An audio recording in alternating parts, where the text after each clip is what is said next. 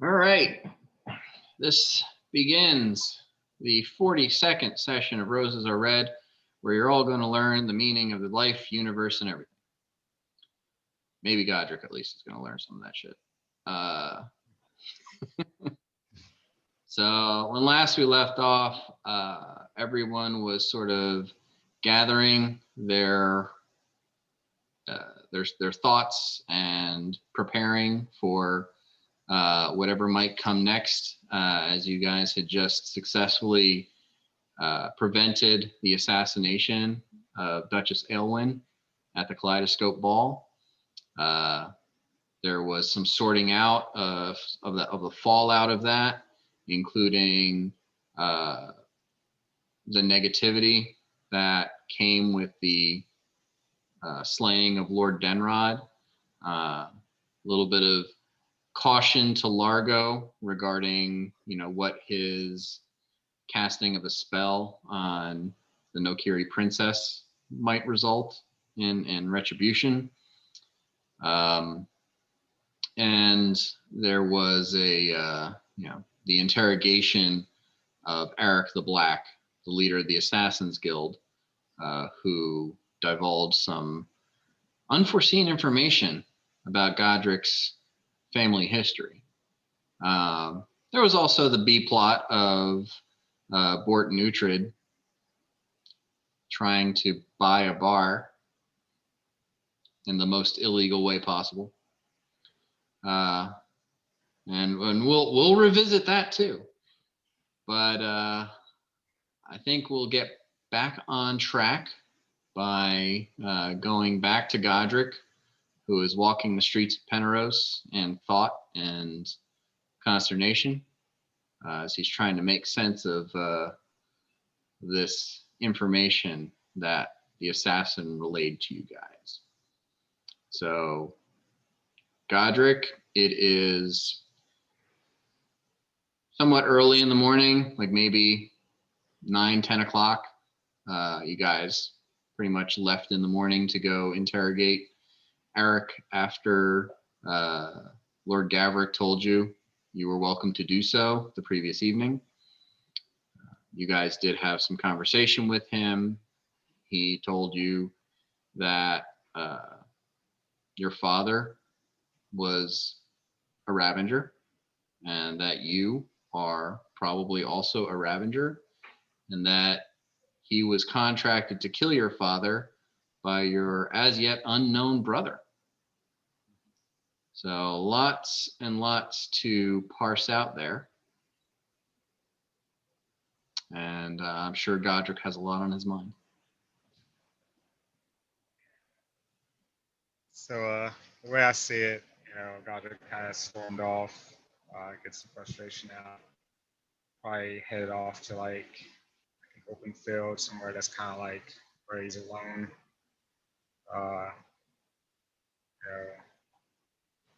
But like I guess after he gets a lot of that anger out and practicing or whatever with his swords, he wears himself out and then calls on Ravager or summons Ravager. So this is probably in the backyard of the Cordessi estate.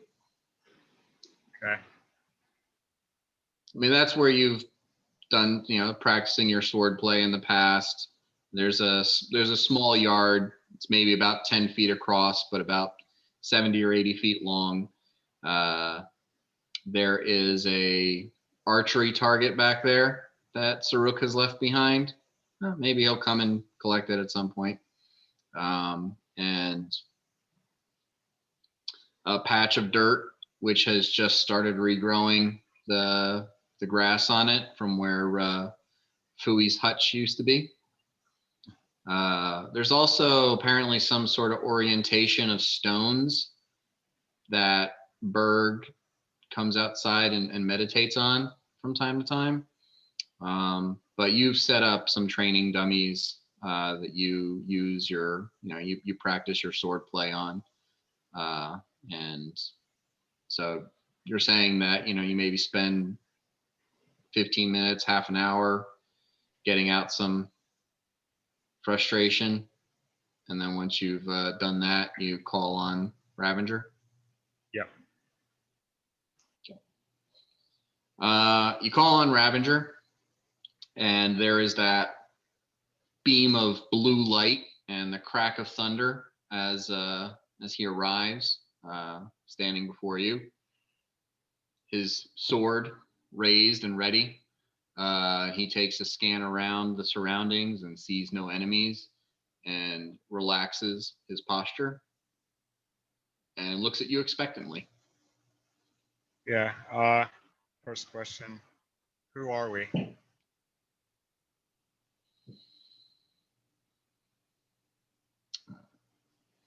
So you've heard him speak before, and there's this strange sort of tone to his voice. Like there's like the voice is coming from further back in his head than just where the mouth is in the helmet. And you know, you don't see a face. It's blue light that shines out of the opening in the front of his helmet. And there you see there's blue light coming out of different other different joints in his armor. And so you hear this sort of like almost like someone speaking through a metal pipe or something. We are paladins in service of Relinox. Do you remember? I hope you haven't past? forgotten already. Oh, sorry. Go ahead. I was saying, who do you remember your past?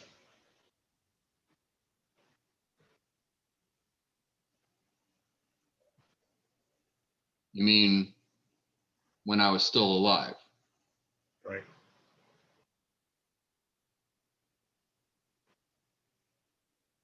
Some of it. Why was I chosen to be a paladin?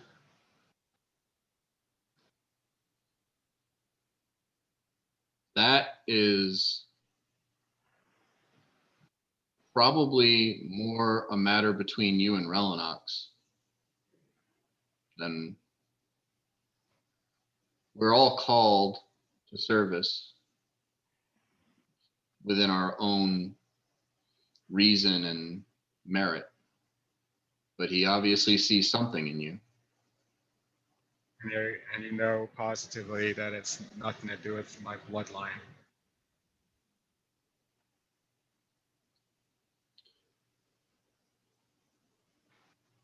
When you say that, you see him sort of adjust his posture. Give me a sense motive check.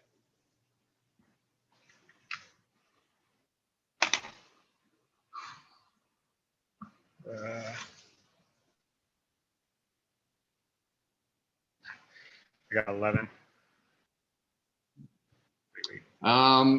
Yeah, there's something about that question that strikes him different than the other questions you've asked. And he says, it's possible.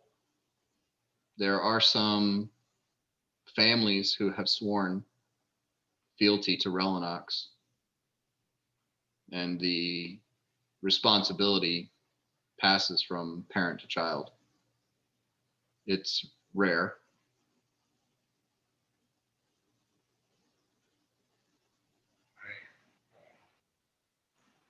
What do you remember from your past?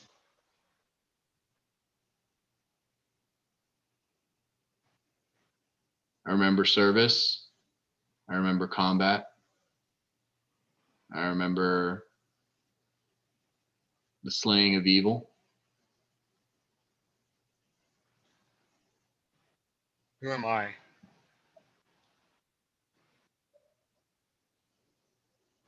You are Godric.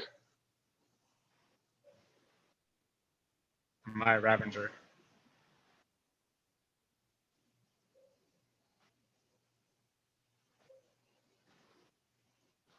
He stands motionless for maybe 15, 20 seconds, but in the span of a conversation, it feels like a very long time. And he says, "Are you?" Are you one of my line? I think that I am. This is something that I was told, and I was wondering if that's why you were here, because we're family.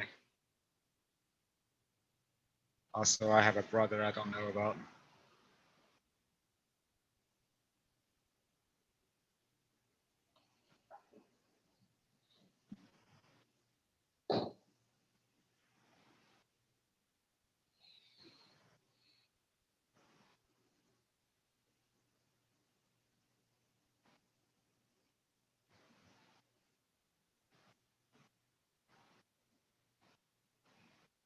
Who is your father?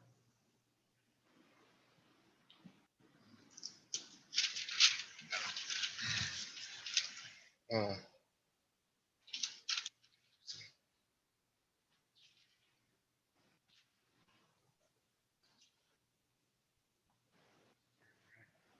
that's an idea.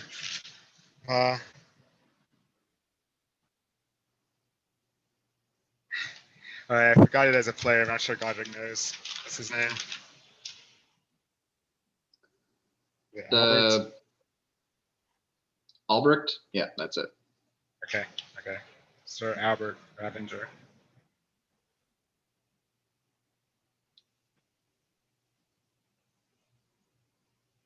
At that, he takes a couple of steps back and shakes his head.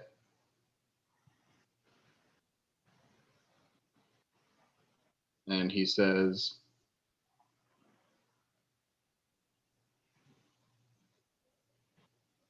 I had a son named Godric.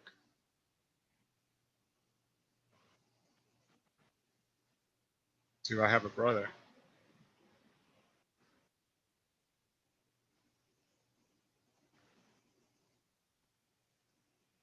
I had another son named Felix. This is huge.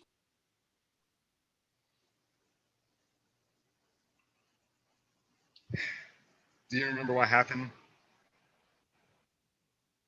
when you passed? And possibly why?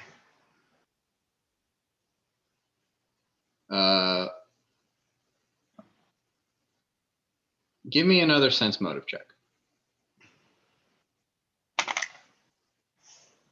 There we go. 21.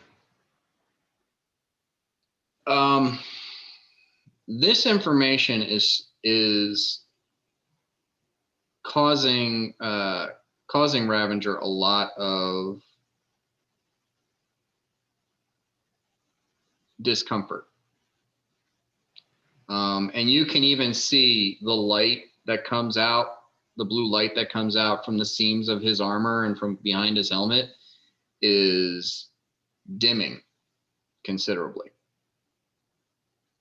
To where it's like this dull sort of navy blue glow, where it's normally this, it's not bright, but very light,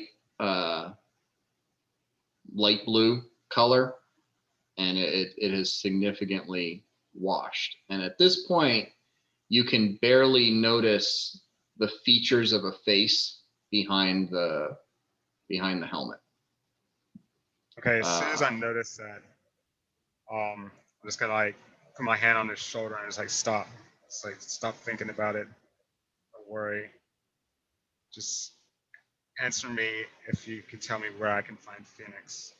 And that'll be my last question. You can just leave peace. Felix. Felix. Okay. Felix. Felix.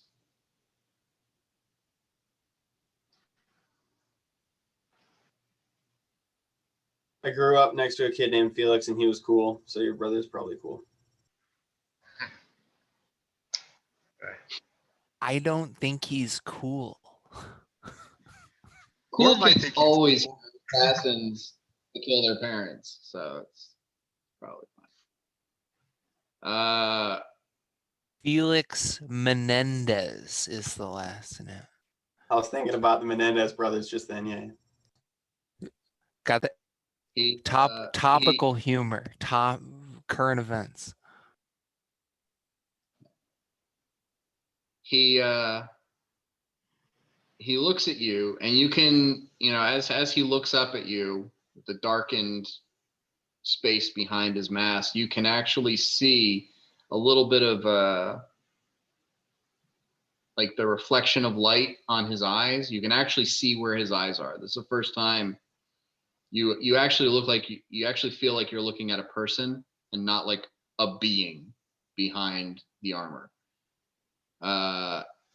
He says, I cannot stop thinking about it and try to remember at the same time. Okay. Do I need to do a knowledge religion? I want to know if like what I'm doing is killing him or like anything like that. Sure, do a knowledge religion. Natural 20. So the nature of becoming essentially an angel, a planar being in service to your God after you die, is a reward. And part of that reward, knowing that that person is going to have to possibly return to the material plane and deal with issues in the world that they were removed from, is essentially allowing negative memories to fade. So that one, you're not carrying the worst things of your life with you. If immortality is a reward, you don't want to be carrying around the trauma of your mortal existence. And two, so that the planer can focus on their service and not be distracted or discouraged by issues from their lifetime. They're there, but they are buried deep, deep, deep within the core of the being. Because tearing them away and destroying them would also be a disservice. Again, this is all about reward. It's not about punishment or anything like that. So what you're doing is, it's not so much, it's hurting him, but it's hurting him on a psychological level. It's not hurting him physically. It's not going to destroy him as an angel or archon as he is. But you're taking someone who does not know the trauma of their lifetime, and you're reminding him basically that his son sent an assassin to kill him. One of the deepest possible betrayals somebody can suffer. And he has not had to deal with that since he became, an archon. So like, imagine if you just found out that, your brother sent somebody to kill you. You'd probably be pretty upset. Right. And you're just telling him right now that his son tried to have him killed and was successful. Right. Yeah. So he did not remember this until you brought it up. And it's definitely causing him pain, but emotional pain, psychological pain. And especially given the you're not sure the fading of the light from within him, if it's because he's being brought closer to his mortal essence, and it's separating him somewhat from his purpose as a servant of Relinox, or if it's a matter of that he is being emotionally weakened, and just the light within him is dimming, as a as sort of a mood ring kind of effect of the sorrow that he's going through at the moment. Right. But you're fairly sure you're not killing him. You're just causing him a lot of pain. Right. I think what I'm gonna do is just tell him, it's like,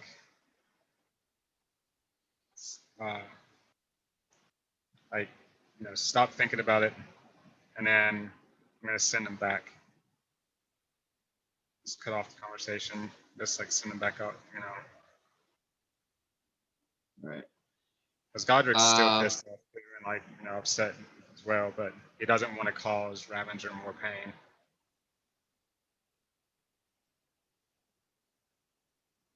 Okay. So you do. So you end the conversation, and you you tell him, or you let him know he can go, and he's still he's slow to react, as he's recalling these memories, and he looks up at you, and you can now fairly clearly see the sort of eyes and nose and mouth behind the helmet, and it does kind of look like your dad, but you remember your dad when he was like in his 60s, and this is 30s. He's a young, strong man here, but you can see also like the sadness on his face, and he puts his hand on your shoulder and says, "I wanted to protect you," and then he disappears. Okay. All right. I come at this state, so I'm gonna go ahead and sit down in my meditation spot and just pray. See if there's a way that Relinox can help point the direction that I seek, but just in a praying sense. I guess we can cut back Okay. to That's when a small dragon named Mushu appears.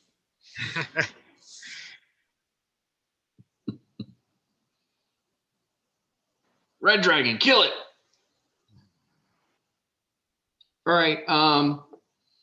Yeah, you meditate for a little while, and then thinking about it, you head to the shrine in the Sicellum Square. For some reason, when you're meditating there, you feel closer. You feel like a stronger connection. But give me another knowledge religion check.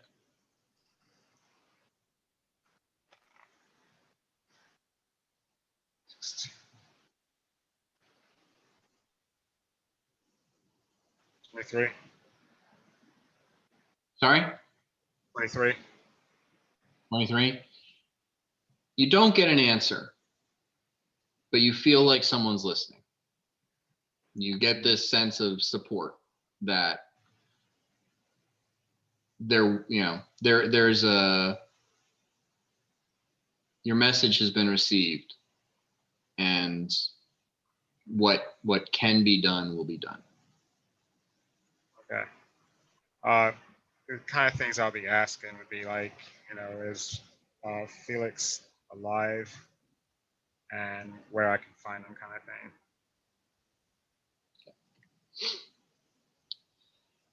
I mean, you're praying. There are spells that will actually give you a yes or no answer, or further than that.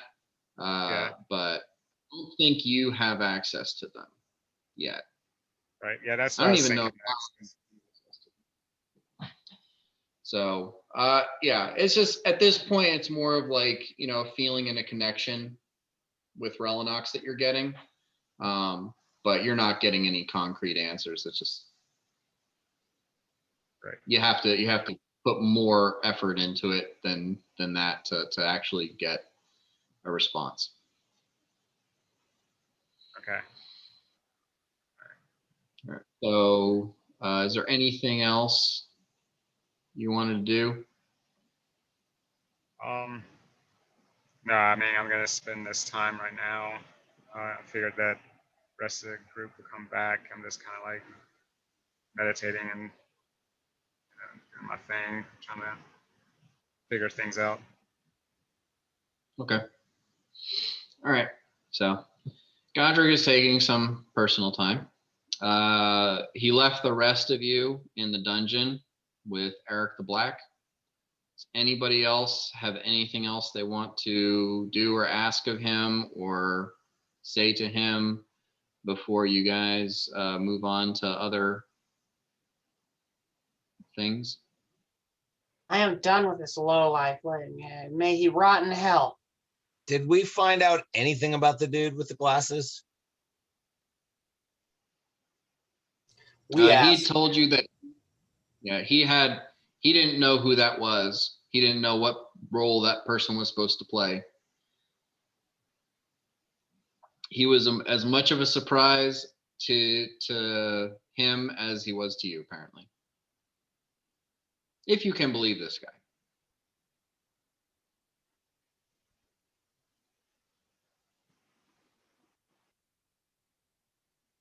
So you're That all guy- done with him? That guy pretty much skedaddled also after he threw that object at, what's his face? Gideon. Gideon. Had it wrote down, I thought, but did not. Anything else? Yeah, I'm done. I can't think of anything else. I mean, Gavrik was kind of right. I'm not sure that we're gonna find anything that Gavrik didn't find out. And Largo's gained a little tiny iota of trust for Gavrik in this matter. Yeah, the only thing that that this guy says that he has is information about the connections between Denrod and the Nokiri Empire. But Gavrik had said that he doesn't even want to dig in that. He doesn't want to start down that path because he doesn't want to start a war with the Nokiri. He doesn't want to find out information that compels them to start a war with the Nokiri. If it can die with this guy, then that's fine with him. Ooh, okay. I had forgotten about that part. Can Largo ask like a couple of questions? One open-ended question. I just want one question with this dude. Do you want a diplomacy or an intimidation? Well, how do you want to do this? I mean, as far as what I've been doing in, so far, I think intimidation is the way to go. But I am concerned because it's lower and I don't feel confident in my die roll right now. But we're going to go with intimidation. And I'm going to pop the cantrip Haunted Fae aspect.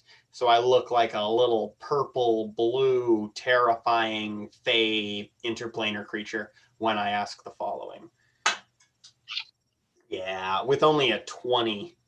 Intimidate, but still, I ask, what reason does the Nokiri Empire have to overthrow an Antolon seat?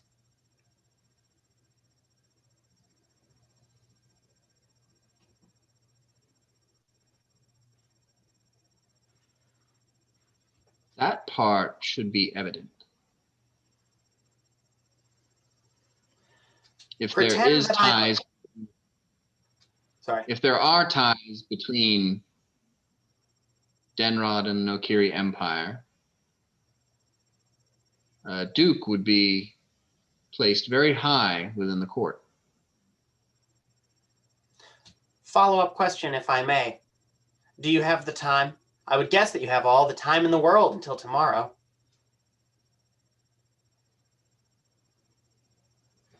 I'm going to take silence as a yes. Here goes. What connection does Denrod have with the Nokiri Empire, particularly the fill in the blank Vipers? See, that is the information that will cost you my freedom. Oh, you're trying to get out of here for that information?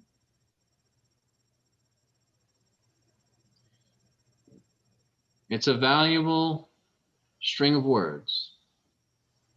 I'll mention it, but I don't think that you're going to have a lot of good luck. But I guess I'll be seeing you around.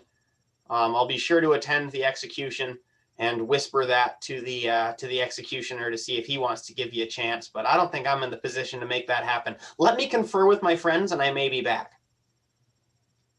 And I leave. I can't. Even if he's going to say like, oh, you got to free me to get that information. I don't know how to handle this situation. I can't. I'm not going to hurt him. I'm not going to torture him. And that's the only way I see getting this information out of him. So I am going to exit upon this. We have the leverage to let him out anyways.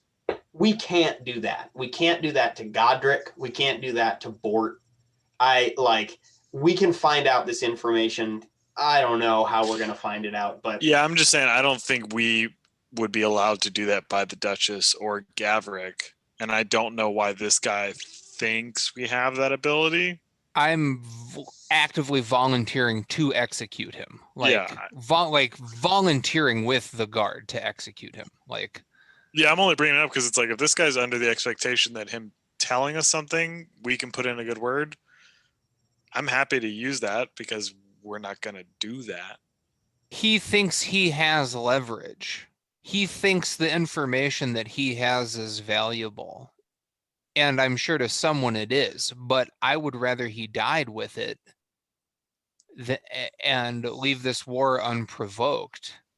yeah, given the situation I'm in, and this is, I don't know, are we conferring? I said, let me confer with my friends and I'll see what I can do. So maybe I've pulled you out of the room, maybe I haven't, but just Largo's concerned about his future.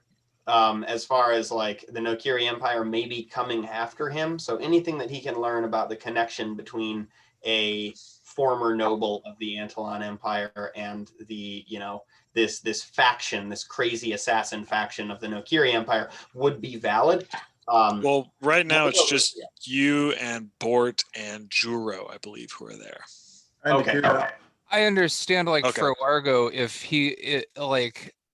if you're maybe trying to curry favor or give the Nokiri a reason not to specifically ask for your head on a plate, but I don't know if they're trying to do that. I think that the offense you gave is perceived to the Duchess in general and the political heavies, and it does, they're not oh, this gnome offended us or did this illegal act. It's this illegal act was committed while I was in your political care, and so the whole team takes a lap, not give me the head of that gnome.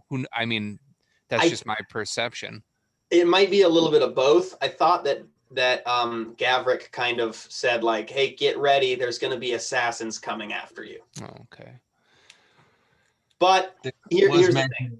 I'm just not down to I'm not down to I'm not down to go down the torture and deception route. But if anyone wants to get this information, just let it be known that I would like this information. But if he's not going to kind of understand the situation he's in and be like, fuck it, I'm just going to give you this shit, then I'm not a negotiator and I'm going to step out of the room. I think that he's got too much pride to just give it to us without something in return. I don't think we have the ability to bluff this guy, and he's the leader of the Tygwin Guild. He's not going to crack under torture. Yeah, I have the ability to bluff him. My thing is, and I use negotiator in the wrong. I am a negotiator, but I just this is starting to skeeve me out a little bit because I guess I'm just trying to get out of the room. If he's not down to give us that information, I've done all I can do. I'm a good talker, but I don't want to hold his balls to the fire and make this situation weird for me. I need to be able to live with myself. We don't- I was there also because I got that clipping, but I haven't said anything. I'm just kind of standing against the wall, listening to everything. But when Dakuta, yeah, go ahead. do you have any like necromancy type shit going on, or are you like too goody No, two not shoes for really. that? Uh, Because we could like try and wait for his post-execution corpse and interrogate that with some shit, but I don't think we have the He's gonna ability to blow do up. that. He's gonna I don't- blow up. You're right. Yeah, every one of these guys that you've killed, there is nothing left. It's ash. Gotcha. Just to remind you, one of the things that Gabrick did say is that he had basically interrogated this guy for a week, and there were some methods used there that were probably painful. And he did not get anything out of him, in that vein. And it does come down to, for whatever reason, he thinks that this information is worth his release. Or maybe he's bluffing. But and as far as you guys are concerned, you couldn't just make the call, but you could definitely try to talk to people who could make that call. And also, depending on what the information is, it might be worth it to the Duchess or Lord Gavrick, who'd probably be the people you need to get the go ahead. You have no idea, because he is not sharing the nature of this information. Aside from that, it very well will probably explain some information about where Denrod's been in this time, and what the Nokiri Empire is planning, what his ultimate plans were, something to that effect. That could be extremely useful, or it could be redundant to what you already know. And the I risk. rolled a Sorry, go ahead. I rolled a percentile die and I rolled high, and I told myself that if I rolled high, I'd be willing to bluff him and make him think that we can get him out of here. So I kind of flip my stance a little bit in our little parlay here in the dungeon hall. And I say, I think I can make him think that we can get him out of here. Do we want this information or not? And now I'm going off like, do you guys want this information or not? For me, I don't want to get killed, but also I'm not alone, and I don't think that I will be killed. But as far as like, this might be very valuable to the Duchess. Do we want this information? I think I can get it. You can at least bluff that into finding a little more info of what he might have. Just say like, who is this going to be beneficial to? And, what can you give us? Because we can't go off of nothing. Maybe it might be I'll at least get a little more out of him. Largo, if your intention is to just bluff him with nothing in exchange, like Bort's down with that. The sooner this guy is a grease stain on a fucking like gallows, the better. He is a real asshole and has done nothing but cause us problems, and his death can't come soon enough. Okay, cool. I'm gonna go in there and lie to him. If it doesn't work, it doesn't work, but I'm gonna try. Okay. All right. Give me your bluff. Okay, I'm gonna give you a couple questions. Where are we in the dungeon? Like in relation, like is he at a corner? Is he in the middle? Is he at the most, secure location? Are there several locations that are as secure as this? Like when I was coming in, because I'm gonna make an elaborate lie about like there's some shit that I can do for him if he's just willing to wait. Is there like where's he at in the dungeon when we were going through to go visit him? I don't need to know the blueprint, but like, as far as like, is he close to other prisoners, stuff like that?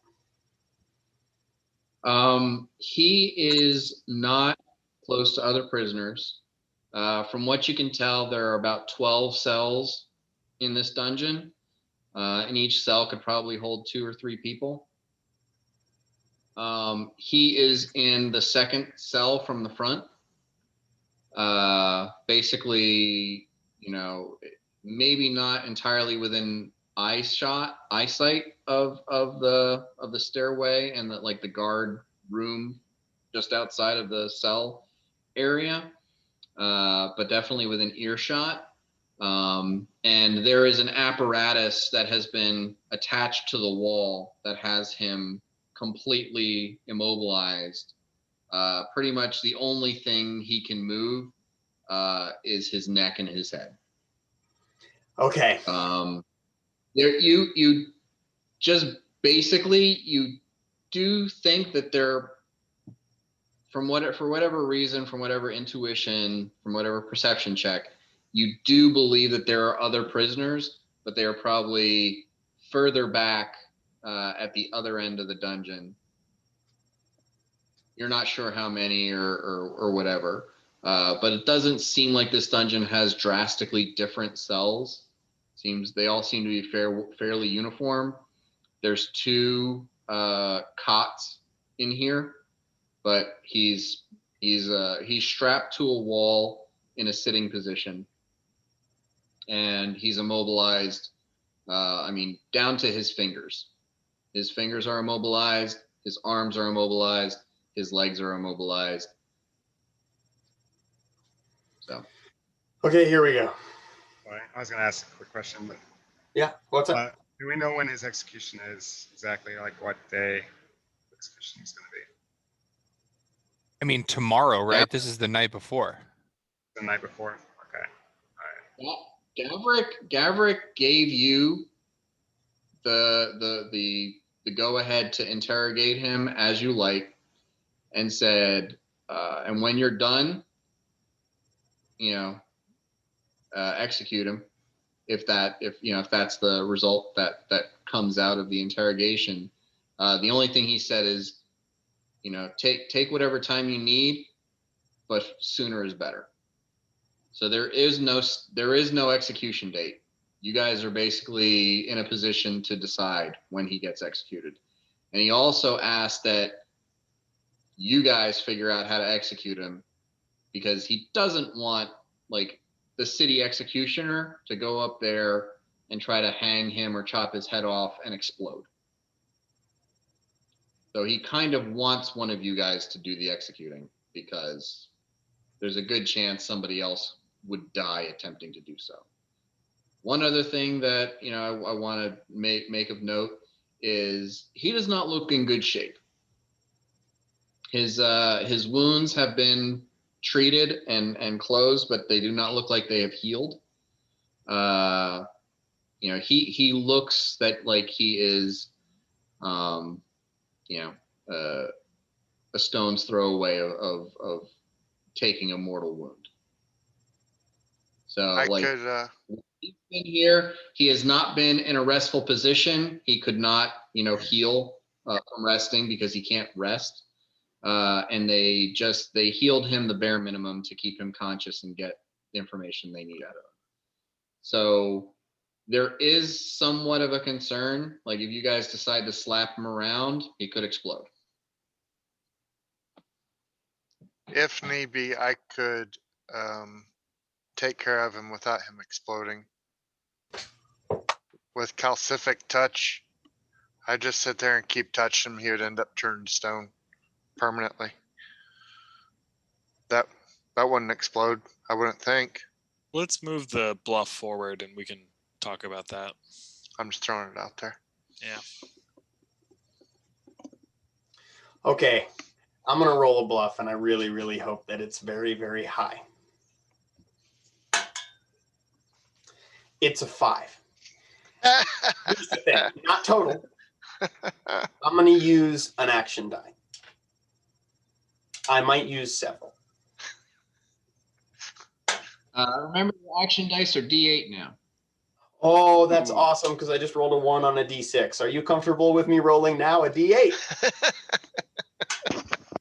I rolled an 8. Okay. I would like to use another action. So here's the thing, and this is on the information sheet about action dice that you all had the chance to read when it was sitting on the table, in the break room. And I've been keeping track of it. There has not been a situation where it was important. In this case, it might be important. If you roll the maximum number on an action die, this is a term from another game that I had. It explodes, and you roll it again. And if you keep on rolling the maximum number, it just keeps on racking up.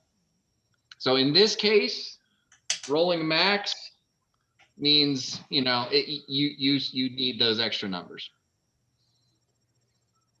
Okay, so I can roll again and still keep that 8. Right. I rolled a 1. Okay, so you add a total of 9. So I add a total of 9. Can I add another action die? If you want. I'm going to add 1 more action die. Okay, a 6. So I added a total of 15 to my 5, bringing it up to 20, making it a 41 bluff. Okay. Now this might not go the way I planned, but it would be a useful thing if it did. So I'm going to wait out there for a while. We're going to confer. Let's say 30 minutes. Then I'm going to re-enter. And when I do so, I'm going to use my bluff check to look around the room. I am a different gnome. I'm looking around. I'm being not sketchy, but very, very, very, very cautious. And I go up to him and I say, how often do guards visit you? If I don't already know this, I'm going to ask him how often per hour does a guard walk by? I'm going to try to be are we going to have company here in a little bit? Or are we alone for at least 10 minutes? He says twice an hour.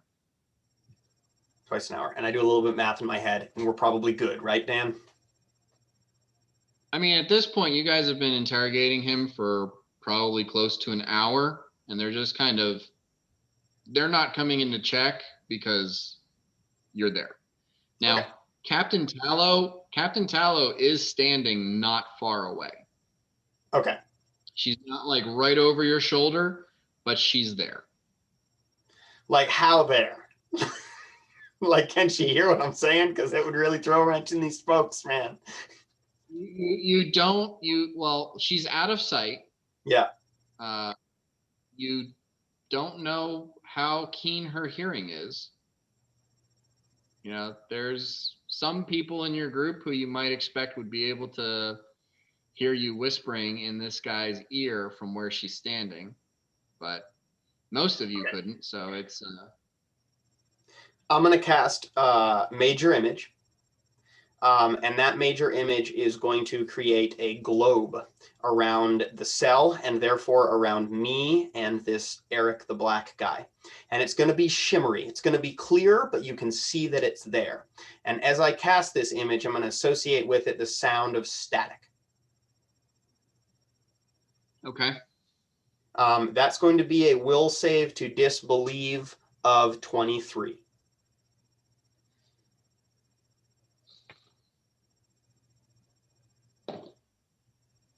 Okay. And then I'm going to say, do you know who Zoltan the Bold is? I'm assuming this person doesn't exist, so I shouldn't even roll a knowledge check. This person does in no way exist. Figment of the imagination, but I'm deadly serious as I say this. He says, he doesn't respond. He just, stares at you. Okay. You can tell there's a bit of a, there's a contest here. It's not, he's not being entirely passive in this. But yeah. I say, well, Zoltan the Bold is a guard killer. But he's not just a guard killer. He's a political prisoner who represents a faction within this city that you could say I and my friends are associated with. He is in captivity 5 cells down from yours. He has contracted us with his removal from this facility. Between your cell and his cell, there is an empty cell. Under a stone in that empty cell, there is a tunnel that me and my friends, through cautious discussions with the Duchess, have been concealing our making of this tunnel. You might notice that my friend is a dwarf. That dwarf has the ability to stone shape, and he has made an escape tunnel for Zoltan the Bold that goes all the way down to the bottom of the cliffs. There is a boat waiting at the bottom of the cliffs that will be there in 2 nights' time.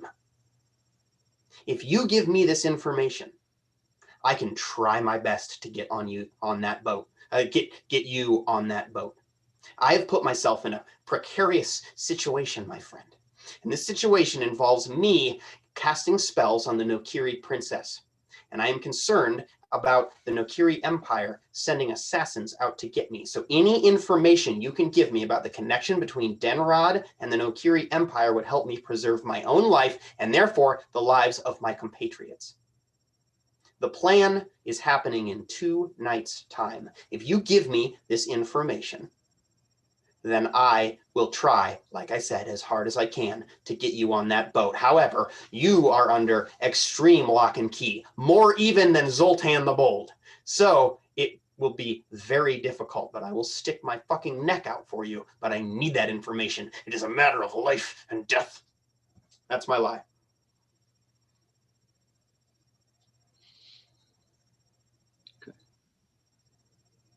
And then the spirit kind of is still crackling there as like I intensely eye him for his response.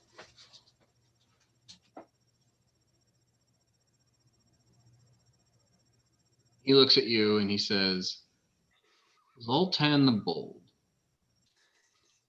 A character such as you, I find it difficult to believe I would not have heard of such an individual.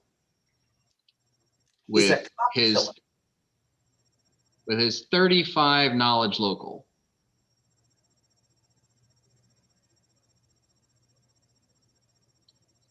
Well, sort of one of my specialties, killing people who are representatives of the governing bodies.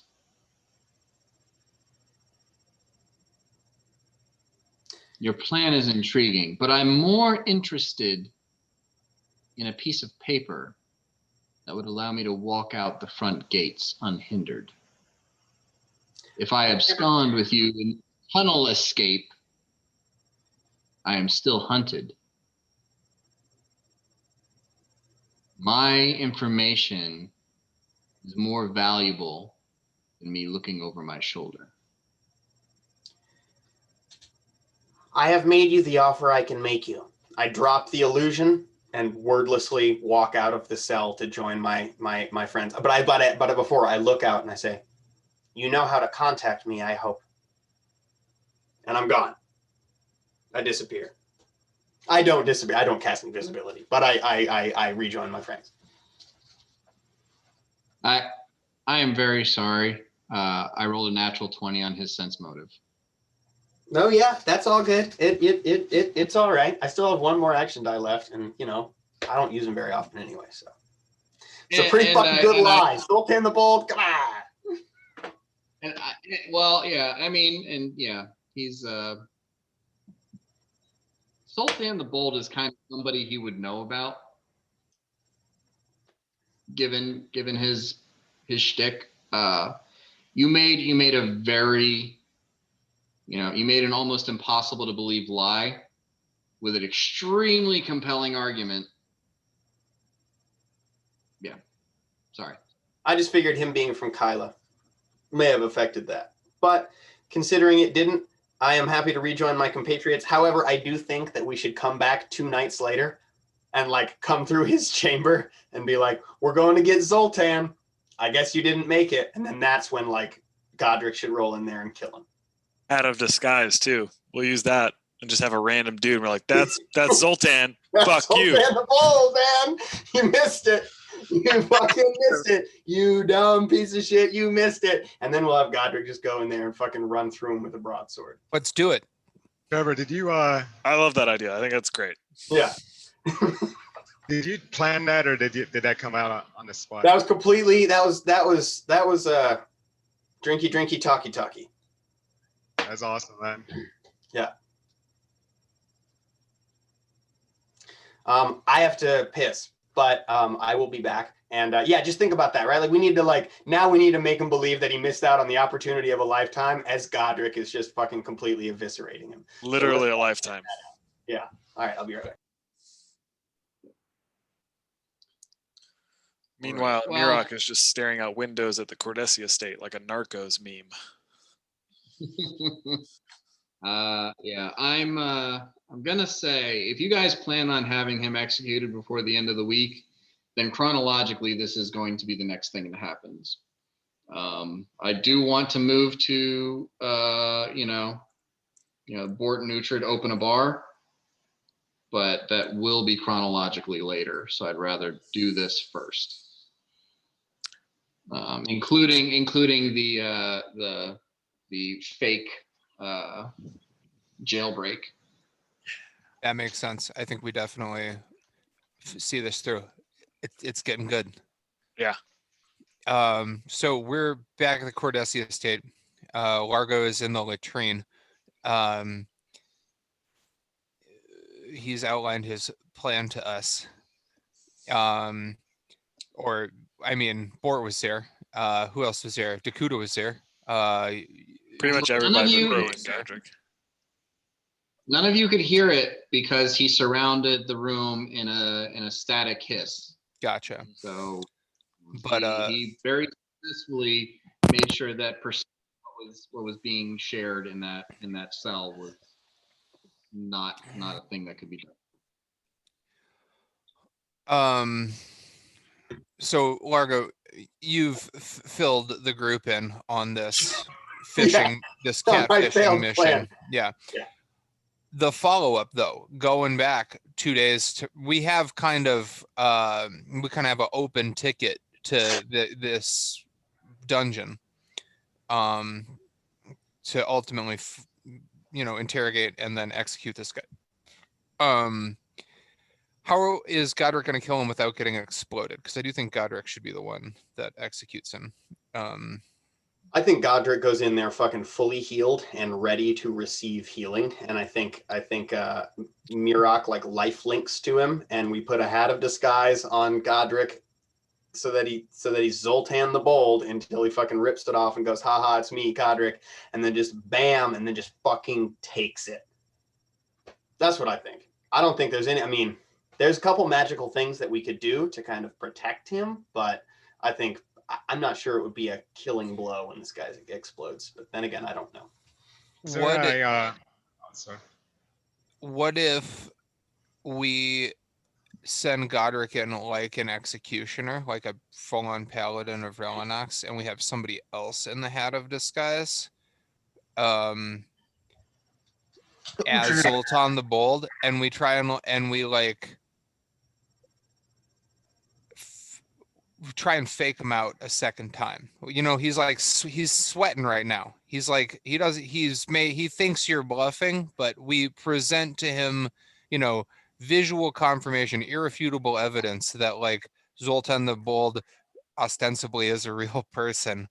And that he has like a false choice between getting executed by Godric and like absconding for this information,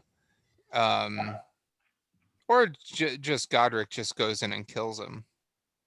That's fine too. I really want him to like have this glimmer of like, I really should have listened to that gnome before he dies. Mm-hmm. But if we're gonna do what you were talking about, then it might be necessary you, Godric, to be standing there like ready to fucking kill him, and then you take a dive, right? As like Bort comes up and pretends to murder you, and then I'm like, we're here. We have Zoltan. What do you want to do? And then he gives us the information, and then you pop back up and be like, "Kata!" But I don't know. That's a complicated. I'll leave this. I don't know. That's just what I see. I like it. Is there a spell that we know of that will cast like an orb, like a shield around him when he's executed? I don't have anything. Yeah, there. I think ablative sphere. Yeah, I'm not remembering the specifics. There's activation magic that. Patrick, look at me. There are some. Look at I me. actually. Put your life in my hands. Because lifelink is like you take. Sorry, what?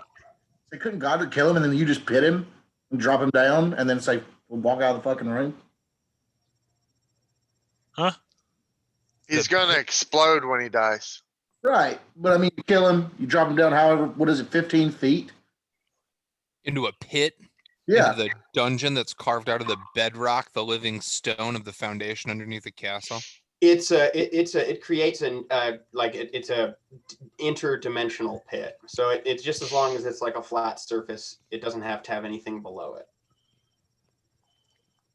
We just do I'm that. just saying, so the whole castle doesn't come down on us when he explodes and inadvertently does structural damage. Conceivably, he would be in the interdimensional space. So it would be like pushing him into a rope trick with the door open. Is kind of how I would conceive like that. So it would focus the blast, but it could still be, not bad. That's not a bad idea. Explosion geyser into the ceiling.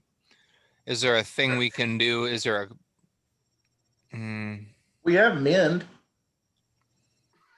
I just don't think he's going to be that explosive to do structural damage. I mean, we're levels and levels deep in a castle, so as it goes deeper down, the walls are going to be thicker and thicker to support the overlying weight. Like, I think it's going to be okay. Okay.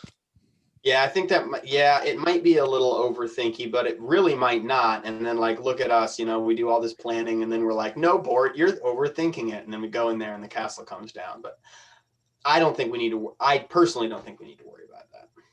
Well, let's get all back to the Cornesia state. You guys do get, you got the impression that the execution is something that was probably intended to be witnessed.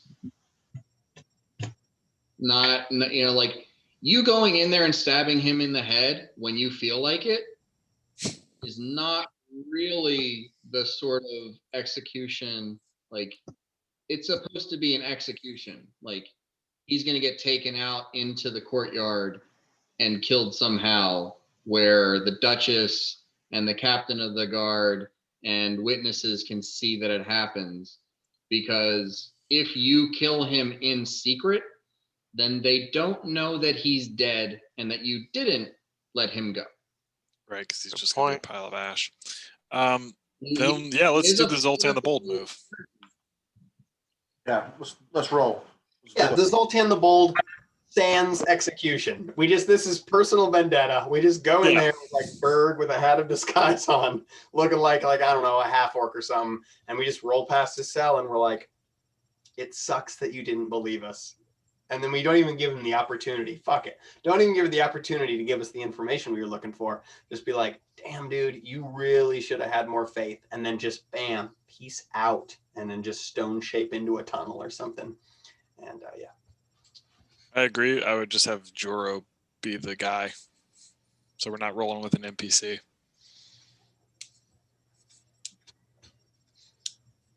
Yeah, and you don't really want to take the hat of disguise off of Joro either. I do have a question to ask him as I execute him now. So, how do we do this? You want to get nuts? Let's get nuts.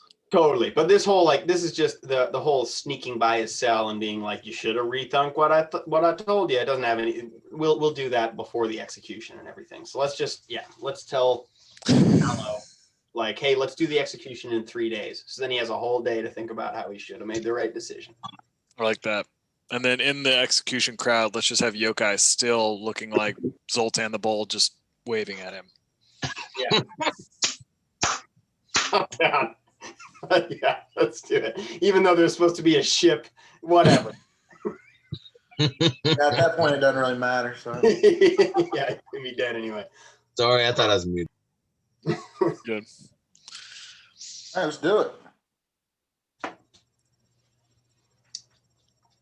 8 days later. Okay. So, yeah, you guys.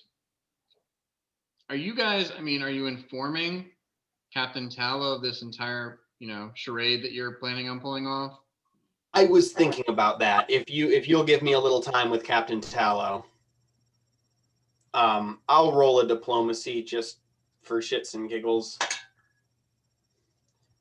44, or no, I'm sorry, 34. And I'll relate to her like, hey, I tried to bluff him into this situation.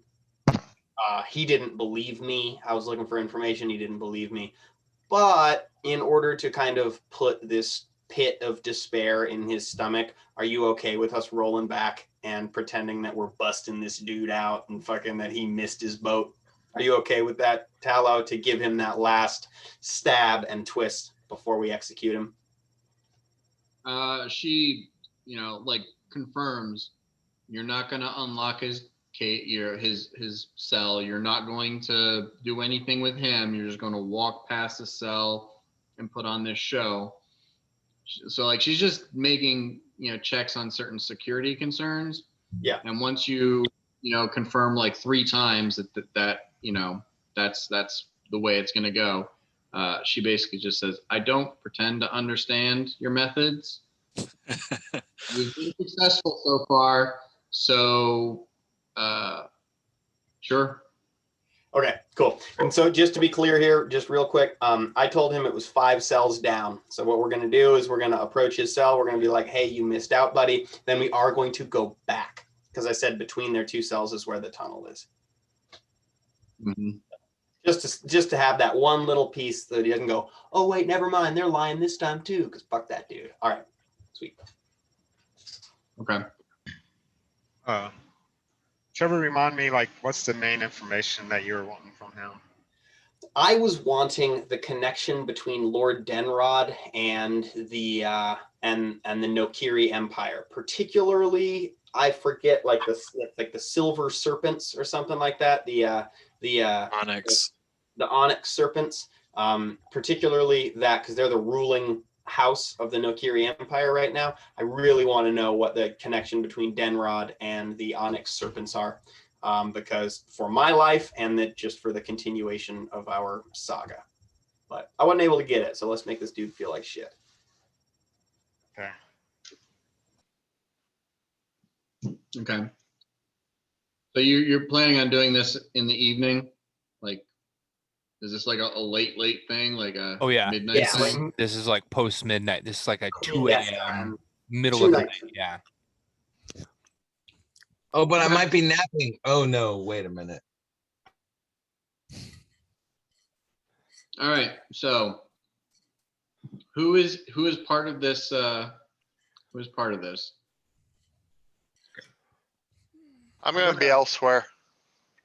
Me and Mirok, at Okay. least. I told him that Mirok was the Stone Shaper. Oh, okay. Well, then I come. I'll bust him out. Am I going to get in position to execute him before you guys do this, or am I going to come in behind y'all? That's Completely not different. going to happen. We're not executing him. Yeah, that was the decision that was reached. This has nothing to do with the execution. This is just to make him feel like a dingus. And then we're Mean-spirited. I thought you were going to do this right before I chop his head off or something. But We're kicking a guy when he's down. We're shitting on we're just for the love of the game, dude. And then you're going to execute him publicly. okay. So All right, cool. Dakuda is not. Is anybody else not going to go? Everybody Oh, else it is seems going. like they want me to go and look like somebody, so I'll do whatever Mirok and the little guy are talking about.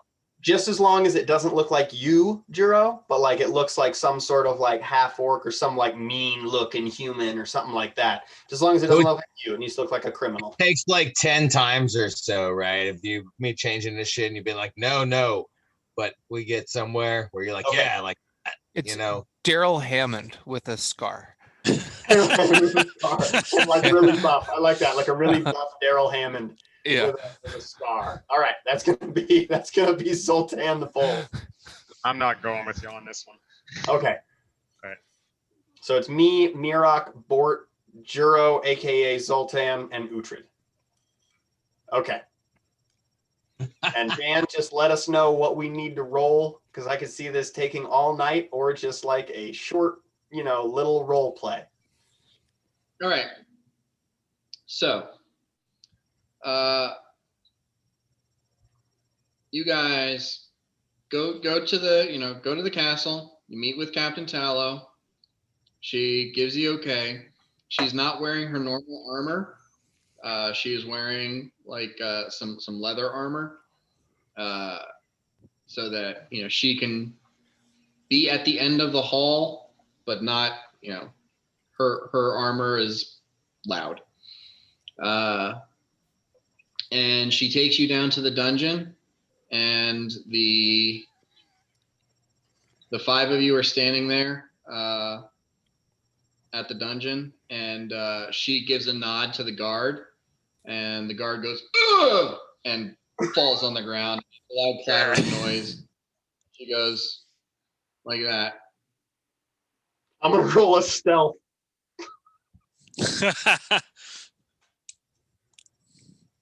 Can we say I'm wearing the copper dragon armor for extra disguise? Sure. Cool. I roll a 5 stealth as I sidle past the definitely dead guard.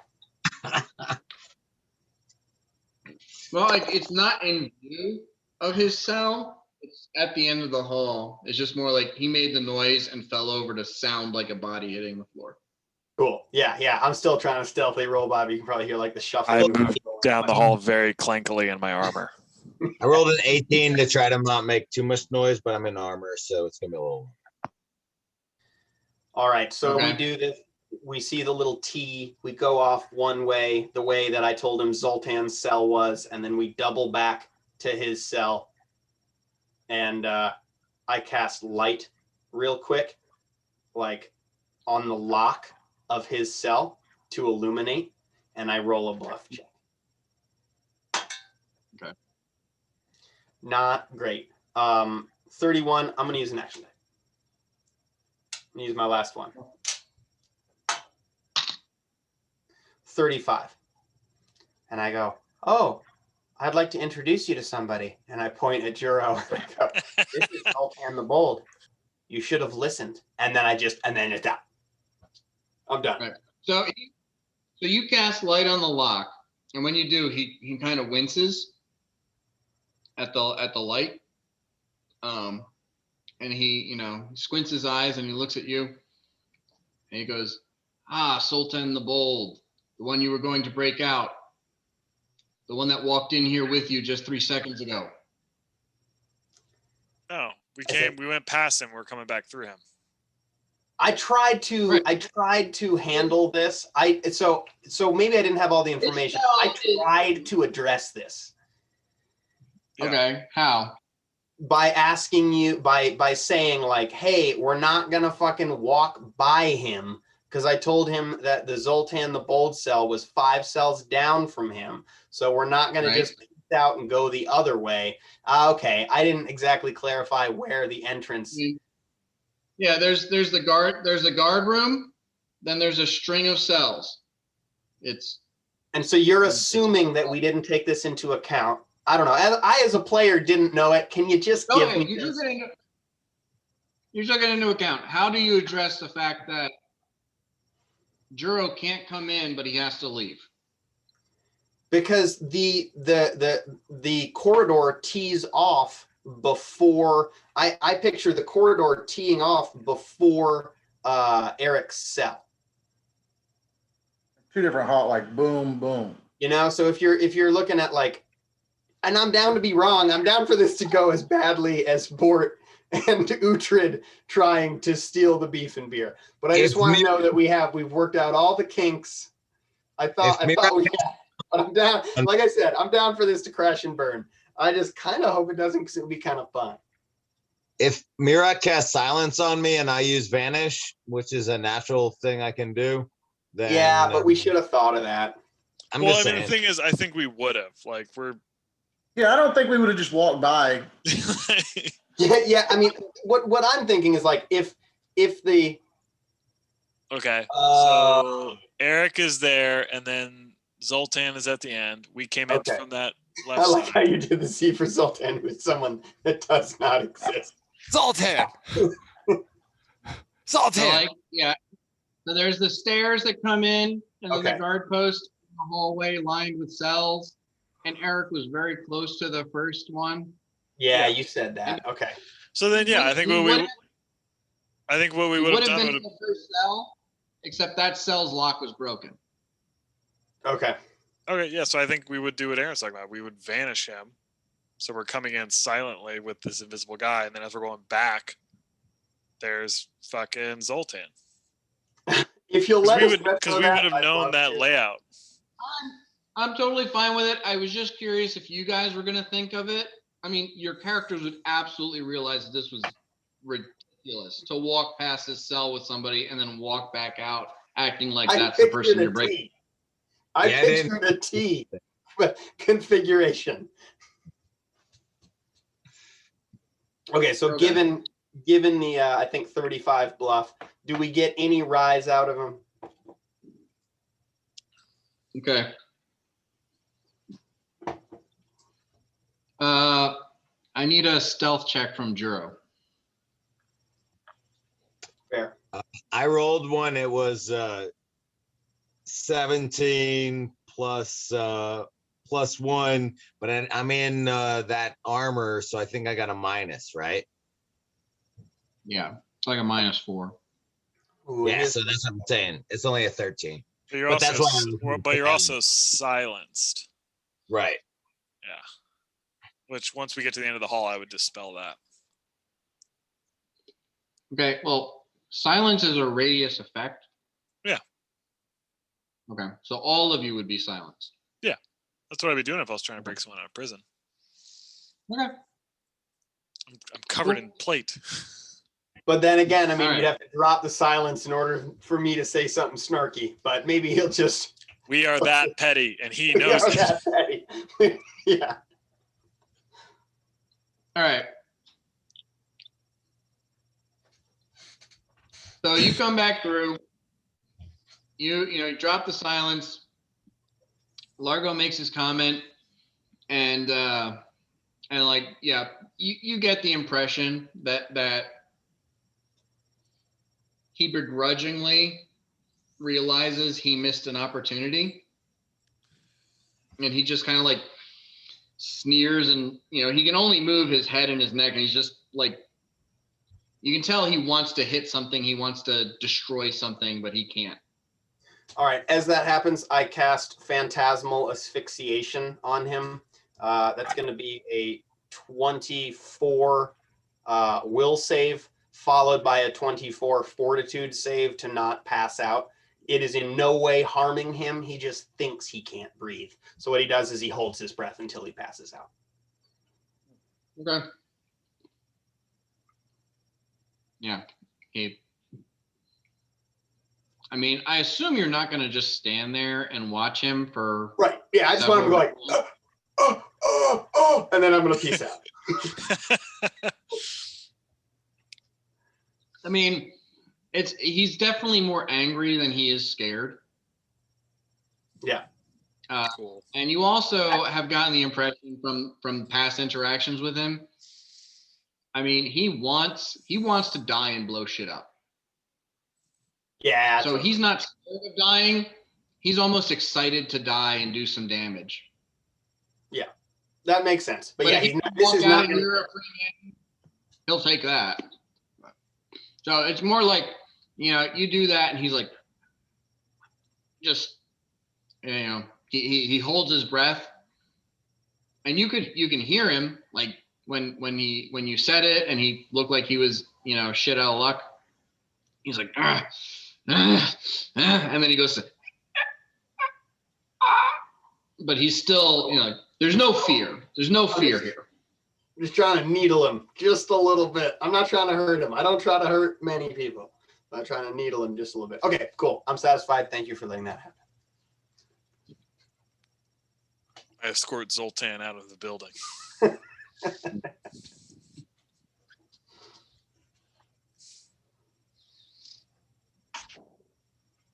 Okay. You escort Sultan out of the building, and you get about to the exit from like the barracks and the guard quarters into the courtyard to where you're about to leave. And as you're kind of walking and talking about we got. I assume at this point it's all a bunch of like patting each other on the back for how big of an assholes you can all be. Yeah. Yeah, lots of crude gestures. Fuck that guy. Okay. Juro, you suddenly are no longer standing on your feet. You are flat on your back. And standing over you is Gideon, and he is livid. Oh, right, because you still have that armor on. Yep. Well, we got all the way in here with it on.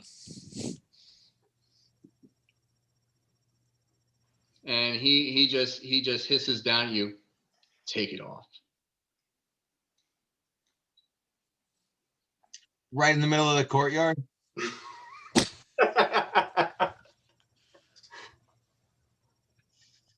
All right, yeah, I guess I will take it off in the courtyard. Get I'm gonna butt look naked, dude. Look to Mirok. I'm gonna look to like Mirok for like is this what I should do this, right? Yeah, I'm gonna nod. Just gonna nod. So yeah, he just looks at you like, okay. Do we know why he is? I know I'm not there, but do we know why he's angry? Oh yeah, it's copper dragon scale armor. I know that, but nothing's been said out loud is what I mean. Oh yeah. Was a copper dragon. We've all got a good. We've all got his number. As Drew was doing that, he takes it off and he's giving it to him. I'm gonna be trying to swoop over and be like, because I know Gideon likes jokes and haha. And I'm like, oh, like what we did, and like this guy, and he's all sad. Like trying to smooth it over with humor. Okay. So Juro stands up and takes off the armor, and Gideon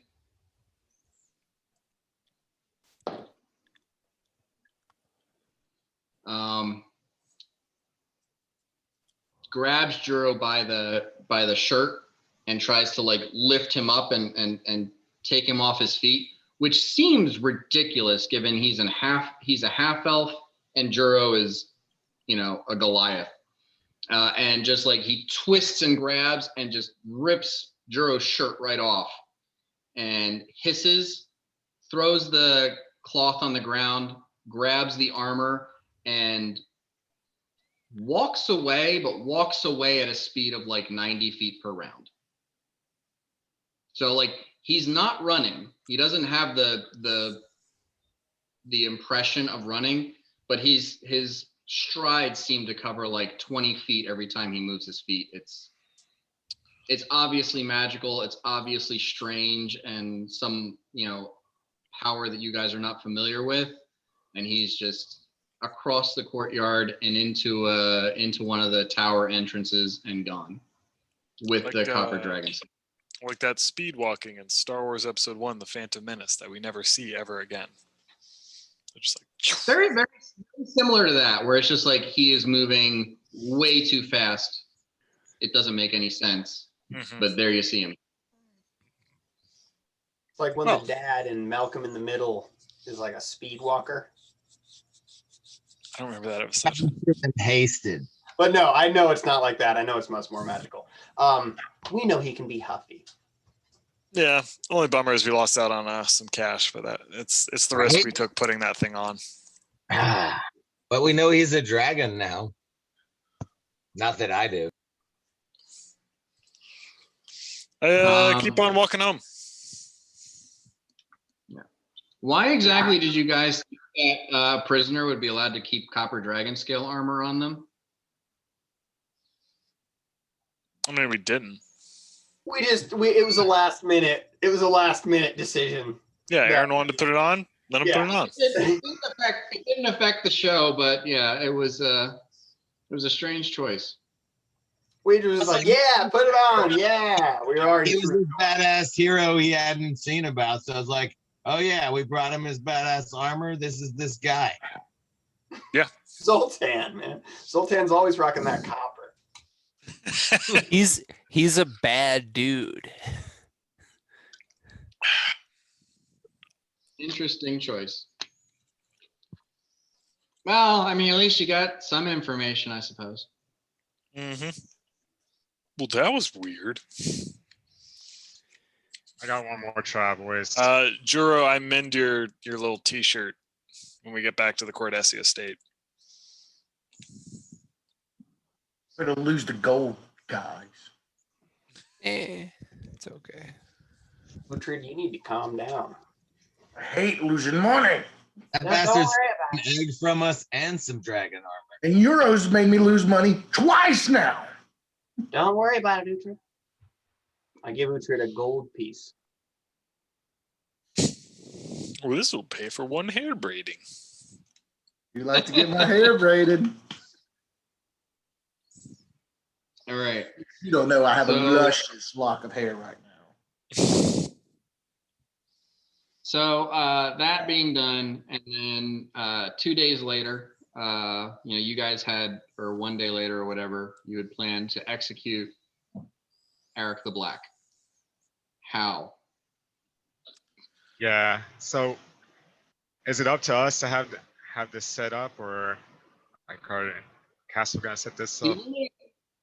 The only direction you were given is that it has to be in view of the Duchess, Captain Tallow, and a couple of other noble and officious individuals, just to, it has to be witnessed that the execution takes place. Besides that, they're uncertain how to go about it. If you want to hang him, if you want to behead him, whatever you feel like is the most reasonable method of execution. And if it needs to be like, there needs to be a perimeter of how close people can get, or however that, but the main thing is like about 8 people have to witness the execution that are not you guys. So, of course, everybody's going to need to be pretty good distance away from the execution. I think we should have some sort of platform set up ready to where, like, when I behead him, it's going to drop his body into a pit, so, like, Largo can help with this. You know what I mean? I don't think his body's going to drop. I think it's just going to instantaneously explode. As soon as we cut it.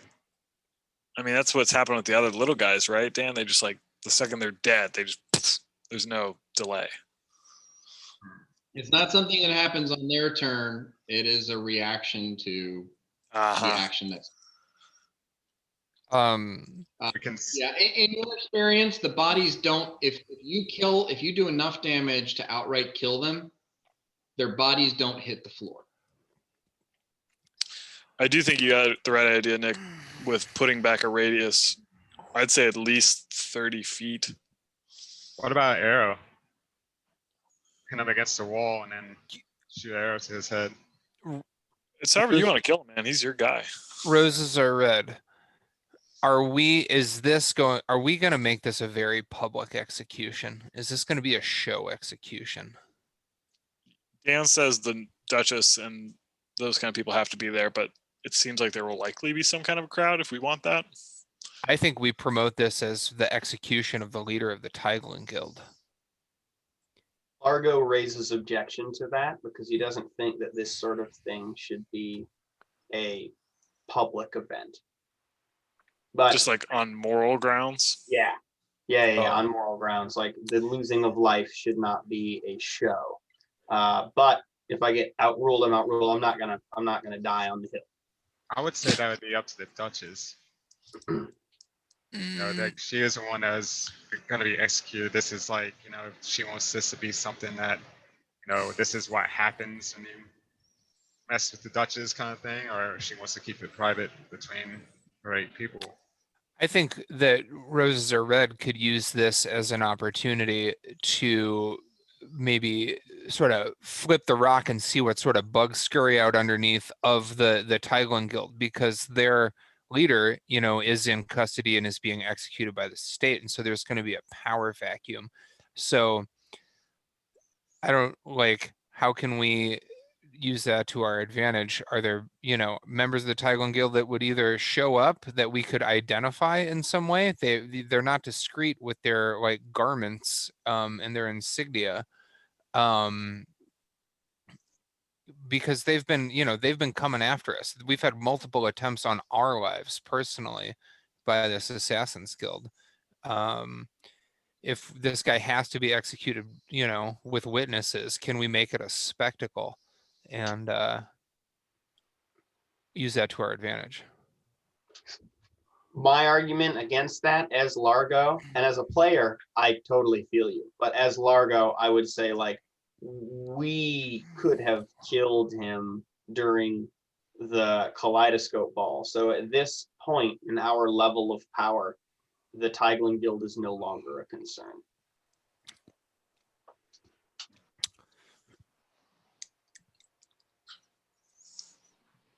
Still say we leave that to the Duchess, but If you bring this possibility up to the Duchess, her and Captain Tallow are both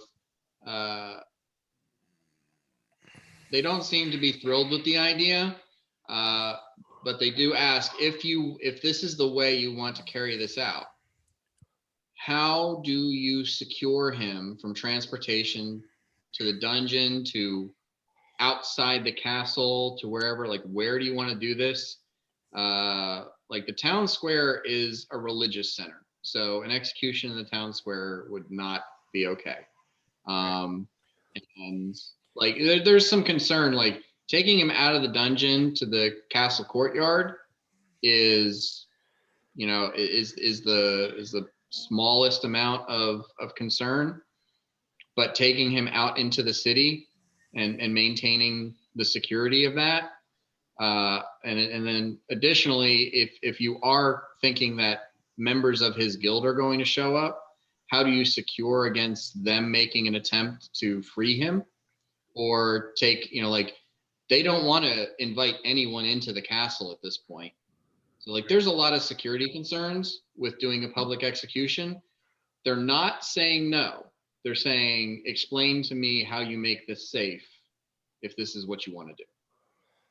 Or it's just spitballing here as well. You know, I was putting this on the table. Is this a thing we want to try and do? By, like, you know, taking the pulse. Like, I think we just go down in that dungeon. Godric, boom, kills him, hit him, boom, done. signed, sealed, delivered. We got a witness, and Yeah, his there. life is over. I mean, I'm satisfied with that as well. Like, Yeah, I think it's just what we got to do. I think that, yeah, like, Listen, Marcus is the real. Let's get to him. yeah. okay. Well, I mean, It's gonna be probably a issue even getting him to blow up in a dungeon cell down there with, Dan said, like 6 to 8 witnesses, not us. Hit the courtyard. yeah, I say the courtyard. Can I say- Courtyard's good. Can you stone shape anything around him with a small hole, fill it with some incendiary things, and throw a match or something in there and just burn him and then let him blow up in that wall? If you're gonna do it, if you're gonna do it any way other than Godric getting his revenge, I think me calcifying him into stone, I mean, I can make a spell check, but would that keep him from blowing up, Dan? I'm thinking. Yeah, technically, being turned into stone is not dying. Right. Yeah, Change his so- chemistry and all that. I think Godric would And be so- cool with that because that's Could he later potentially be turned not into stone if he is not? Yeah, you could do Like- stone to flesh and bring him back. Well, I mean, you can break the. Yeah, I mean, I could stone shape him into a horrifying creature, but I think He needs to be dead. Like No, I'm dead. saying if you turn him to stone and then just destroy the stone afterwards, he wouldn't blow up then, would he? Because he's stone. He just doesn't. Is it? I'm assuming it's like a body chemistry thing. It'd be like a troll. I mean, yeah, he is. It is a transmutation spell. Dakuta, give me a knowledge arcana check. Rolled a 17. So 37. Okay. So there is, as far as as best you understand, most likely there is some sort of physiological response that keys off the explosion. Though the explosion does seem to be magical in nature, like people usually don't have a fireball sitting inside them, but it's the physiological act of death that causes the explosion to happen. So if you turn him to stone, he's no longer living, but he's not dead. And then if you smash the statue, you haven't killed anything. You've just broken something. So unless there is like this extremely rare exception to the rule in this circumstance, you're fairly certain that if he is petrified and then smashed, there's going to be no explosion. I wonder if Well, there'd be a way. I pass that on as best I understand it. I wonder if there's a way to gauge how much life he has left. Cut him just enough to where he bleeds out, and that gives us time for him to fall in the pit, and then. Oh, all the explode. times we've got stopped short in conversations, I'm surprised we're taking this long to decide how to kill this guy. I like your idea. I think that the calcification is. Yeah, we can do it that way. I think the main thing is that Godric's okay with that because this is the guy he has history with. So I think Right, that Scott's kinda right. If Well, we're not chopping let his head him off with destroy Godric, the. we should do Yeah, it. let that him destroy the stone afterwards. Okay, but I want to talk to him one last time. I'm gonna do like the whole, got any last words kind of thing. And then we could do that, and then yeah, I'll just smash it afterwards. way. I think this is a good plan, guys. It's a very good idea. Second only to Zoltan. And Well, we'll we got see. the Zoltan He in gave anyway. us a smile when we said it. When I said it was a good idea. Sultan. All right, so you inform the Duchess, and she calls in the requisite witnesses. They, given the nature of the execution, as you explain it, there's like a raised podium sort of dais area in the courtyard that's made of stone that you can do this on. They were a little sketchy about like putting this on a scaffolding or something. If he explodes, then wood could probably be broken, but this seems like a little bit safer. And they all stand back about 40-50 feet away from this, and they bring him out in the apparatus as it's been removed from the wall. And kind of it's different because he's up like this with all of his fingers attached to splints, but otherwise it is very similar to like Hannibal Lecter being dollied around, because he's strapped to a wheeled cart where he stood up in this position, and take him out into the courtyard, and he winces and you get a strong impression that he is extremely light sensitive and daylight is painful to him. And he's wheeled out onto this platform where, Captain Tallow and 3 other guards are waiting for whoever of you to assume control of the situation. All right, so I assume that me and Dakota will approach him. I want to do a diplomacy check. I'm willing to use a action die if needed to do this. So I'm just gonna like stand by him and read him his rights, kind of thing. Let's see. 18. Okay, I got 18, and then I'm willing to give an action die just to boost it a little more. Okay. So that's a D8. It's a D8. Yep.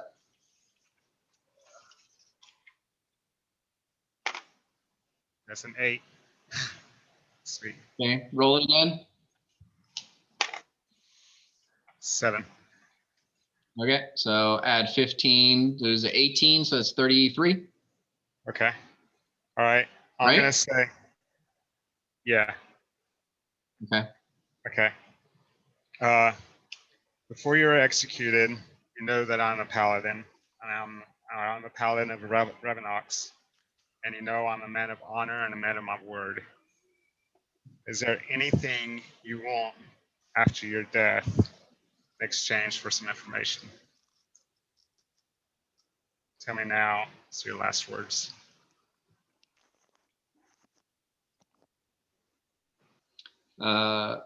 He says, all I ask is that you stand close. All right. I just kind of nod to Dakota, and I step back, get ready in position. And Dan, I would have done this before, but I'm life linked to all of the roses are red right now. Okay. So Dakota and Godric, you guys are up on this platform. Is anybody else is anybody else nearby, or are you guys all with like the other witnesses and the Duchess and whatever? I'm back with the retinue. Me as well. I'm going to be altered self as a tiefling. I just want to look, I don't want to look like myself. I don't want people to know who I am when I'm doing it. Okay. This makes sense for an executioner. All right. So this is a fortitude save? Yeah. Wait, no, it's a fortitude save for oh yeah, just for the slow. Yeah, the dex okay. happens anyway. Yeah. So that's what, a D4 or a D3 or what is it D4. every time? D4. Okay. And that's against his dex, right? Yes. Okay. All right. Well, you can touch him. He's not, it's impossible to touch him. So. Right. So give me the first D4. 4. Okay. He's not Just keep stoned. going. Okay. Yeah. This casting, I can do it for 9 rounds. But, right. 2. Okay. 4. Okay. 2. Okay. 3. Okay. 2. All right. 1.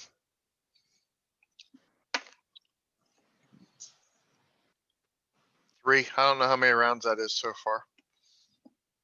That is 8. 2. Okay. And on the last round, you've seen him stiffening, and as he's struggling against the restraints, you see that his body is becoming less and less mobile as you continue, and as you're beginning to worry that you might have to cast this spell a second time to finish the job, he does become stiff, and then you can hear the sort of sandy, gritty noise as his body turns from flesh into some form of stone, and as it does, it turns into something like a basalt stone, like a dark black pitted rock,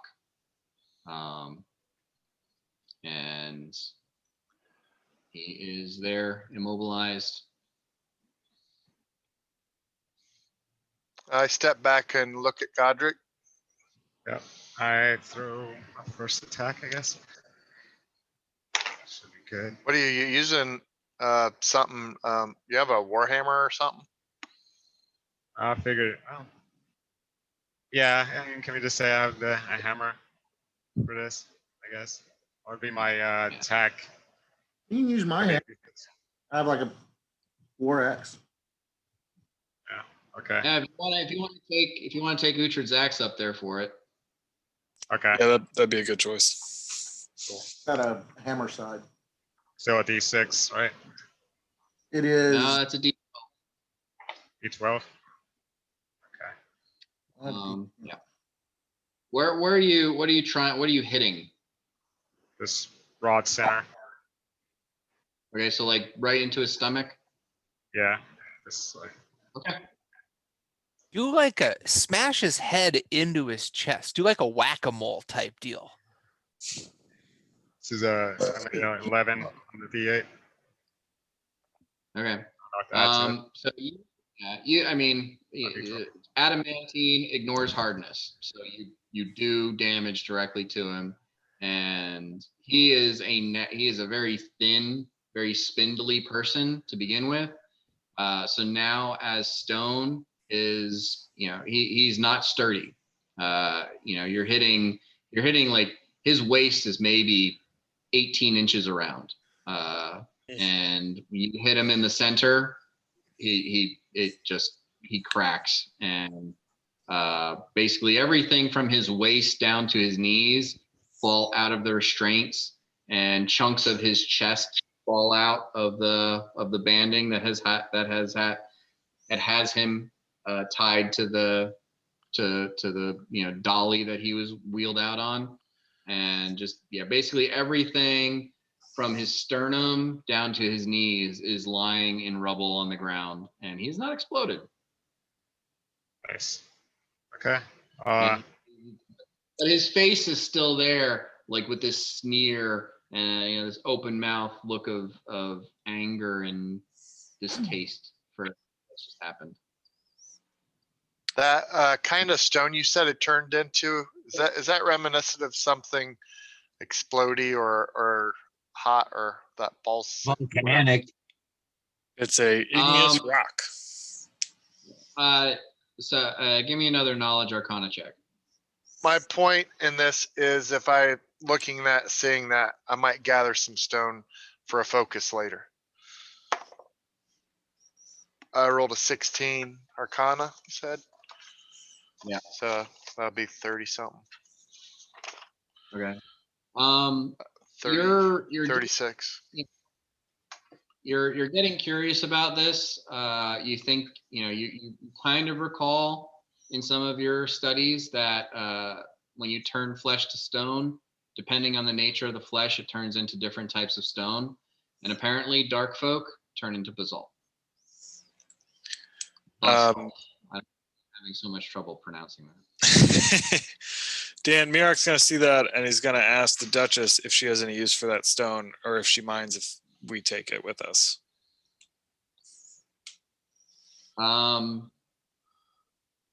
She looks at Escobar and looks at Gideon, and Gideon walks up, and like kind of like gives you a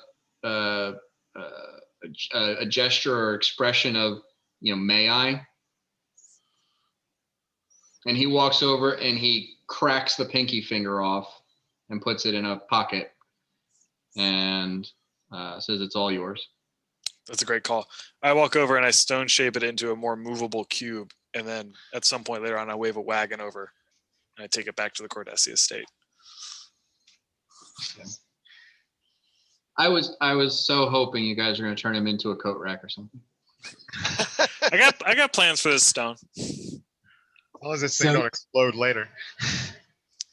Okay, So it's so kind of let's see.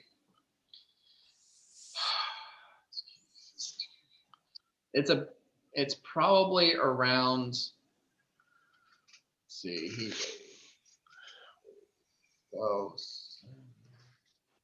It's close to a ton of stone. Cool. Actually, no, it's like around 800 pounds of stone. Okay. Yeah, he was probably around 120 pounds of man, and obviously stone is far more dense than flesh. So I can do 500 pounds. Oh, you're gonna help me push. I got a plan for this stone. Got some yard art. I took some of that. I'm very curious what Murak has in mind. Oh yeah. I mean, this is for the team. You want some stone? I'll cleave you off a bit. I cleaved off a bit when I did it. We deprived him. We deprived him of his last. Oh, we really like just twisted a knife. In his mind, he thought that he messed up a way out. It's very evil. What we did is very evil. I was gonna say, it's not evil. He's evil. Everybody's pendulum went to the evil side just a little bit. It's not evil. It's petty. It's just straight fucking petty bullshit. It's fuck you, no fuck you, dude. Like, it's fun. Glad Godric had nothing to do with that. I was completely okay with it. Yeah, Godric, as far as your moral compass is concerned, this is just rewards for vile deeds. I really would. Dakuta would rather have not had anything to do with it in the first place. It just seemed like the more safe way to do it. No, that was a great call. Is there a piece of this stone that is something unique about him that could be recognizable? It's not like, his face or anything. It's something. He's a big chunk. Murak. He's a cube now, Nick. I turned him into a cube. Right, like maybe he was wearing a ring, or maybe he had something. I assume that there's like a Necronomicon esque face on one side of the cube that's his shitty face that you didn't stone shape away. I would do that, but I would turn that frown upside down. So it's it's still stone, but something that's recognizable about him that if somebody saw it, they would with him.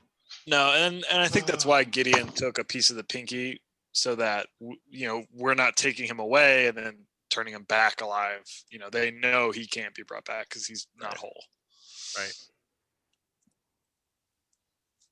I mean, Frankly, or if anything were to happen, having a piece of him allows for scry and locate object and that kind of thing. Right. If for some reason somehow this doesn't stick, he wants to be able to find him. Yeah, it's a good call. All right, so yeah, I guess the only thing, Godric, your only concern as far as the whole stone shape thing is it would be too far to turn him into a chamber pot. That would be. That's not what I'm gonna do. That would be past honorable. That would be that would be bad. Right. All right, so and I'll turn you somebody guys into their own gravestone. How ironic. Murak, you can ponder your options as far as how you want to sculpt what remains. Oh yeah, but I'm already listening to the soundtrack of Ghost over here. Eric is pregnant. Congratulations. All right. Well, I'm gonna take a note from Trevor and take a piss, but I'm gonna need Largo when I get back. Hey, Largo. Yeah, if you have ideas for the stone, though, feel free to chip in. There's a lot of material. We could make some really nice, like East Fork style stoneware dishes I for like the the house. chip in. That's good. Would you say, Aaron? I said I like your chip in comment on the piece of stone. Mm-hmm. Gotta do the math here. Basalt weighs 3 grams per cubic centimeter. It's kind of octagonal too, so rather than a cube, you probably made it into like its natural crystalline shape, but maybe not. Yeah, I was thinking about that because it is a crystalline stone. You know, I've heard Bort's heard rumor that there's a new bar, inn, and tavern opening in Penteris that may be in need of a hearthstone laid. We A could, hearthstone? Yeah, we could do some really Yeah. nice dishware. yeah, we could just Oh, match. you know, if you turn into an eating surface, he'd be poisonous. Oh, he would? Okay, so he's not just regular. No, I mean thematically, it would make sense. Sure, totally. Well, yeah, let's make him the hearthstone of this new bar, so everyone who steps through the place has to step on the face of the Tiglin Guild leader. Dude, yes. So y'all are gonna buy a bar. Oh, this is just wonderful. A few days after the execution, Largo, you are doing one of your fairly regular transits from the Cordessi estate to the Bibliotheca Esoterica. Cafe, but yes. Yeah, correct. And as you are heading out this morning, you're heading off, and you hear a voice from behind you saying, "Mr. Largo, Mr. Largo, are you Mr. Largo?" And I assume you turn around. I good-naturedly turn around and go, yes? Okay, and what you see is a young boy who is maybe a few inches taller than you, wearing rags, sort of, pauper style outfit. And he comes up to you and he says, I heard you were a hero. Is there any way you could help me?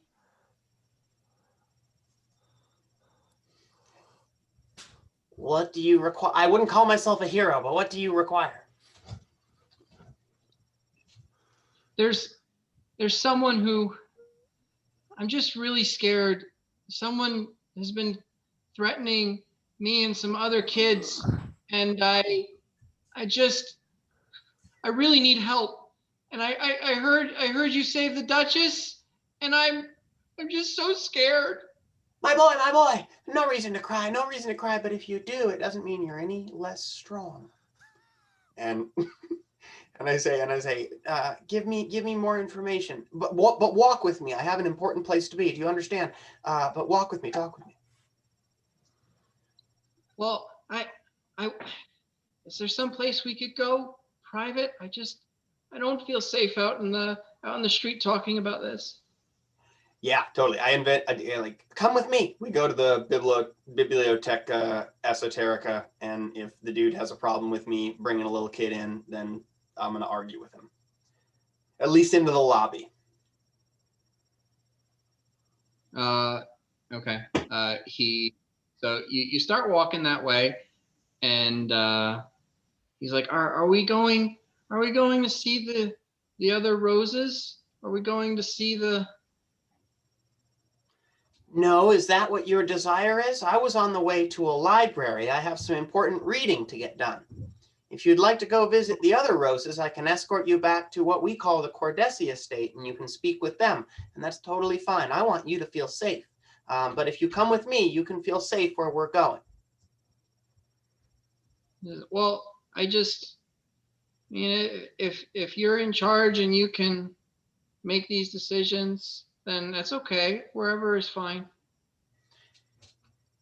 It's important that you talk to one of us first, and I will relay the message to the others. Okay. Sure. He'll follow you to the. Give me a sense motive check.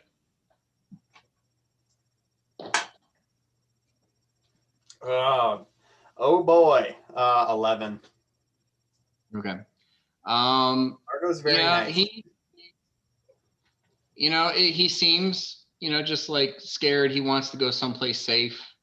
He's a little confused why you're going to a library as opposed to, where the other heroes live. But he's, he's just a scared kid. So he's following around whatever the adult says. Cool. Well, yeah, when we arrive at the biblioteca, if I need to explain the situation, I'll explain the situation. I'm not asking him for him to go into like the extremely, private rooms. I'm just saying, yo, let me talk to this kid in the lobby. Apparently I've developed a reputation and he wants to speak with me. So if this is a safe place to do so, if you wouldn't mind giving us a couple seconds here. So you get there and,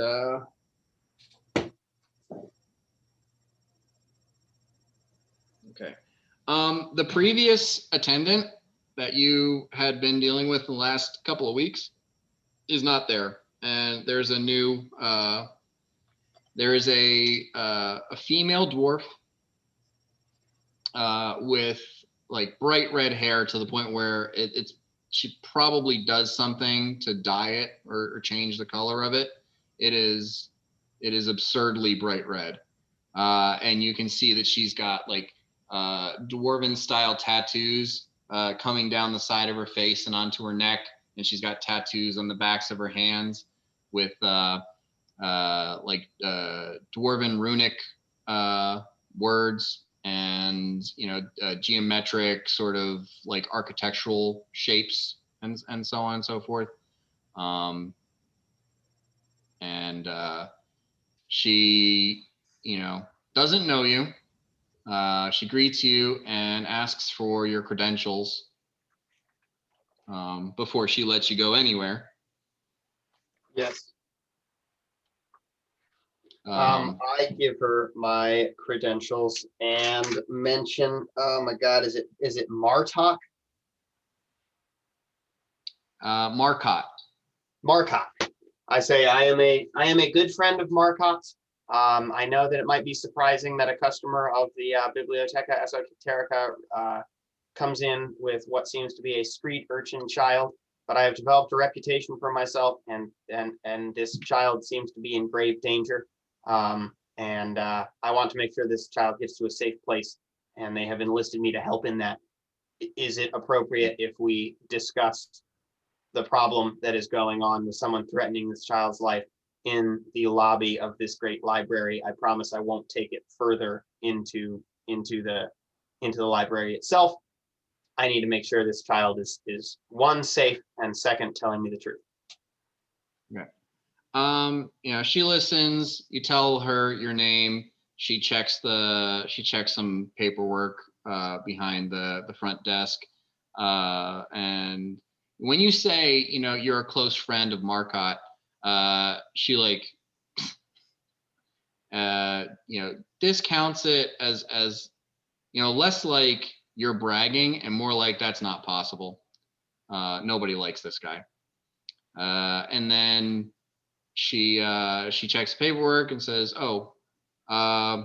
yes, sure. But yeah, he can't go into the study rooms, and obviously he can't go into the stacks.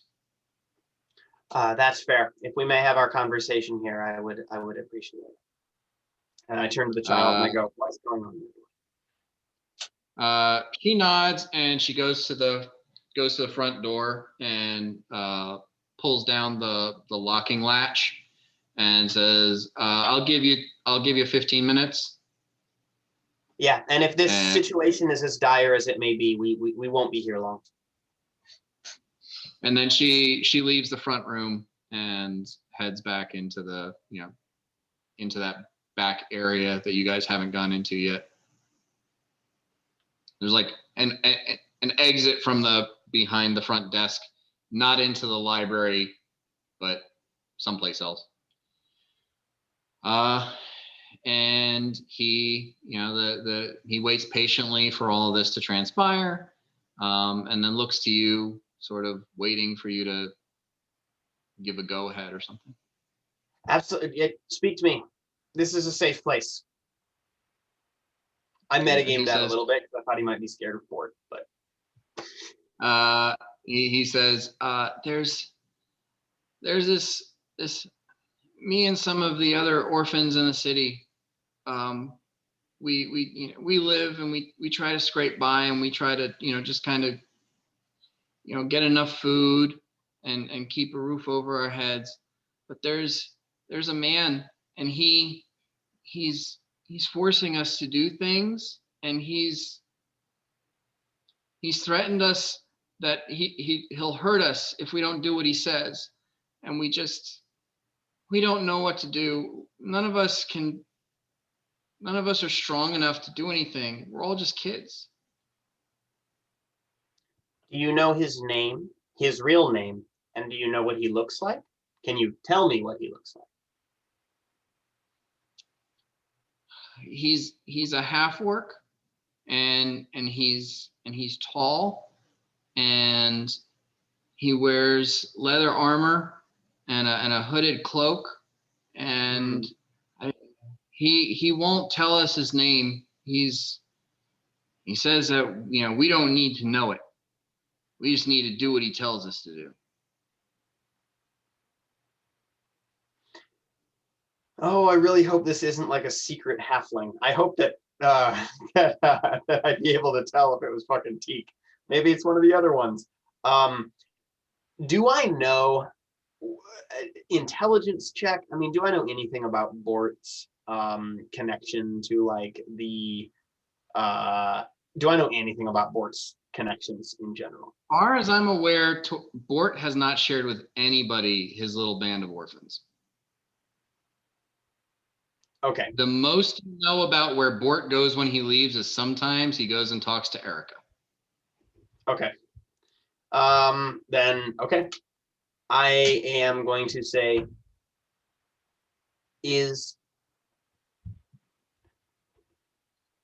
when you say hurt, do you mean kill? Are you scared for your lives? Is this a matter of life and death right now? Because I will come and get all of you, and you will come back to me, back to the Cordessi estate with me right now. Do you want me to do that? I mean, if we can be safe, but it's a lot easier for one of us to like move through the city by ourselves. If all of us move at the same time, it'd be a lot easier to notice that something's happening. Will you meet me in the alley across from the Cordessi estate? Do you know what I talk about when I say Cordessi estate? It's where you saw me leaving from today. I think so. I've been looking for you for a while, and I heard that you go to that library, or this library, and I've just been kind of waiting around in the area. Are you sneaky? Are you a sneaky person? Do you make your living off being sneaky? Being an orphan in a city, you survive better if nobody notices you. Okay, what I'm going to do is I'm going to leave this library. You're going to leave this library as well. You're going to duck into an alley, and you're going to follow me to where I go next. Where I go next is going to be the Cordessi estate. It's a gated mansion inside the more noble part of town. And I am going to turn around when I get to the gate, and I'm going to look to our particular alley across the street from the Cordessi estate. Tonight, your group is going to meet me in that alley, and I will shepherd you into the gate of the Cordessi estate, and I will have told my associates that you are there because there is someone in the city threatening you, and we will figure it out from there. You will be safe if you come with me. Do you trust me? You don't have to. I'm asking you to.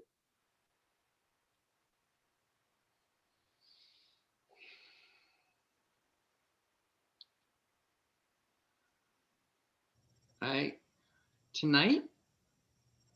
That would be best. But what works for you is always best. You need to feel safe. I want to help with you feeling safe. If you think this is a good idea, let me know. If you don't, tell me how I can help. That's what I'm here for.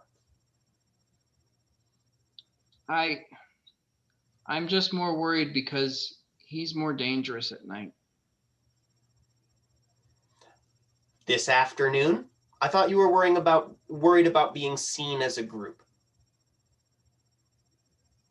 He knows how to find us. He found us already. When do you want to meet me outside the alley? Do you want to meet me outside the in the alley an hour after I return home when you follow me?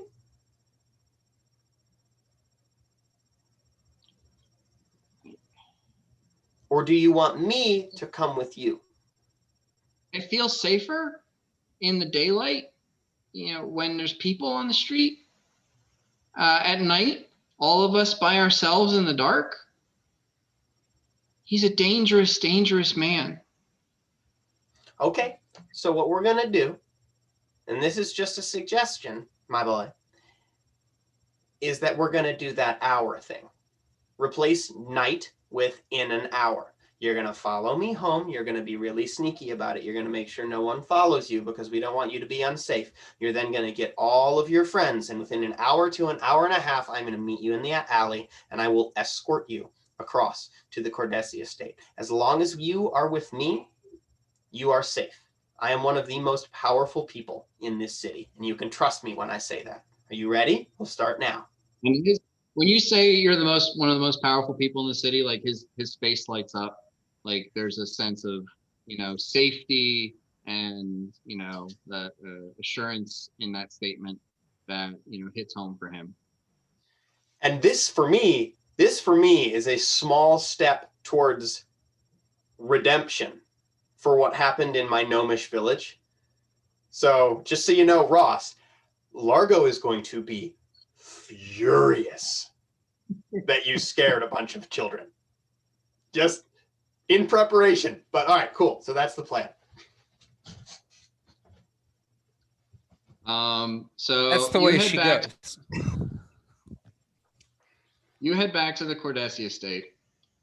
And about an hour or so after that, you look outside and you can see across the street, there are 3 children in that alley across the street. And they're like not making themselves painfully obvious. They're just like kind of like looking out around the corner. There's the boy that you met. There is a dwarven boy who's like only got like just the barest of whiskers on his chin, and a human female with red hair. All right, so what I do is I'm walking down the steps of the Cordessi estate. When I kind of notice that they are there, we know we went according to plan. I vanish. I can maintain vanish for almost a minute. So that's enough time for me to hopefully kind of run or shuffle across to the alley, at which time I appear again and I ask them, is this all of you? No, it's not all of us. With only an hour and like I got who I could get. And, once we have a plan, then we can maybe, you can help us. Like we can all get together, like just, and like, he's stammering. Do you need more time? I can wait here.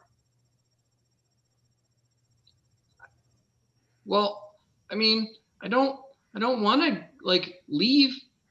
You're one of the most powerful people in Penrose. I want to be where it's safe. I want to have someone who can protect us. Okay. Come with me. And just to like make him feel safe, I cast Silent Image. And there's kind of like this purpley, kind of similar to what I did with Eric, but like a little bit more obvious and maybe more like kid fun, friendly, like purple orb of protection that rises around us as I escort them into the Cordessi estate. And I describe it as a purple orb of safety. Okay. And so this is made clear. Teak has specifically decided to do this when he knew Bort was not at the Cordessi estate. Okay. Cool. Is it Teak? Am I talking to Teak? Like, is Teak the main kid? It is absolutely fucking Teak. Okay, cool. Is there any sort of like, is he bluffing me? Is there something I can roll? I have the capability to know when I'm being bullshitted. Right. Yeah, I did ask for a sense motive check. It didn't work. He blew you away with his bluff. Yeah. And you would have to roll a natural 20 and probably an action die to perceive through his disguise. Okay, cool. I love that because like I'm really good at fooling people, but therefore I think I can't be fooled. So my sense motive modifier is 1. Yeah, if you want to do a perception check to try to see through his disguise, I just don't think you'll be able to do it. I'll do it. And Bort is not in the establishment. Bort is like not at home. Yeah, basically Teak has been waiting for you to leave and then go talk to Largo and run this whole scam.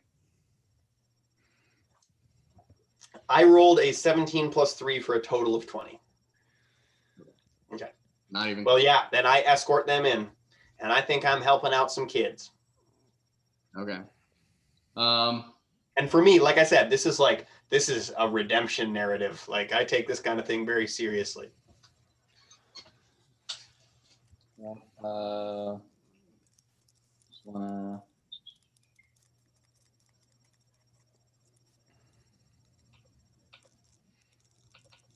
Just in case I do need the exact specifics on Teak's abilities.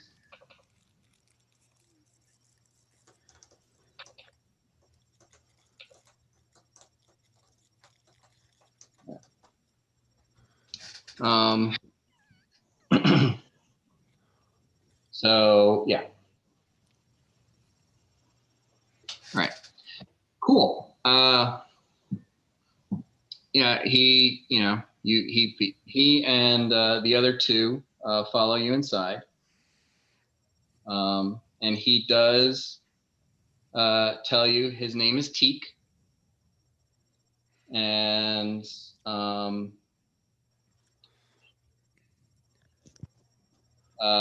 the girl who looks like she's actually she's a half elf. She's probably around maybe a year or two older than him. Her name's Allie. And there's the dwarf who looks to be around the same age as the other two is Klaus. Klaus, and this is like, these are children to me in the sense of human children, or children in that I understand their age and I'm like, these are, according to the races they belong to, these are children. Right, yeah. According to the races they belong to, you would estimate them as human age children between 10 and 12 years old. 10 and 12 years old, Like okay. That level of maturity. So I am going to introduce them to Berg, because Berg is one of my favorite folks. I am going to ask him to cook them oatmeal and keep an eye on them. And then I turn to them and I go, this is the keeper of this house. And he makes all of us safe. So if he can make all of us safe, that means he can make you super duper duper duper safe. Okay. All right. And they are, they're like coming inside the building. You get the impression that they're all feeling a lot more secure and safe, and there's a little bit of tension that eases out of Teak's shoulders specifically, and the other two are just like looking at I mean, even this is an impressive house. It's made of stone. You know, the woodwork is nice. It's an impressive. It's a manor house. For little orphan street urchins, they've probably never been in such a place. So a little bit of the fear and trepidation has been replaced with awe and, you know, interest. And Berg is more than happy to cook some more oatmeal for some more hungry mouths. And he ushers them into the dining room and heads into the kitchen to make some oatmeal. I, as quickly as I can, find the ranking member of the household, be it Juro, Mirok, Dakuta, Godric, Uhtred, I mean, Bort, you know, whoever I find first, you know, just not, Okay. not. I am Bort is going categorically not home. Yeah, I am going to assume that Juro is out at the Temple of Payana. Godric may or may not be at the Shrine to Relinox. I don't know, you know, Mirok, most of your activities during this time is writing letters, if I'm correct. Yeah, and I'm working on that stone block. Okay. And I don't know what Uhtred is up to, but most likely sleeping off a hangover or something. Dakuta is probably working on Uhtred's axe in the basement. Okay, so who do can I roll a person? So I'm gonna roll a d6. Low is Mirok, middle is Uhtred, high is Dakuta. Comfortable? Okay. I mean, I would imagine Mirok is in the room that is directly to the right of the front door. Cool. Well, that's who I was really hoping to run into anyway. So I go up to Mirok and I say, Mirok, I needed to help, but I also may have made a huge mistake because I don't exactly know what I've gotten myself in the middle of. But this child came up to me and said they were being grievously threatened by a half-orc mischief maker in town. And they came to me or us because they see us as someone who can help with that. They're in with Berg right now, but it's these 3 children, Mirok. They are children, and they said that their lives are being threatened by this thug. I don't know exactly what I've gotten myself into or gotten us into, but this is the kind of thing that we do, and we need to make them safe, so we need to hear them out. But right now they're with Berg, and I need to talk to you. Check your pockets. That's what Merrick says. Check your pockets. Good fucking point. I check my pockets. I am not a city boy. You don't think anything is missing? Okay, cool. I had a decent amount of gold on me. I probably didn't have my whole haul, but I had 100 gold. I'm like, I have everything. I have everything. We did this in a very strategic way. I was never really among them except for the lead one for much longer than a couple of seconds. Okay, and Merrick's kind of like shrug on a better shirt because he was just in like a wife beater, just working this stone. He's really sweaty. He's like, all right, I'll keep an eye on him. Then he like goes into the kitchen and he like scans this group of kids. He has no capacity to deal with children, so he's completely out of his element. And he looks at the dwarf kid. He's like, all right, okay.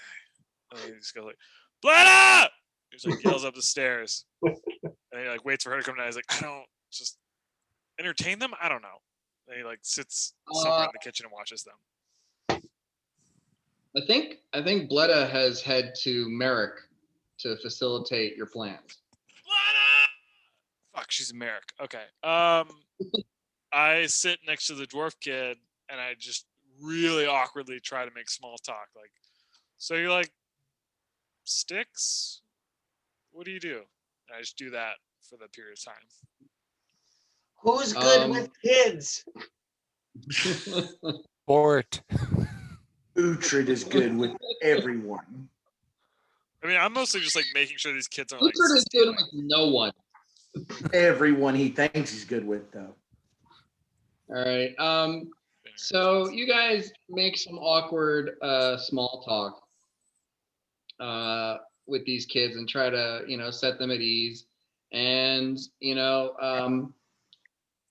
they get their oatmeal and Allie seems to be completely disinterested in it. She takes a couple spoonfuls and looks at Teak and just kind of goes, and doesn't eat anymore. Klaus is just oh.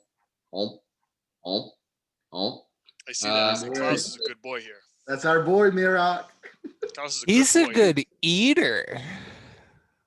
Completely expressionless. You can't tell if he's enjoying it or what, but he's eating it. Teak. And Teak is, eating and talking, and he's thanking you guys profusely. This man has been making them do stuff they don't want to do. They have to steal from people, and they have to, spy on people. And if he doesn't, while he's going through that spiel, I asked him like, how did you meet this man and what's your relationship with him? we were just like begging on the street, and he said he'd been watching us, and he knew that we were together in a group, and that he could use us, and he had plans. Did you enter into a agreement with him? Yeah, if we did what he said, he wouldn't hurt us.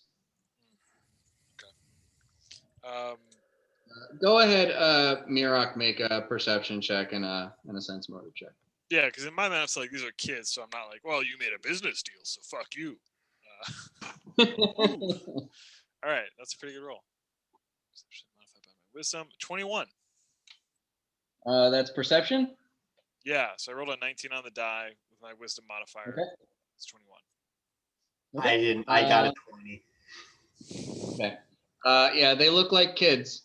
So great. I talked to them about how they're kids and how that's cool. Can you also give me the sense motive check, please? Sense motive, okay. Real bad. Real bad. 6. Okay. Yep. Best you can tell, all this seems to be on the up and up. I get bored with the guy who's talking a lot, and I start talking to the dwarf kid, trying to figure out what's his deal. Because these are children, so I'm going to be kind of an aloof asshole. Okay. All right. Dwarf kid's mostly focused on the food. He's like, yeah, but he's listening to me. Yeah, oatmeal's okay. You got any jerky?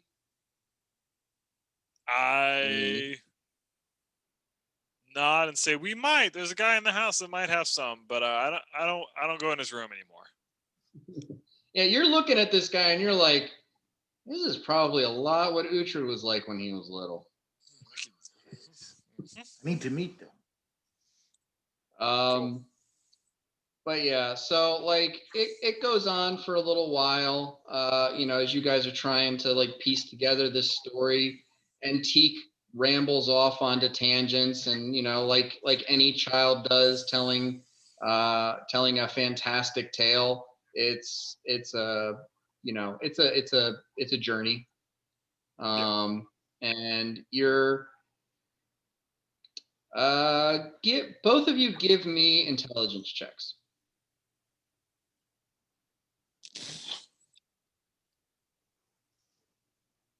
I got a 3. Yeah, I got a 9. All right. Well, yeah, Alargo, you're not getting it, and Teak is starting to get kind of heavy-handed. Mirok, you're beginning to think that there's a chance that this half-orc is Bork. So I hear that. Based on description, he says something about like a long skinny sword and a knife, and you're like, I ask him, when this dwarf talks to you, does he refer to you by name or does he call you Bud?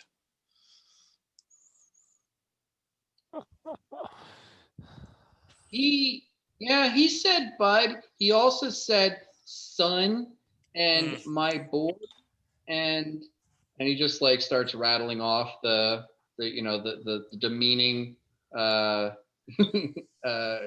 address that Bort told him the last time they talked. I and- nod. My spidey senses tingle, but I'm not fully connecting dots yet. all right. Is there a way for After- Uhtred to walk down? What? Is there a way for Uhtred to enter this conversation or walk down or be walking by? If not, Okay. Okay. So I rolled a percentile die. And with that percentile die, I figured that that Bort would return in about 35 minutes from the time this conversation started.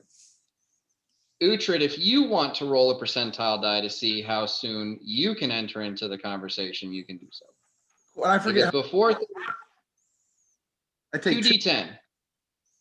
Yeah.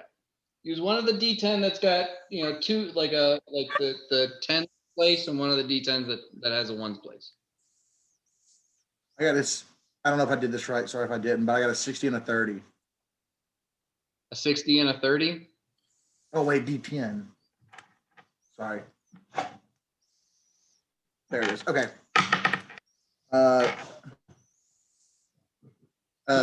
31 or a 13. Okay. Well, I'm going to go with the first pair, the 60 and the 30. So either you got 63 minutes or you got 36 minutes, which at 36 minutes, you're still 1 minute after Bort comes back home. Power. And Bort, you come back home and you hear a familiar high-pitched voice coming from the kitchen. Have I just walked in the door? Yeah, you walk in the door and you kind of hear like a, and you're like, wait a minute. I know that false. I know that fake ass 38-year-old douchebag walking in the door and hearing that my hackles are up and like a really why the fuck is this guy in my house, but also smiling and gregarious. I say, Teak, my boy, is that you here in my home? And I barge into, what is that? The study where they are? I think we're in the kitchen. They're in the kitchen. We're in the kitchen. Mm-hmm. Okay. All right. So how does Mirok and Largo take hearing Bort's voice yell out Teek's name? To be frank, I'm fairly unreactive because I kind of don't give a shit about these kids or what's going on right now. Yes. I mean, I assume that for Largo, at this point, hearing this definitely puts 2 and 2 together, and you begin to believe that it is Bort that Teek is talking about. I rolled a 5 on a percentile die, so I will get in front of the children. You stay away from them, Randall. Not necessarily being like, everything that Bort has ever told me is a lie. Nothing like that, but being like, whoa. We got a miscommunication here. And I know that my friend Bort is quick to anger. So I'm going to just kind of go like this and wait until Bort emerges. All right. So when Bort yells out, all of the children react, immediately upon hearing his voice. And I need Mirok and Largo to give me sense motive checks. Alrighty. 6. 17. Okay. So Klaus picks up his bowl of oatmeal and like shuffles over to the wall, and like is eating the bowl of oatmeal like in the corner, and you're like, you know, this kid is weird. If this is the way he shows fear, that's odd. And the redhead girl is like kind of doing like a hysterical sort of, oh no, oh no, oh no. And you're not really sure what's going on with her. That seems over the top. But Teak seems genuinely scared. And he he looks at Largo being protective and looks at you and is like, I can hide behind Mirok better.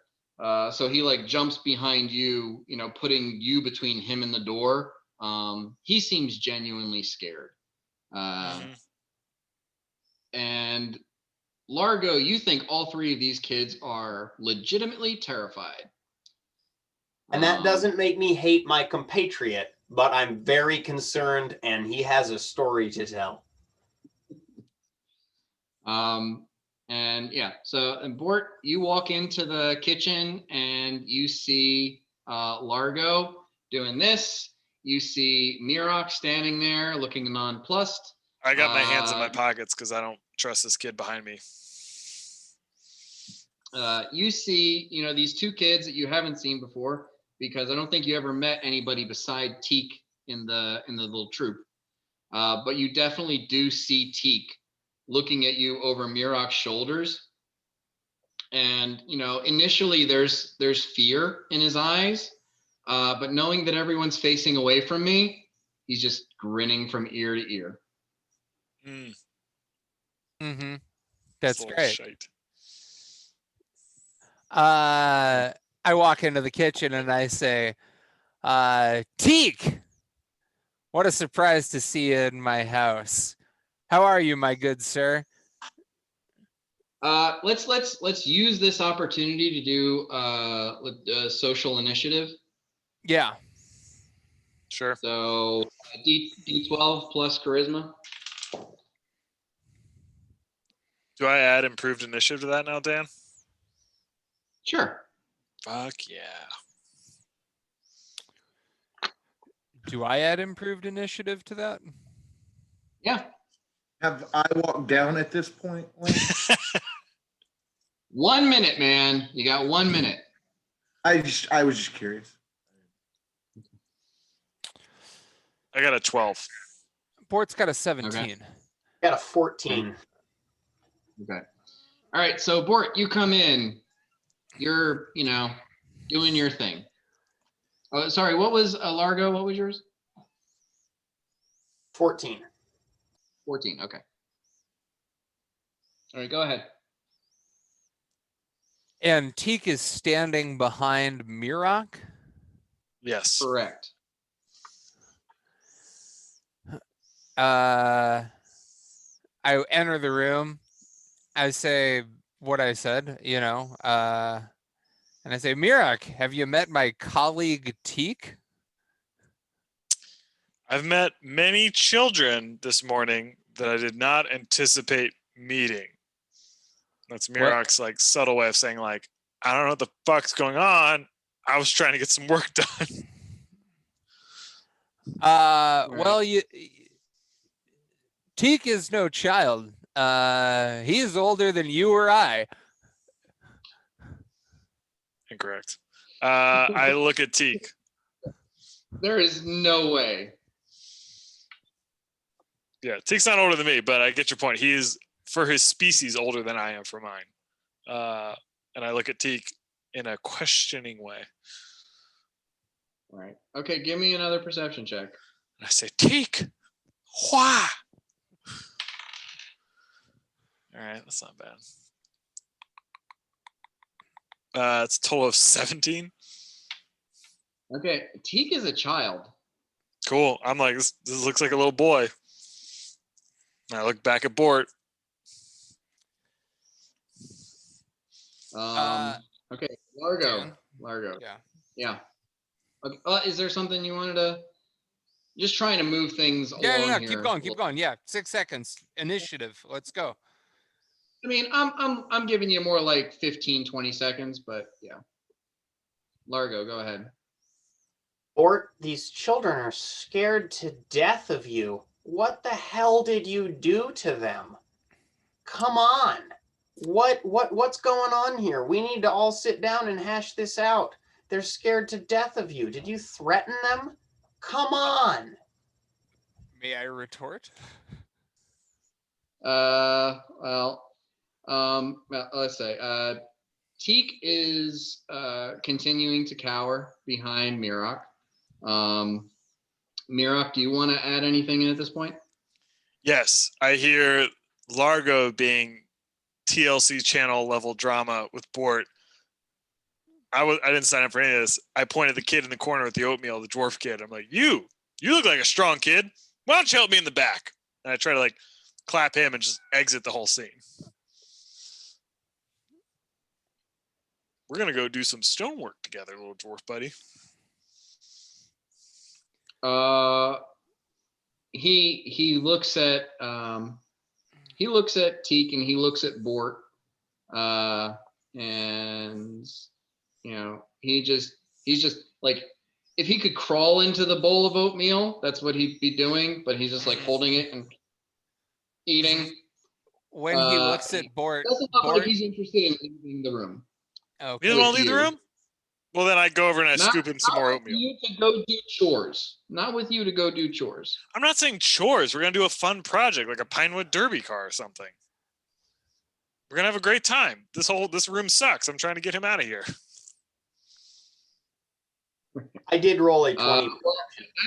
As you move, like Teak is staying with you. He does not want to be in the clear with Bort. Fucking Teak. Well, then I go over and I scoop some more oatmeal into the dwarf kid's thing, and I just ignore this appendage to me. Bort, your turn. So Largo had just said to me, Bort, she frightened these children. What did you say, Largo? I said, did you threaten them? Like, it's not, I'm just like, I trust you more than I trust like pretty much anybody. So I'm like, what the hell did you do? What's the miscommunication here? Largo, my friend, you've been had. These aren't children at all. These are my colleagues. Well, at least Teak here is. Again, he's older than I am. These are who I've been paying for information for. They've been casing Penteros in the name of the Roses Are Red. We're in a business relationship, and they're pulling the wool over your eyes. I did roll a 20 perception when Bort said Teak's not a child to Mirok. So that probably doesn't break the illusion, does it? Do I get any modifiers? I mean, I do trust Bort. I'm giving you a +4 on your right.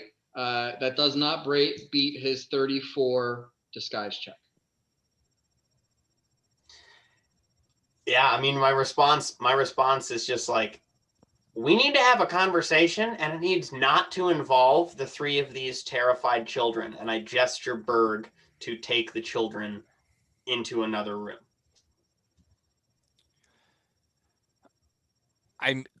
We do need to have a conversation, and perhaps these two youngsters would like some more of Berg's delicious oatmeal. But my colleague Teak here, or should I say employee, for he is in the employ of the Roses Are Red, our employee, is definitely a part of the conversation you'd like to have. I do turn to Teak and I say, Teak, would you like to remain here? I do want to like sort of say here, given the evidence presented to you, and like Mirok might be a little bit more skeptical because he doesn't believe the fear of the other two children. But Largo, you've taken this hook, line, and sinker. It's probably more likely to be true what the kids are talking about than Bort. Bort has just said that this 11-year-old is older than he is. And to you, it is obviously not the case. Yeah, that's what I'm saying. Like, get the kids out of the room. Just get get the kids out of the room, but I'm like, Teak, do you want to join us for the discussion? You're 11. You can make a decision. Teak doesn't have an option. Teak's joining us. Oh, that makes Largo very, very nervous. But there's probably another person in the social initiative who needs to go. Yeah, Mirok, what are you doing in this whole debacle? I mean, dude, I've scooped email for the kid, or not email. Golly, I've scooped oatmeal for the kid who's in the corner. I exit the room for a set period of time, and then I come back with, and you can tell me how much longer this is, but I come back with 2 crudely shaped black stone horses, and I say, who wants to play with the horsies in the other room? Okay. So yeah, like you start to leave, and Berg kind of steps in and takes your place, shielding Teak. Thanks, Berg. And it's kind of like looking at you like, you know, where are you going? I got a plan. This is where shit is happening. Oh, it's so simple, Berg. Like he just gives you a you know, like a, you know, what's wrong with you? Look. Right, but Mirok was just having a nice, quiet after. Yeah, sorry, but like, this, and Mirok's mind is like, he's not great with kids, and he's just like, I don't know what I'm doing here. There's some weird drama here, and I'm trying to diffuse it, but no one seems interested in that. I'm gonna walk away now. Right. So at this point, you know, like Mirok, you're about to leave the room. Teak has moved from behind you to behind Berg, and things are getting intense. And Teak raises his hand and snaps his fingers, and Klaus and Allie deadpan. Klaus looks over at Berg and is like, "Can I take this to go?" And Berg just kind of looks at him confusedly. And Allie is you know, shakes her head at Klaus, and both of them start to leave, like ahead of Mirok. And Like Teak the whole looks house over or to a different room? Oh, well, you know, like from the, I guess through the back, past the pantry, and then there would be a passage into the foyer. Cool. And Teak looks over Berg's shoulder and stares directly into Bort's face and says, "That's a believable lie."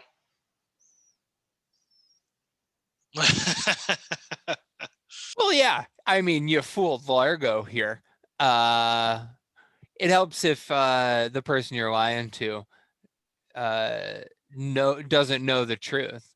Largo, meet Teak, my informant in Penteros. And I give Largo sort of like one of these looks, like, eh? Do I get it? I mean, obviously the energy in the room has drastically changed. The kids are not scared anymore. And Teak is addressing Bort, not in an entirely different He manner. was a soprano and now he's like an alto. Okay, he's like a. Did his tone of voice change? A little bit. Okay, cool. I cast Phantasmal Asphyxiation on him.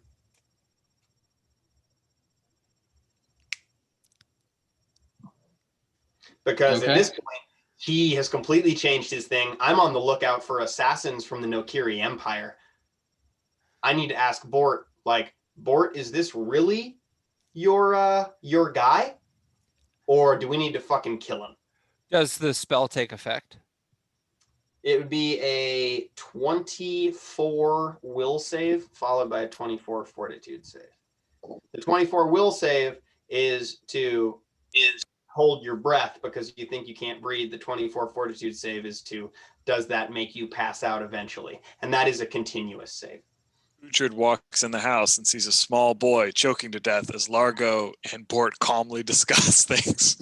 No, see, here's the thing. In Largo's mind, like everything just changed, and Largo kind of snapped back into gear, and he's like, "Holy shit! There's assassins after me. This guy just changed his voice." All right. Teak, like gasps for breath, and is like holding onto his chest, and he's scared, he's worried. And he looks over at the other two kids, and Allie now is legitimately terrified, and she runs bolting out of the house at top speed. And Klaus looks around, pulls the spoon out of the oatmeal, and charges Largo. I thought these kids left the room. They were on their way out. Yeah, so it's within the course of 6 seconds. But okay, let him charge me. I'm not gonna hurt a child. I'm worried about the one that like just went from like, oh my god, to like, hey buddy. How tall is the dwarven child? He's a robust. He's a little shorter than Largo. And with that attack, he's going to hit an 11 armor class. Oh, of course that'll do it. There's no way Bort can step in and grab a child with a spoon. This is,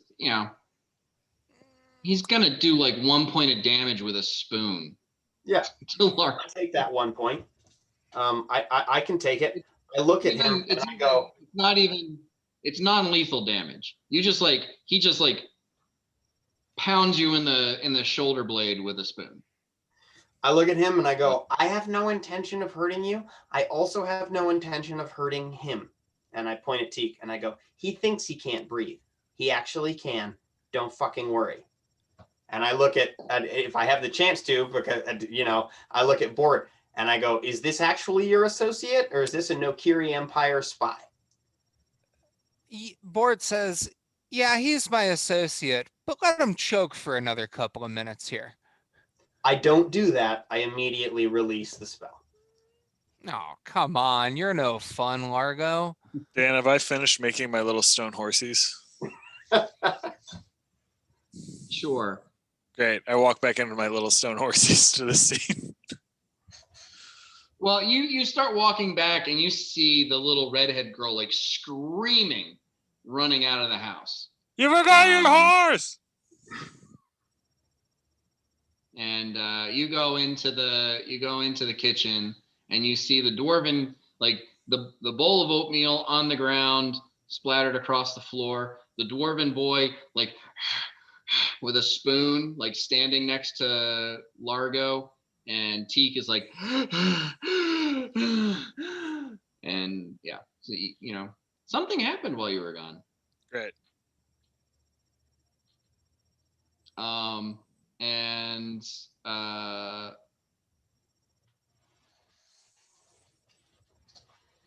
Berg is extremely confused and very angry. And he says, any one of you hurt one of these children again, and I will beat you to death with my bare hands.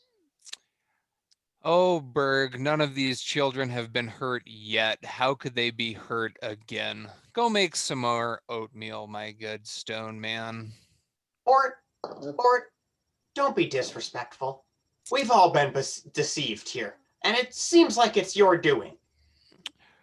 Well, we Berg have comes over and punches at Bort once and misses.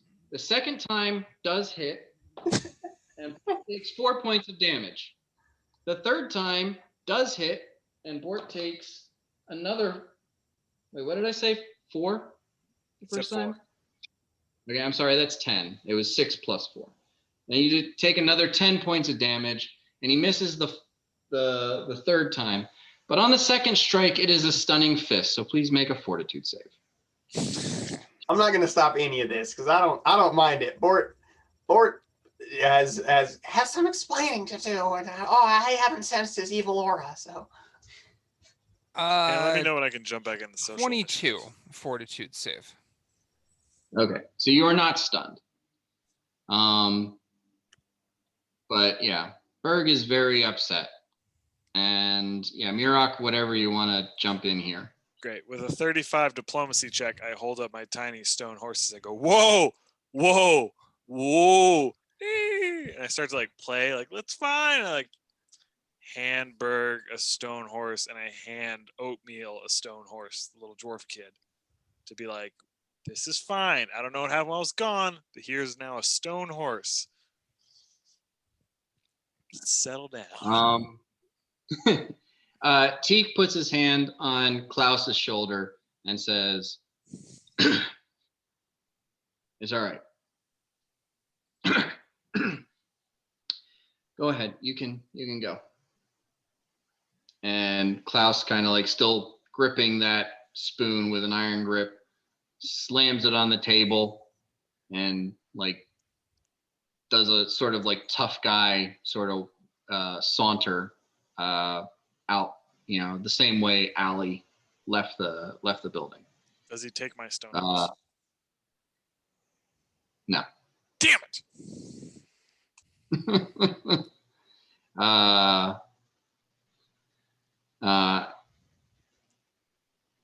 And Teak looks around the room and says, he did threaten us. I have no doubt of that. Bort, I have a deep anger with you, but that will be settled outside of this situation because what the living fuck is going on right now? Holy shit, I was obviously duped. What? I'm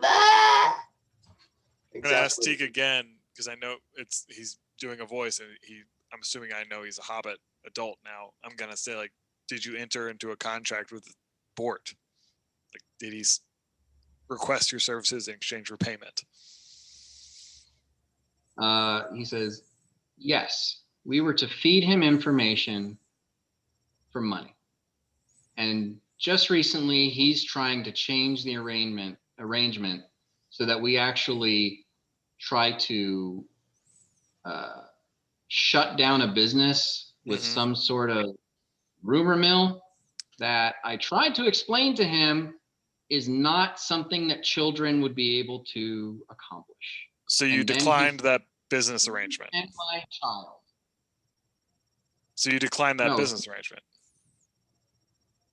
If you had an arrangement with him to acquire information and he's asked you to do a different task and you said no, you did not enter into that agreement with him. Right. And then he threatened my daughter's life. How did he threaten your daughter's life?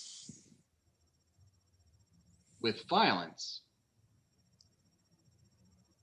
How? Like, I don't know this guy, so I don't have any reason to trust his word. Because he's telling me like, oh, this guy did something wrong. But in Mirok's mind, like, well, he asked you to do something. You said no. Where's the harm? Where's the foul? The harm and the foul is in that Teague is saying that Bort threatened to hurt his kid because he didn't do what Bort was asking him to do. Right. And I'm trying to figure out like what explicitly did Bort say, or is it just this guy vaguely being like, oh, he threatened my kid? Yeah, it's pretty bad. To be perfectly honest, I can't remember the exact threat that Bort made to Teak a week ago. Mm-hmm. But we all saw it happen. I mean, he expresses in that like it was insinuated in no uncertain terms. Yeah, I don't remember a direct threat against his daughter as Aaron the player, but Mirok as the character doesn't have any reason to trust this guy's word, especially after he's gotten into Mirok's house under surreptitious, terms. Like, you lied to get into my house. Like, why are you the victim here? Well, and you also basically saw Bort just threaten the kid, all the kids, like 15 seconds ago. No, he didn't. He said, No, I didn't. he said, Berg, no one's going to hurt the kids again because no one's hurt the kids so far, is what he said. I said these aren't kids. And they're lying to you, and they lied to you to get into our home. Well, the relevant one, the ringleader is not a child. He's my colleague. Ergo, we, the Roses, are red because that's who this benefits and that's whose money is paying them. We're paying them for information. Yeah, no one's hurt Okay. any kids here. And what I'm, except for teeth, because what my concern here is that I thought I was helping a child with refuge. He brought 2 actual children into my home, into a knowingly dangerous situation, and attempted to use them as leverage. So he put 2 actual children in a situation in which they could be harmed. And that, I mean, I got a problem with Bort right now, but I'm looking at Teak and I'm like, holy shit, you're not a kid. I get that. But those 2 other like souls that you brought into my house into a dangerous situation that you obviously knew was going to pop off, they were children. So what the fuck is up with that? Yeah, I'm not, yeah, I agree. Okay. Well, I mean, maybe I'm off, but I definitely heard like, the at least 1 or 2 comments that Bort has made since he entered the room, like dripping with maliciousness. Oh no, Bort is on a shit list. Yeah, no worries. And he definitely threatened. I don't necessarily know this, but he definitely. I didn't hear any threats towards the kids. Bort has only Okay. called out Teague for the charlatan that he is. Bort heard Teague's voice, knew the game was afoot, smelled the rat, knew exactly what the rat was, and has been calling it out, trying to tell his friends they've been hoodwinked by this street urchin. And then with disregard towards the actual children. Exactly. I don't give a fuck about these kids. But And that is, you did make that clear. yeah, I don't give a fuck, but they're pulling the wool over your eyes. They're trying to, fuck the dog here in my kitchen. And they're trying, I'm the dog. Yeah, exactly. I'm very hurt. Teak, Right. apologize to Berg for basically- confusing him. Teak has lied about nothing except for his age. Teak Yeah. lied to Largo about like the entire journey to the library and back, and that entire fiasco with getting these kids into the house. Like it will lie, actions speak louder than words. Like the whole charade is a lie. You did, just coming from a player's perspective, Bort did threaten Teak's family unless he was willing to use his army of children to do the bidding.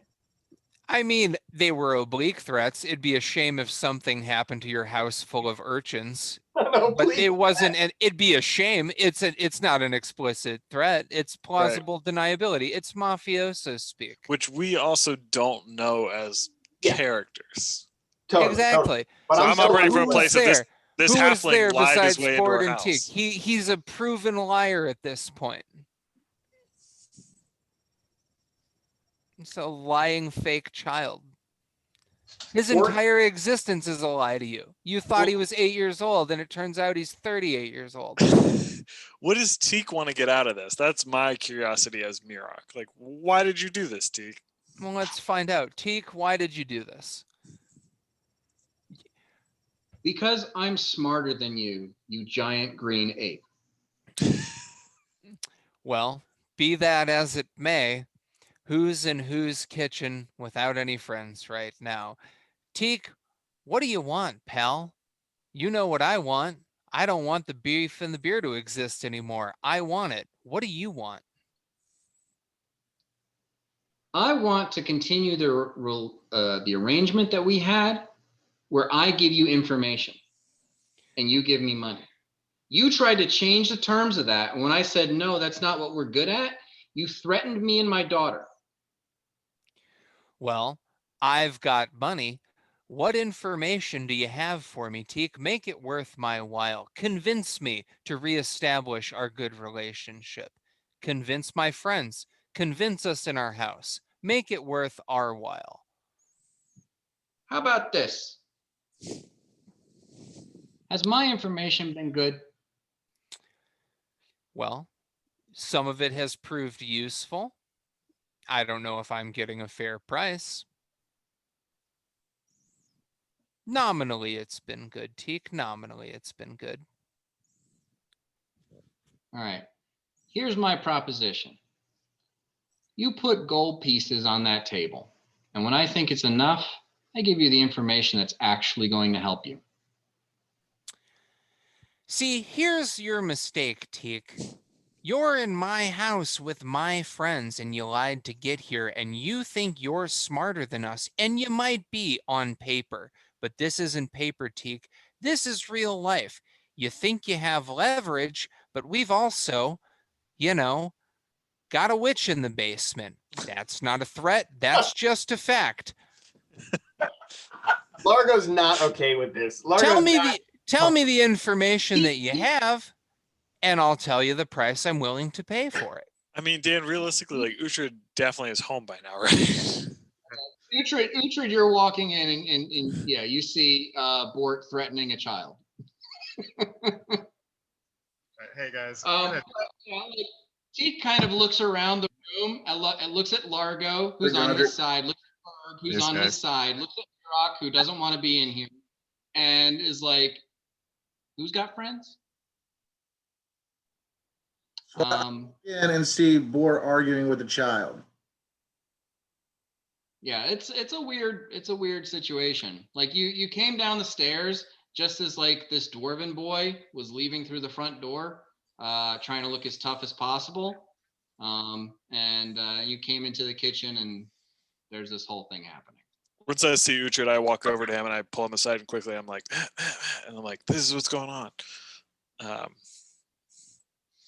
So now I know what's going on. Yeah, I'm assuming this happens in parallel to like Teak being like, gold on the table, bullshit. Bort being like, witches in the dungeon. And I'm over here just like, this is what's happening. Largo, do you want to chime in here? yeah. We haven't So heard from Largo in- sure. So according to Largo, I won't even do the voice here. According to Largo, like I hate both of them. Like all of a sudden it went from like me trying to help 3 children to realizing one of them wasn't children and knew that Bort lived here and was trying to get to Bort this entire time using literal children as leverage and taking advantage of me. So Teak can go fuck himself. But also Bort is dealing with a situation in which he is putting children in difficult and possibly dangerous situations in order to further his own needs as well as the needs of the party, which makes me feel very uncomfortable. I mean, he's only using the tools the system has already created. But you know how I feel about the system, right? And these are children. I at this point, like, Teak can go fuck himself. Bort, we need to have a long conversation because Bort has always been my buddy, and I'm realizing that Bort has a different aura than I thought Bort has. So I might not be the correct person to come to for clarification here, but like Teak freaked me out because I thought Teak was an assassin as soon as Teak's whole demeanor changed. I never wanted to hurt any children. Of course, I was trying to save the children, but this one is not a child, and he's done so many things that are wrong. And then Clear, okay. Is using him. We can't trust anybody. Point of order. It's a relationship, and this has been established in the grounds of this conversation. Bort and Teak are the point of contact here. Bort doesn't talk to the other children. Who manages the children? Who's taking advantage of the children? It's Teak, baby. It's Teak all the way.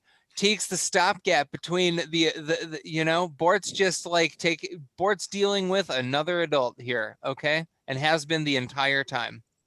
I feel, yeah, and that's the conversation that Bort and Largo are going to have. Okay, that's well, going to help smooth this over. But right metagame, now, yeah, all right. To be fair, Teak wants to get paid for his information, and Bort is reticent to pay.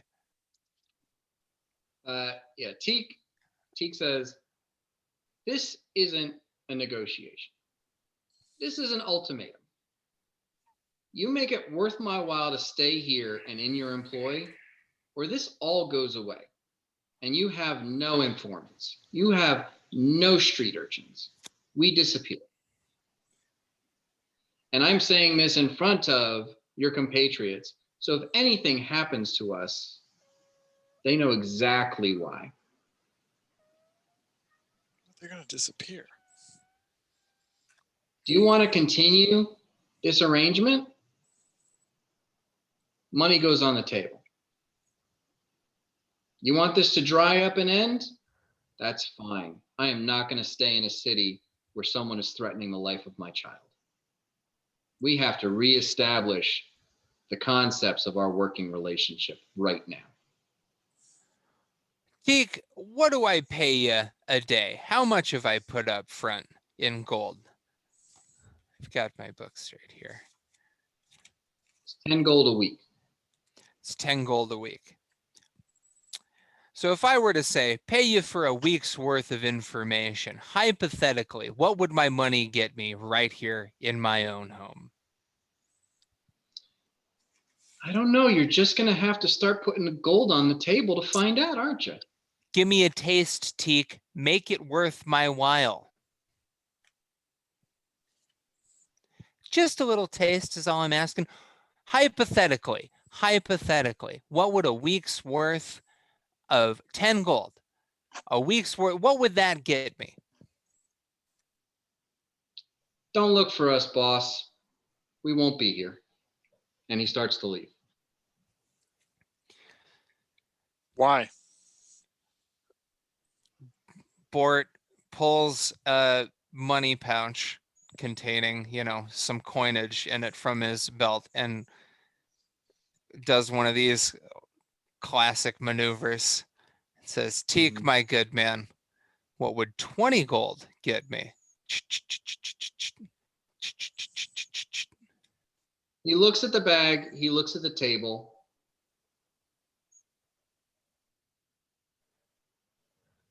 He pauses for a second. And he continues to leave. He's not moving fast, but he is leaving. So this guy's got some kind of table fetish that you need to satisfy, apparently. Loves a good table. If it's coin you need, coin you shall have. Come speak with me.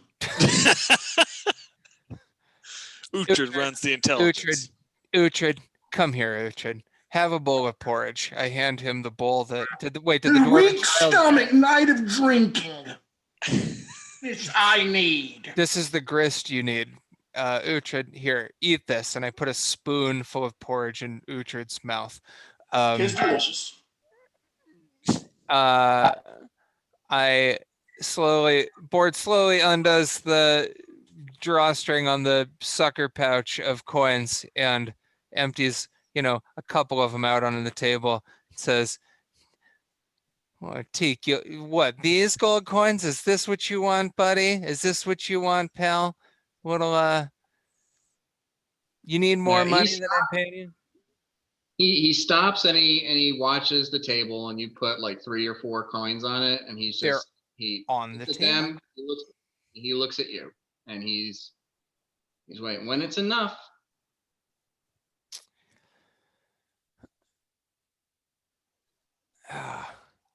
Put him down, I guess, bud. Yeah, I guess put him down. Bort empties a, modest sack of gold coins onto the table. There's, let's say, 30 gold coins on the table from the sack he's holding. all right. Teak walks over to the table, sits up next to the coins, and not taking them, but starts stacking them. And he says, Marcus is skimming from the bottom. He's got a crew of 10, 12 guys that come to the beef and beer, eat on his tab, drink on his tab, never pay a dime. His expenses are way more than his profit should be. He does the same thing with the guards in the area. His taxes should be higher. but he's pulling one over on everyone. He's living off of his own profits, and none of it makes it into his books. And I am sure someone is very, very interested in knowing that Mr. Marcus Sykes is not paying his fair share. His last name is Sykes. That's funny. All right, Teak. I think that we've come to an understanding here. Anything else you'd care to add? He takes the 3 stacks of each 10 gold coins and slides them off the table into a pouch, hooks it to his belt, and says, offers his hand up to you and says, we can continue working with each other in a mutually beneficial arrangement if you never, ever threaten me or any of the kids again. I am willing to engage in this adult business relationship with you, Teak, reestablishing these reasonable boundaries, provided that you'll apologize to my friend Brick here for confusing him, and reassuring my colleague Largo here that the only one taking advantage of your cadre of youths is you. No, I won't have it. Bort, you will cut off relations with this man, or we will never speak again.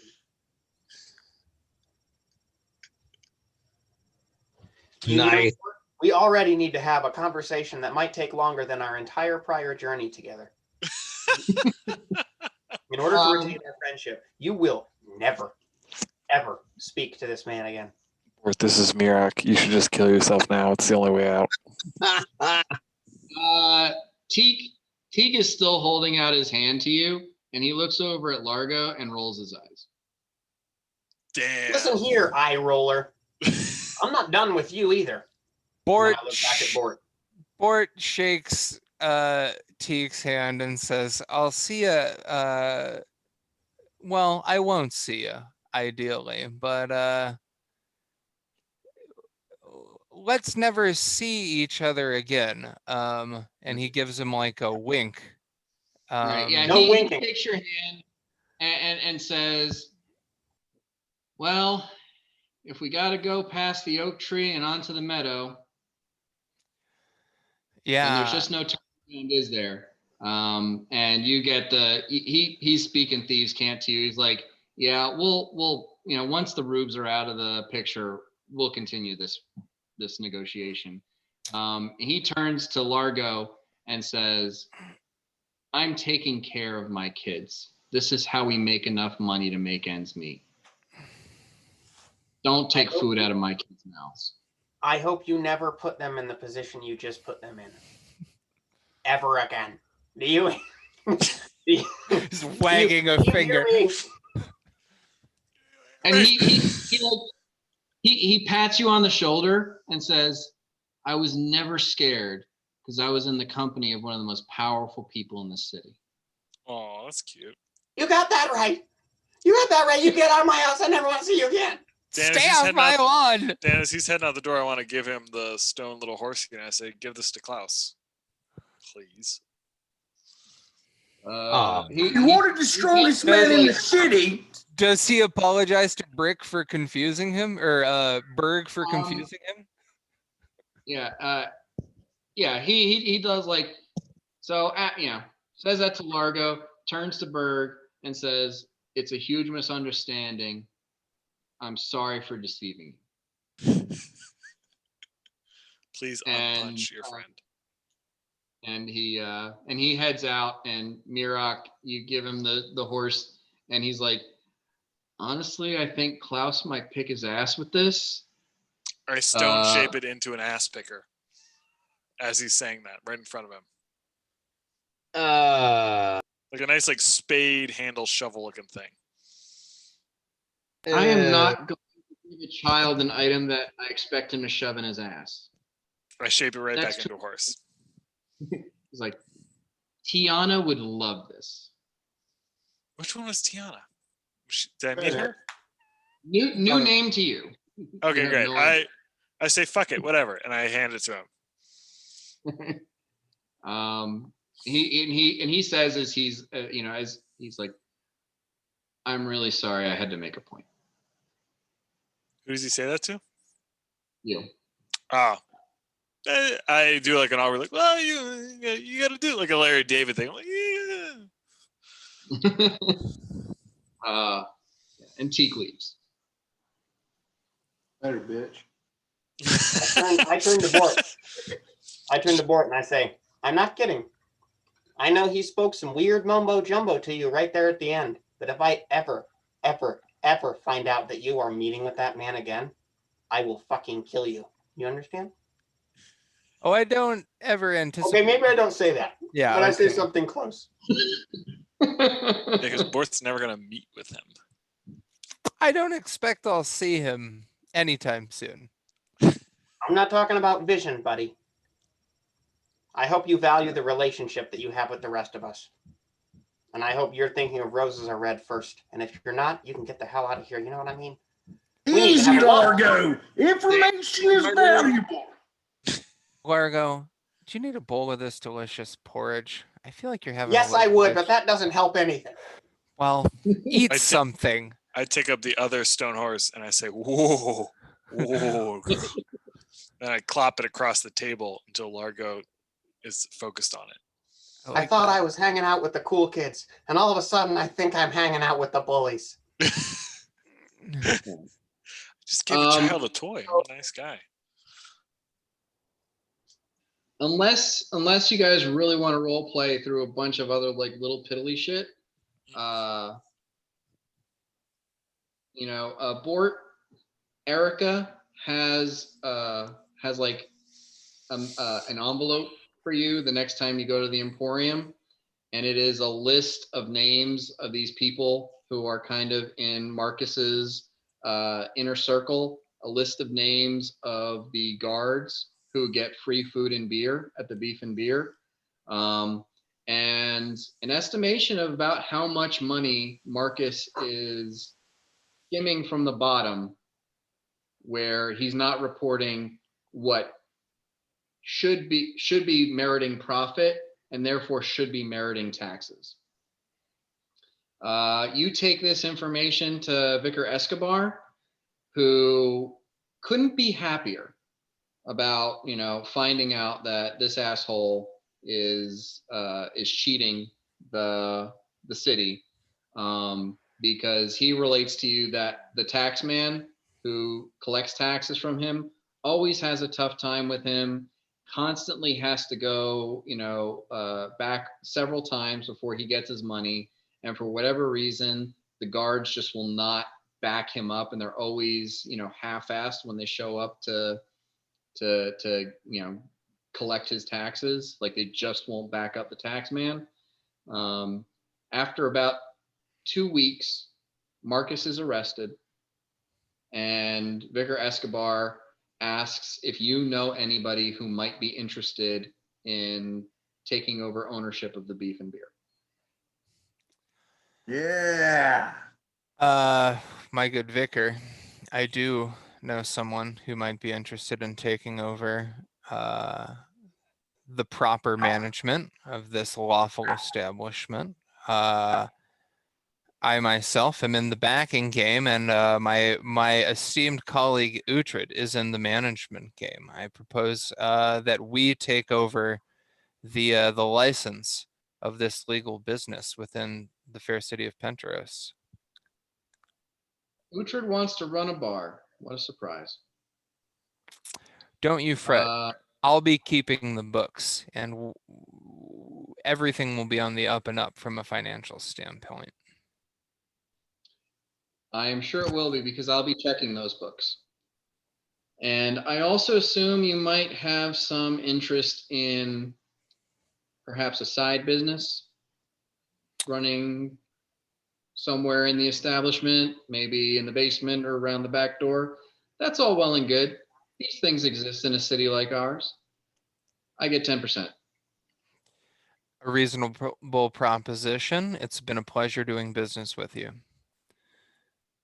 And I do expect to see those books once a month. There will be one set of books kept, and one set of books is what we will look over together. They're at your disposal whenever you want them. With this deal made, can us as a group, all of us, decide on the name of the new bar? I have 3 propositions. Well, Yeah. So the Escobar does ask that 200 gold, fee is in place for the exchange of the title and ownership rights and what have you. perfectly reasonable.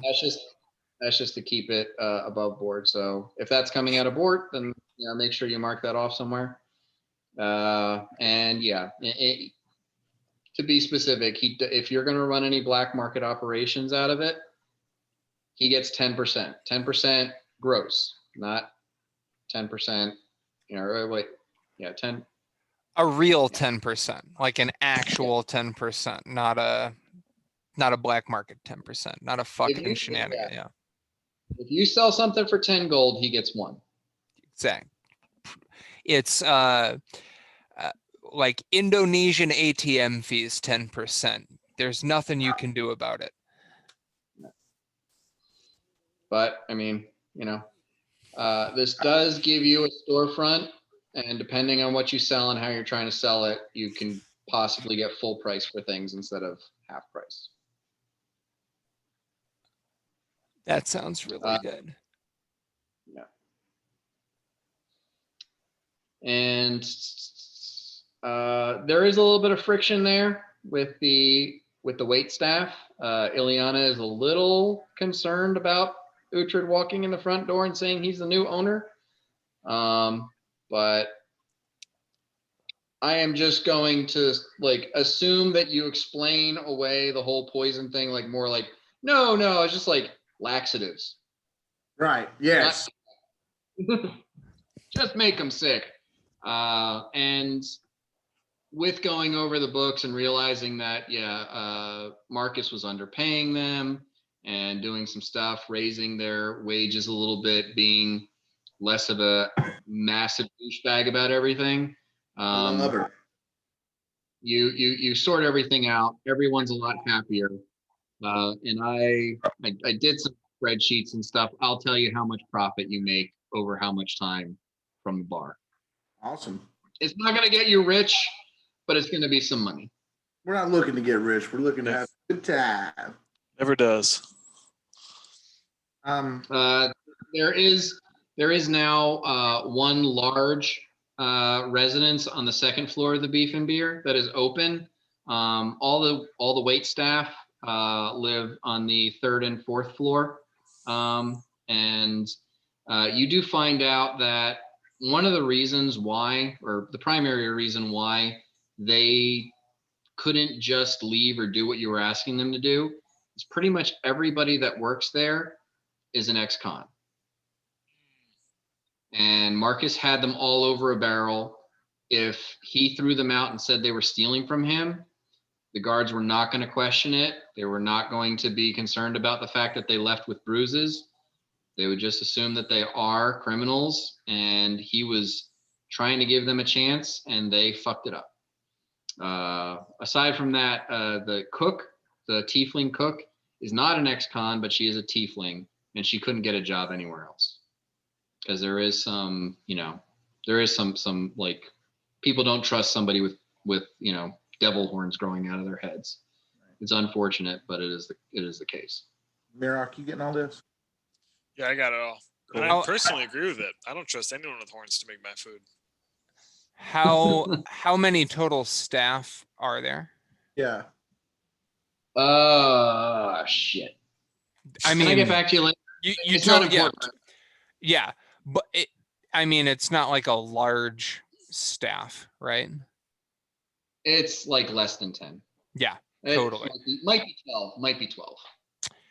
But they have like an established antagonistic relationship with the local constabulary.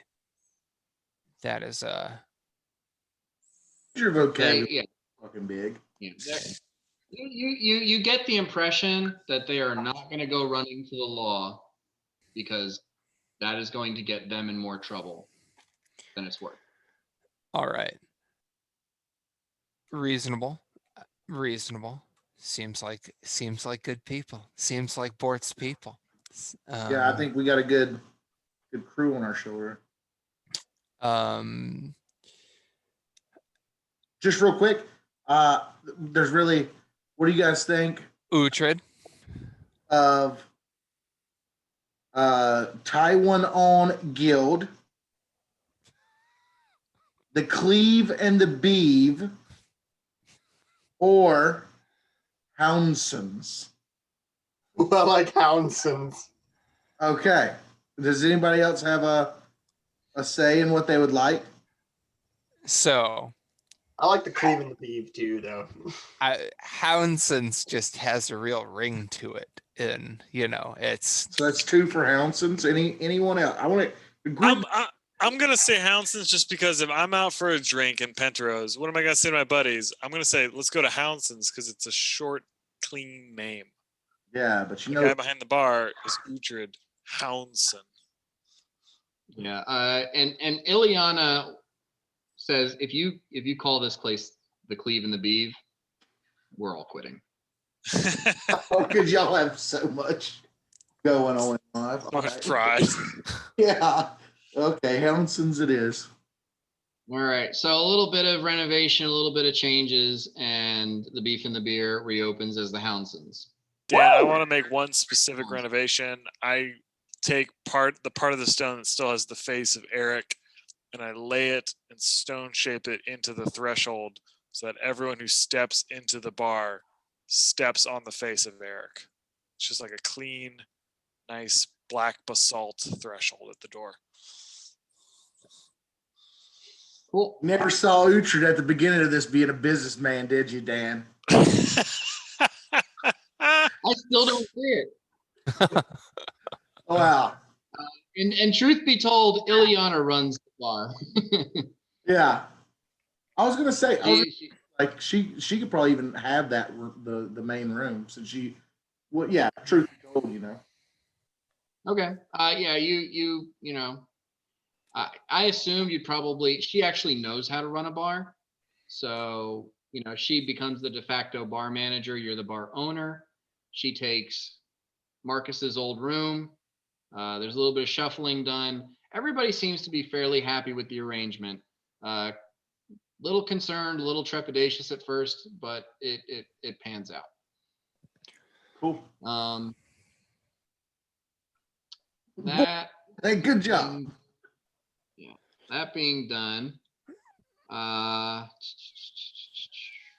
about 50 or 60 days into this 90-day downtime, as you're all kind of taking care of your own shit, a package arrives from Tarnholm for Mirok. I open that package. Okay, inside is a brooch that you probably recognize. It's a brooch that Saren Crane wore, the mayor, when you were in town. Yep. And it's a letter from, and there's a letter from Bleda saying, basically, I'm not sure how you feel about this, but congratulations, you're the new mayor. Yeah. Awesome. I write "fuck yeah" on some parchment, and then I crumple that up and I throw it into a waste bin, and I write a much more mayoral letter back, accepting the position. I don't know if you're going to share any of this information with the rest of the group, but yeah, Mirok resettled the Dunmar refugees in Tarnholm, and over letter correspondence with the Count Wen. Wen was interested in starting to reopen the mine since a good portion of those refugees were dwarves, and Mirak has put those dwarves in his own houses that he's bought there. So they're starting the mine up, and then there's, I guess, Dan, like a general upswelling of like, this guy started up the businesses again. He's doing right by the community. So there was like a unanimous, let's make him mayor. Let's Swept into power. And just so you know, there was a rocky road onto this too.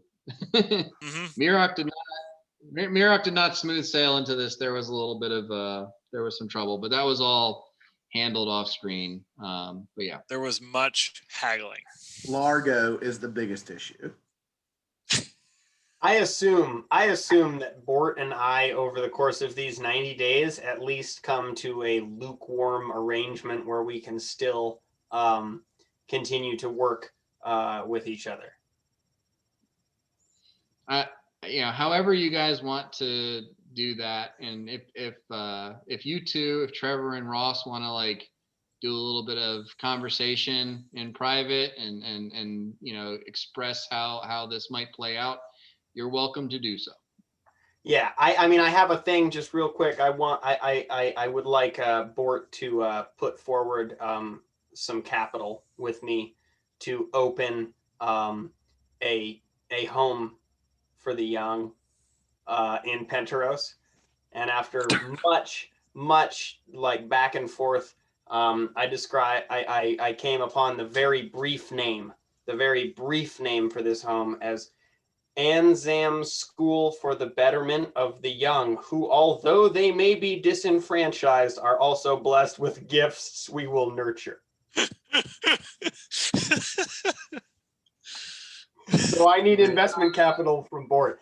I need that. Otherwise, the investment capital is just 90% for lettering over the gate. Just for the text. And Largo and Bort, I can help facilitate since you guys have helped me so much so. But in the startup cost, which will include teachers and boarding and everything, do it in Tarnholm. Tarnholm is the hot community on the Gatian Isles. No, I want to build this out in the old town of Penteros. I am willing to myself give up 5,000 gold in capital to make sure that this is a adequate home for these children. Damn.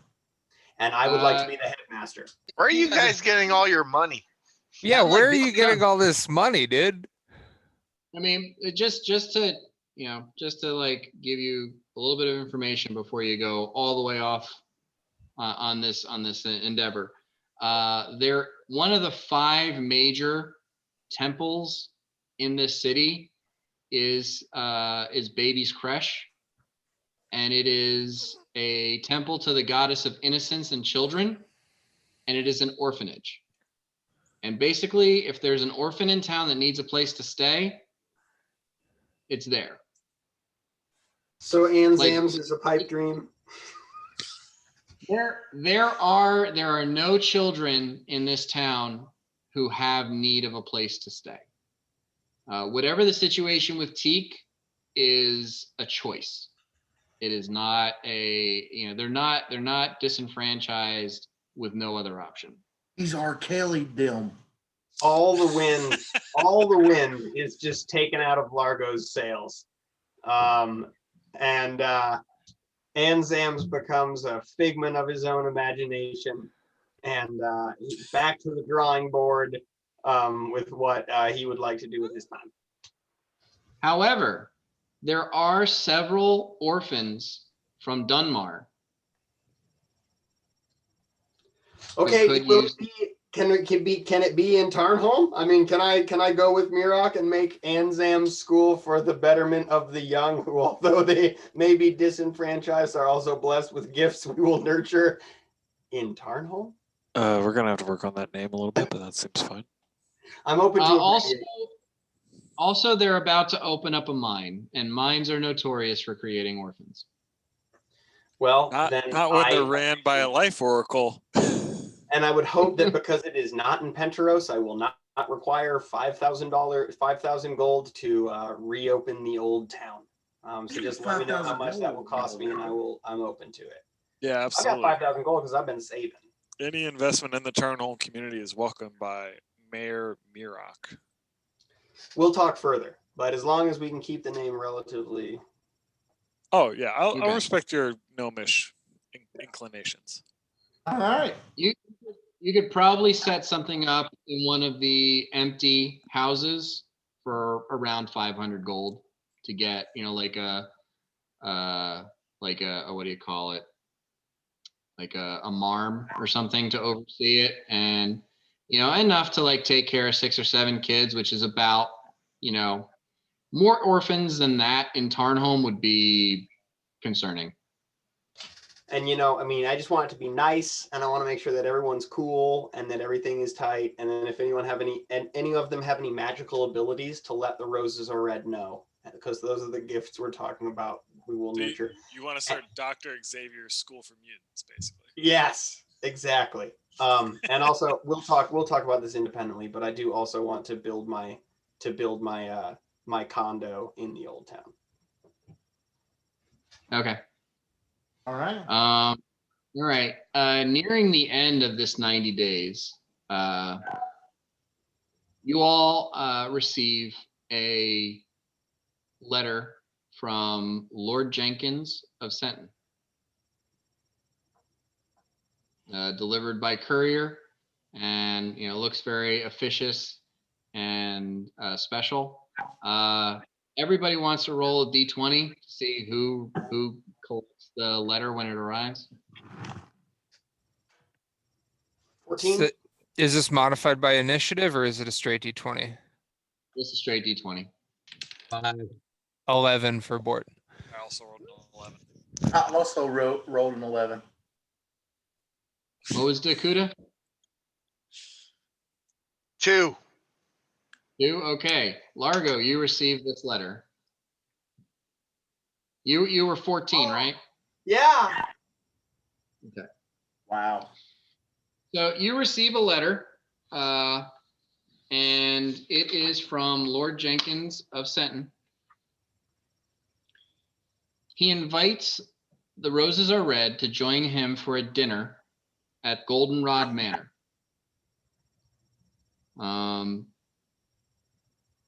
He wants to discuss some matters of state and make sure that any ill will over the Denrod situation is addressed and smoothed over. Basically, the night of the dinner is 2 days, I believe, after Uhtred's birthday, which would be the end of the 90 days. Yeah, I might be a little groggy at this dinner. So yeah, this is about 2 weeks prior to the date, and he requests and there is an RSVP request. I take this to the rest of the party. I ask them what they think. I am open to this. I feel like I can't turn him down now because I'm a member of this apparatus.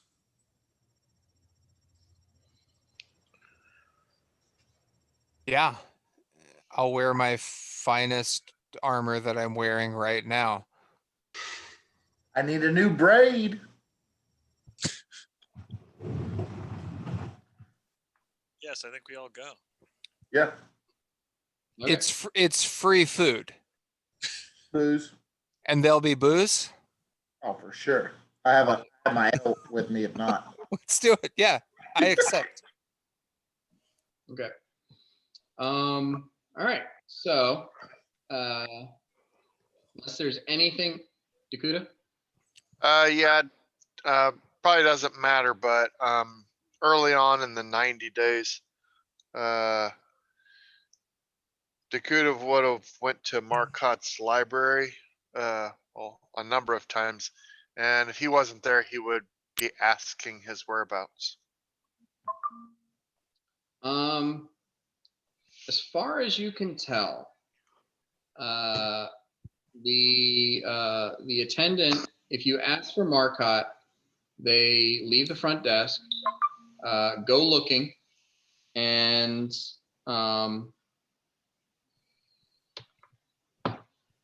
And sometimes they come back with Marcotte, and sometimes they come back and say he's busy and he's not receiving visitors. You don't run into a circumstance where they say he's not there. Wait, you say sometimes they come back with Marcotte? Well, you're asking for him. Right. Oh, So he does sometimes come they back? with him. Yeah. Okay, so he's around. He's not. As far as you can tell, over the 90 days, checking periodically, he's, you don't run into any situation where he leaves town or isn't at the library. Okay, so I see him. Okay. I just wanted to make sure he was there because when Largo went earlier, he wasn't there. I was just checking on him. Largo didn't ask for him. Okay. I was just checking that he was still around. So the invitation we received, we're RSVPing. It's from Lord Denrod. Lord Jenkins. Lord Yeah, Jenkins, Denrod's sorry, brother. yeah, Denrod's brother. Does Lord Jenkins, is he also live in a castle, or is he more of like a manor, like sort of gentry type guy because of his status? Senton is maybe as a township, as a county, it's not old. A castle generally takes, nearly 100 years to build. And Senton is maybe 100 years old at best. Give me a knowledge local check.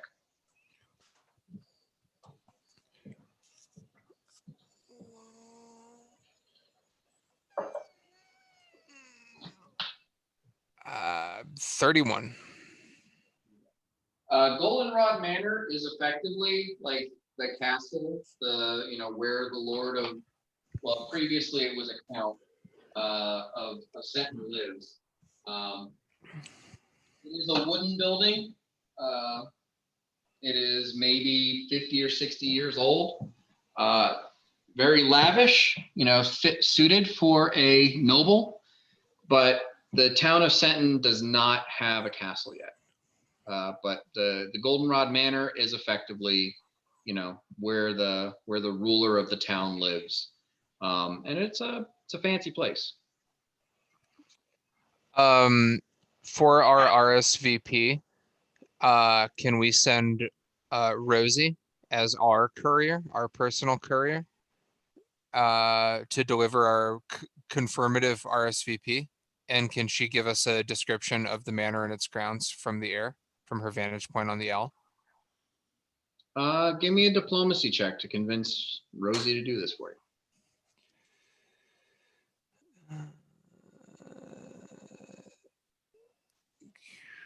15.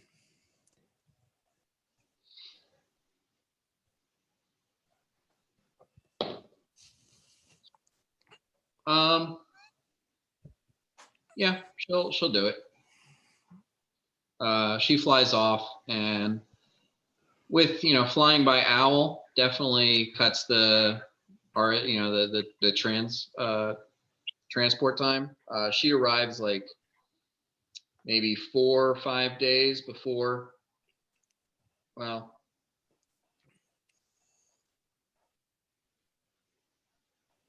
yeah, she arrives like the day you would have to leave to get there on time, and gives you the basic information that you're asking for.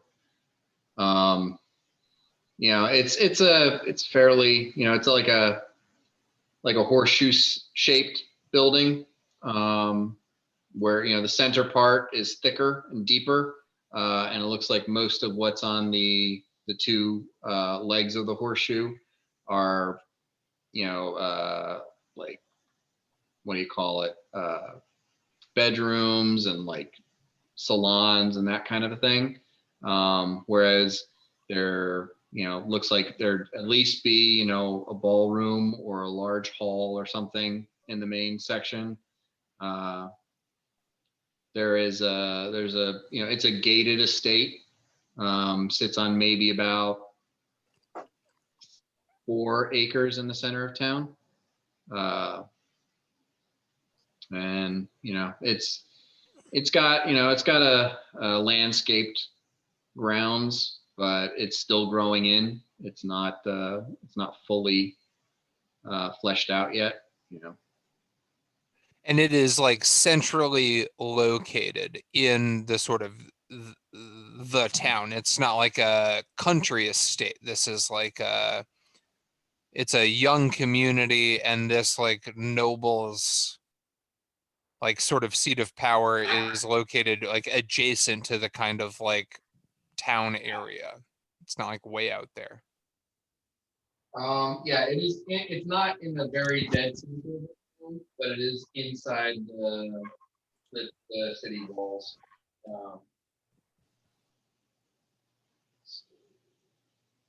Cool. Look, a little Maggie. Aw. This is sweetie. Doll. You know, there is a section of the town where, you know, the wealthy and the nobles live, and it's in the center of that section. Gotcha. You guys have been to Senton. It has a sort of like frontier town aesthetic. The walls are still made out of wood. You know, the city walls, the town walls are made out of wood. The roads are not paved with cobblestone. They are paved, you know, they're just packed dirt. The town has expanded quickly, and as a central hub for the agriculture that is produced around the town, which has become like the breadbasket for the island. So it's growing faster than they can adequately you know, upgrade everything and make it a, you know, a real city. But, you know, footprint wise, it's just shy the size of Pentarose, but it maybe has about a third the population. And it is surrounded by miles and miles and miles of farmland.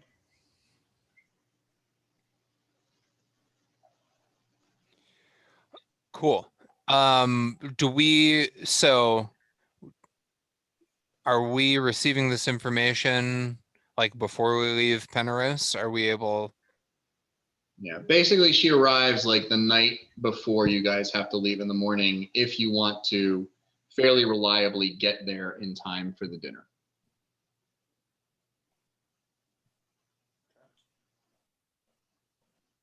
Hey, before all of that, sometime in the 90 days, can I see if I can't get that handy haversack for that shadow blade at the Gation Shields? They will not exchange for that shadow blade at the. All right, cool. That was a good shot. If only you knew like someone who could hawk goods that maybe, you know, nefarious people would be interested in, because that's the kind of blade these are. You're I a, hear ya. you know us. Let us sell it. Let us sell it at Townsend's. Townsend's got a back door, y'all. Now for this, you know, anything you want to sell through the black market, you know, it's going to involve, you know, waiting. You know, just because you have it there doesn't mean there's a customer. No. Totally. The value of something is what someone's willing to pay for it. So we've got to find that special someone. So it's probably going to be some combination of like a knowledge local check to try to find a buyer and a gather information check to, you know, like just kind of put some stuff together to network those underground connections in order to find the right buyer for some of the goods that you have. Especially when you're trying to sell like assassin daggers or the armor made of the skin of a good dragon, that kind of thing. Don't have that anymore. Well, If only we did. It was a flash in the pan idea. It was a last minute thing. It was like, yeah, put the armor on, sure. I rolled That character. I rolled a perception check to see if Gideon noticed somebody with that armor was walking through the castle, and that was a natural 20. Damn. Damn. Wow. I think I mean, I to this dinner. he would have seen it on a mediocre roll, but he definitely saw it. Yeah.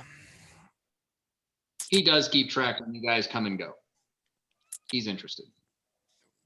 Well, I think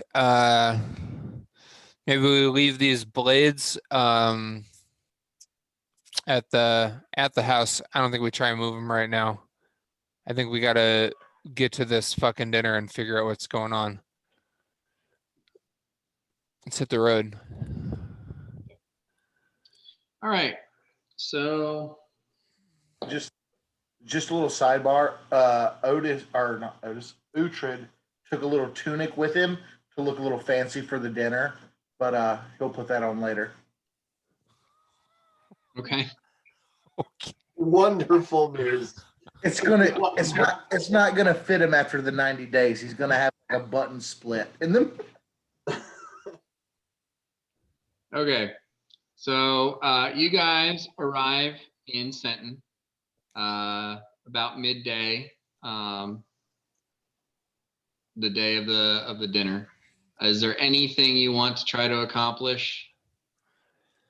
Anything in Senton that is of interest to you before you go to this dinner? I tell Bort to if he wants to, take advantage of any children just to make sure they're not full grown first. Tell Luggo to calm down. I put my tunic on that doesn't fit. We're a motley crew.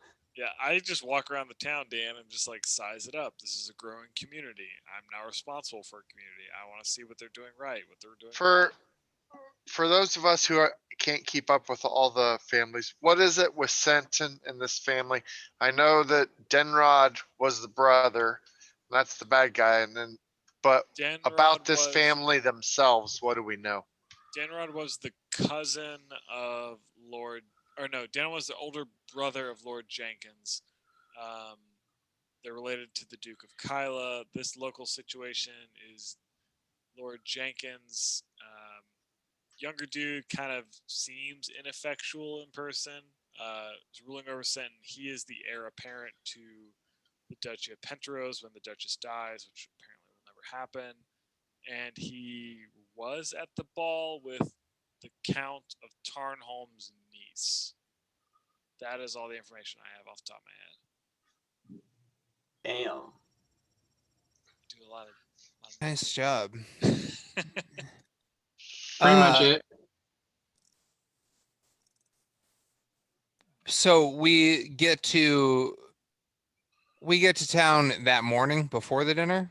We come in on the AM. No, it's just barely into the afternoon, like maybe 12:30, 1 o'clock in the afternoon. So this isn't like a one-horse town. It's like a two-horse town. It is a bustling town with a fuck ton of horses. Gotcha. Because there's a livestock market. It is massive import export, mostly exporting farm goods, meats, and livestock, and tons of grain and produce. Almost half of the town is basically just like one massive farmer's market. You guys have been here before. Mhm. There is a Gation Shields office here, and this is where you got the assignment to go to Dunmar. There's the sister of the person who runs the Penteros office is here. I think it's Miriam Nightworthy here. And you guys have interacted with the the quartermaster Nestor, who is a goblin who works here. I think those are the only two that you've met. There might have been like a child that basically maintains the stables or whatever. But those are the two main people. Other than that, there's a barding shop that Largo visited, and the tavern that Uhtred and Saruk went to when they initially saw Thistlefoot. But you guys haven't delved deep into this place. We've always just been passing through. This was one of the initial contracts that was offered, that there were children going missing in this city, in this town. Probably Bort's fault. Probably wasn't. You're just Board saying that 'cause hasn't it's been about responsible for any missing children. There's a 0 case history. There's no data backing up what you're saying. However, Bard is very interested in a band of orcs, and those missing children, the rumor was they were being eaten by a band of orcs. Largo's just being a sour puss. You're a bitter old man who's done nothing but work his entire miserable life. You've got guilt just hanging off you in bags for the children you weren't able to save. The Fountain Four need to remember where we came from. I do. I have my bags of guilt are only getting more weighty by the hour. Keep living, dude. And Dan, what's the situation with Fardale? That's like an outlying community of Sinton. Yeah, south of Senton by maybe 10, 15 miles is a community called Fardale, which is a halfling community, also heavily Aryan, but pretty much like it's the Shire.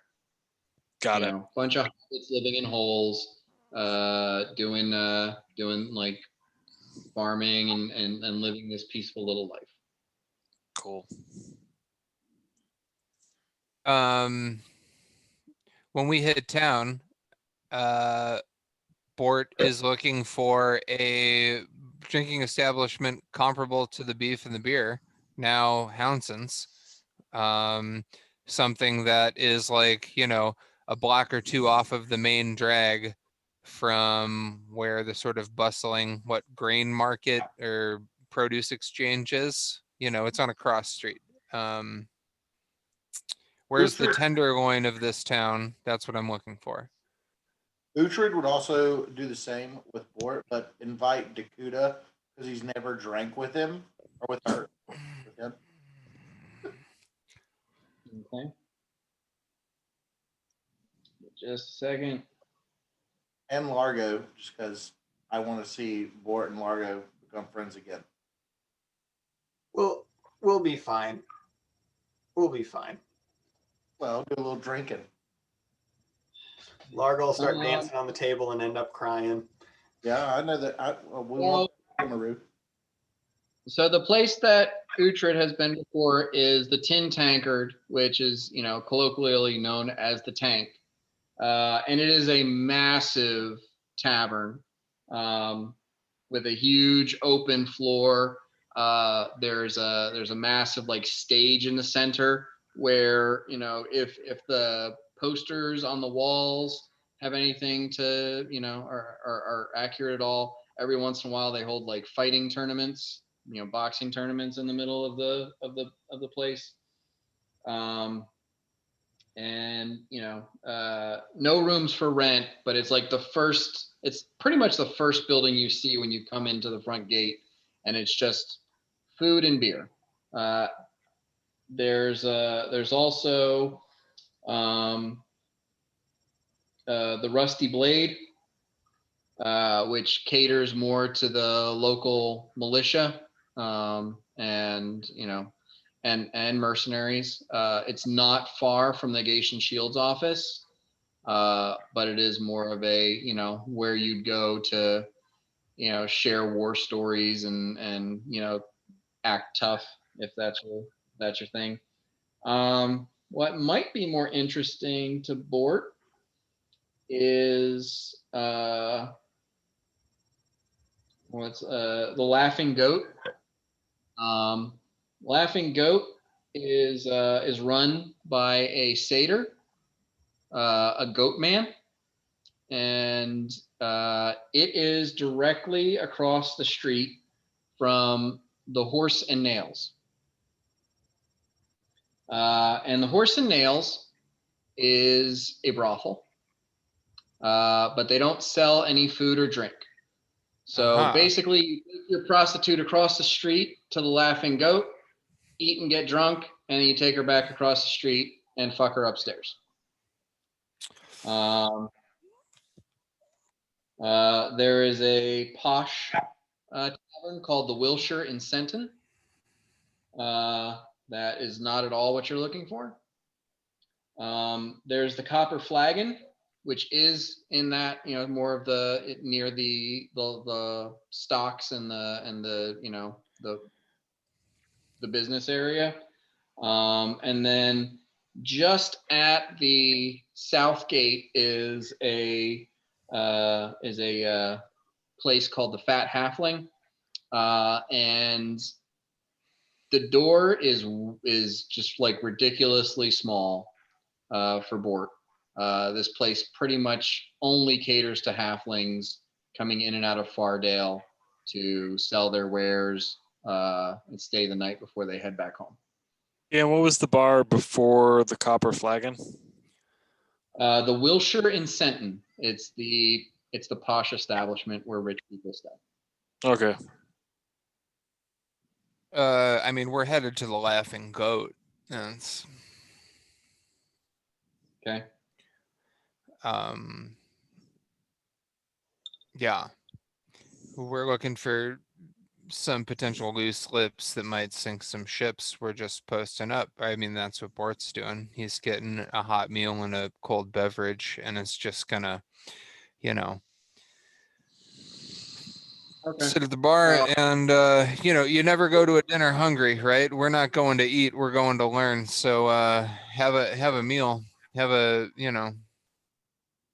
get your game face on. What time is the table set at the manor?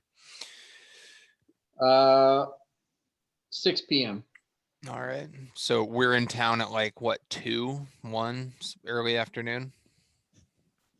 Well, yeah, I would. You get into town around 1:30, and wandering around looking for the right place probably takes you until about 2 o'clock, maybe 3, depending. Give me a gather information check, or that's a diplomacy.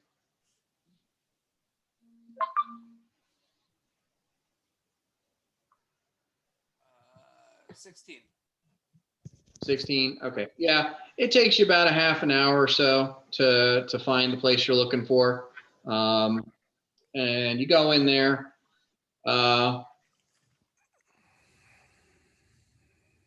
Being new, and not having a prostitute, they're a little bit more cautious about you.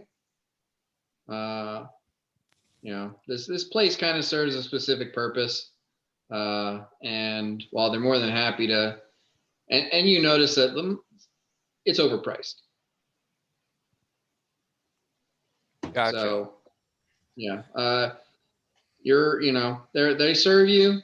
You can get some drinks. There is a very long list as far as both beers and cocktails.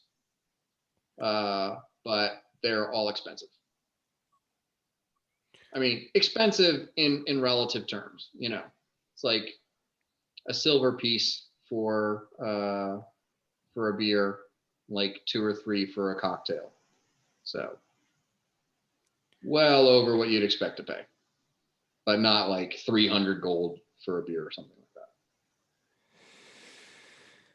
that. Like $10 beers, $30 cocktails. Yeah. This is the place across from the brothel. Is that what you said? Do the names of the cocktails Sounds sensual. Yes. Oh, so gotcha. So that's like the front. It's the money. There you go. What's the Um, name? Oh, sorry. No, yeah, Largo, go. What's that? What's the name of one of the cocktails? Like a couple of the cocktails, just like 3 examples.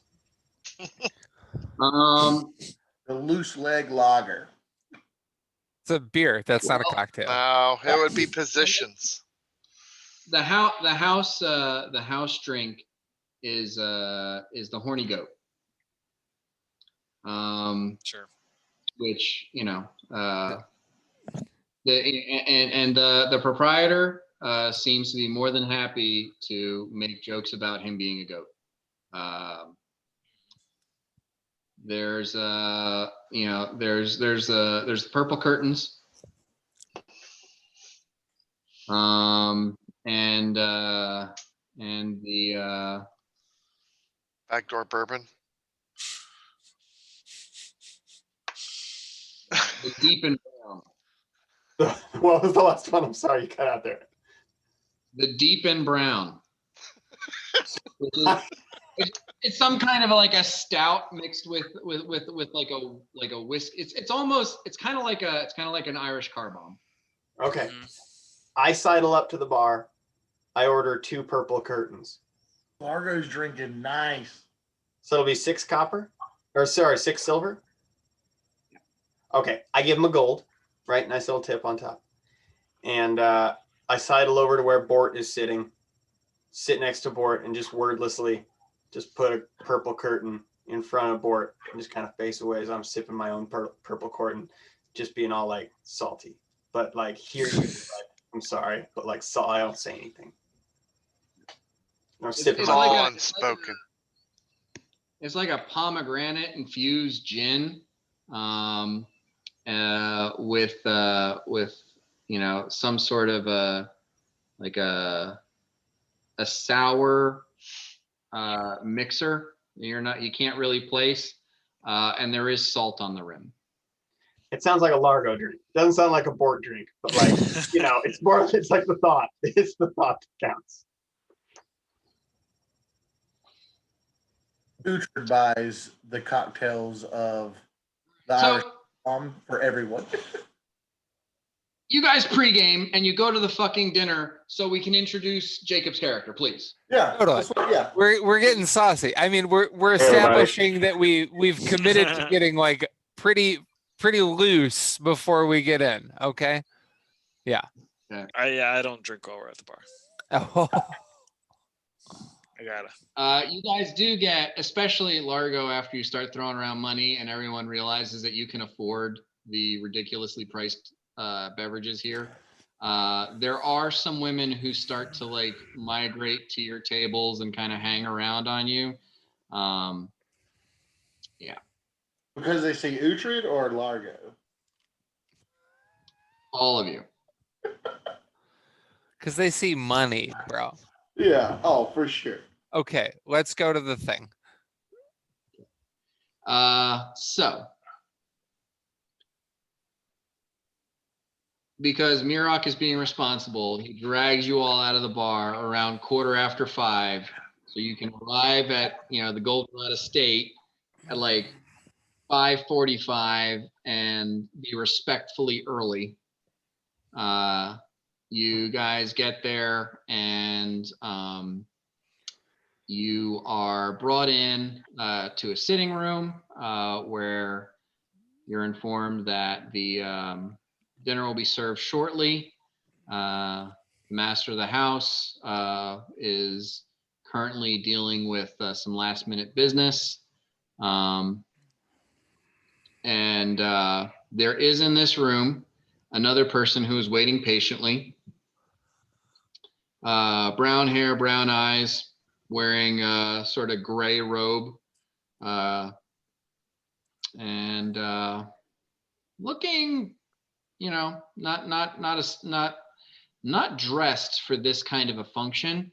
And when you come in, he's kind of so plain and so unremarkable, you don't really notice until you're all in the room and he moves. And at this point, Jacob, you just see this like motley crew of weirdos wander into the room. You don't know who, you don't know what the Roses Are Red look like or who they are, but you do know that they were invited to this dinner, and this might be them. I would just, take a second and just watch and gather my senses. So I see these semi-drunk folk coming in from what looks like a good time. And I finally make a comment. So I'm expecting to meet a legendary group of adventurers today. And I'm hoping that you are not these people. By chance, are you the Roses Are Red?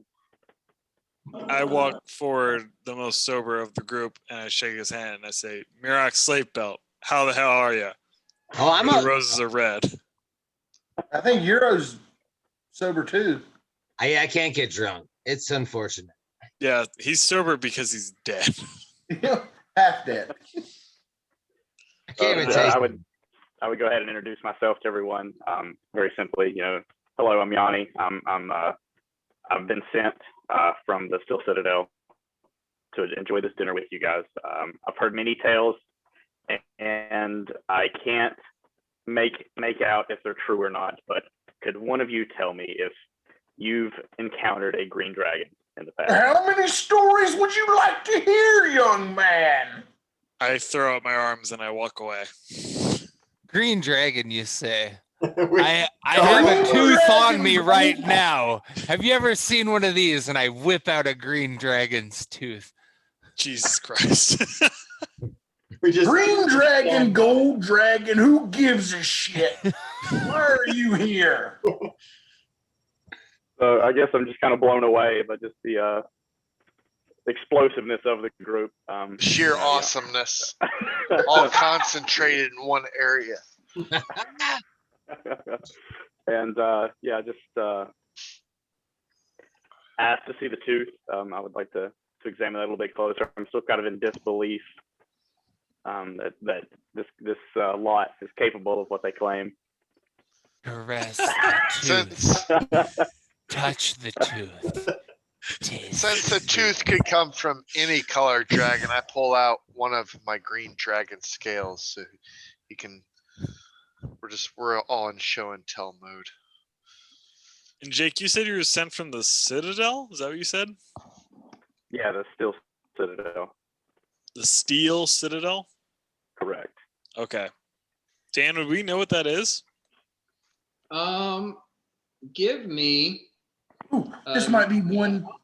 I'll say a knowledge, religion, knowledge history, and knowledge local would all possibly give you some information about the Steel Citadel. Okay. Well, with a 27 on religion, that's what I got. What, geography? The Steel I know. Citadel is a temple to the god of war and strategy, a god named Wixen. It is across the sea to the north on the mainland, and it's a massive facility where people are trained for war, and some of the best strategists and warriors and soldiers come from this place. So it's in the town of Wix, I'm guessing? Yes. Okay.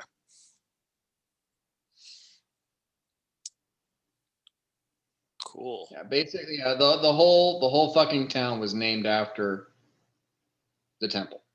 Mm-hmm. And Jake, the Citadel sent you to find us? Yanni, the Citadel sent you. Sorry, I had a little bit of technical difficulties there. Can you guys still hear me okay? Yeah. Okay, cool. Yeah, so I saw an assignment opportunity to come to this land, and my ulterior motive was to meet this band of mercenaries. Ah. We're Okay. pleased to make So- your acquaintance. My name is Largo Dismtree. I'm a caster of spells, and I look forward to getting to know you better. Pleasure, Largo. And I believe Mirak introduced himself. Yeah. Anyone else care to care to say hello?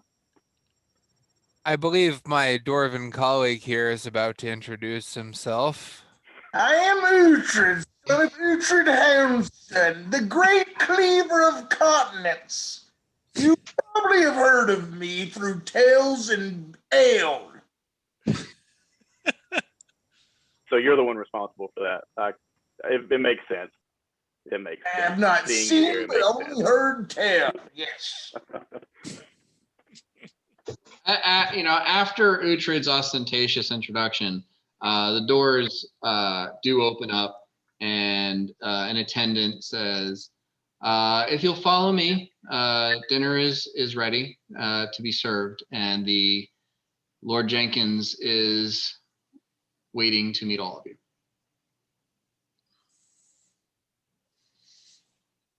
Lead on. You're led, and it's basically, the next door over. You guys were in the sitting room just next to the banquet hall. They take you in, and inside you see Lord Jenkins, who looks very much like a younger, less confident version of Lord Gavrick. Maybe 5'11", 5'10", short black hair, blue eyes, a goatee, and he's standing beside the chair at the head of the table. Standing next to him, to his left, at the chair next to the head of the table, is a man with blonde hair and brownish eyes, dressed in fine clothing. None of you know who this is. And Lord Jenkins, Human though, fully human. they're both human. Mm-hmm. And real quick, one last thing. It is required that you all leave your weaponry at the entrance to the building. It's expected. Yeah. Nobility. They're dicks like that. You wouldn't deprive an old man of his walking stick, would you?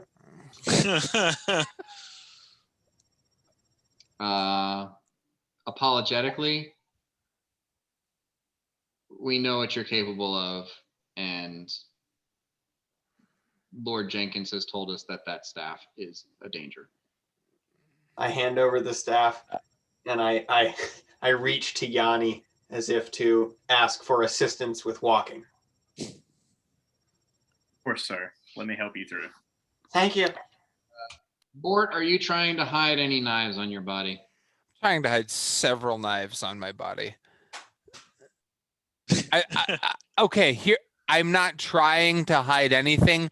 There are several knives hidden on my body that I'm not offering forward. I'm offering the rapier, my clear weapon, and the knife that's on my belt. But there are knives sequestered on my person that I'm not offering. Are they patting me down? Okay. Give me a sleight of hand check. With pleasure. Oh, good Lord. That's a 37. Okay. Is one of the knives you're hiding your magic dagger? Actually, are any of the knives you're trying to hide magic daggers?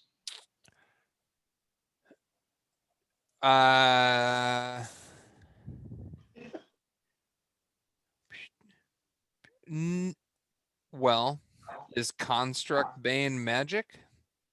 Yes. Mayhaps Okay, all of then no. Wait, is silver magic? Is a dagger being made out of? Okay. No. I'm not trying to hide any magic daggers. Okay.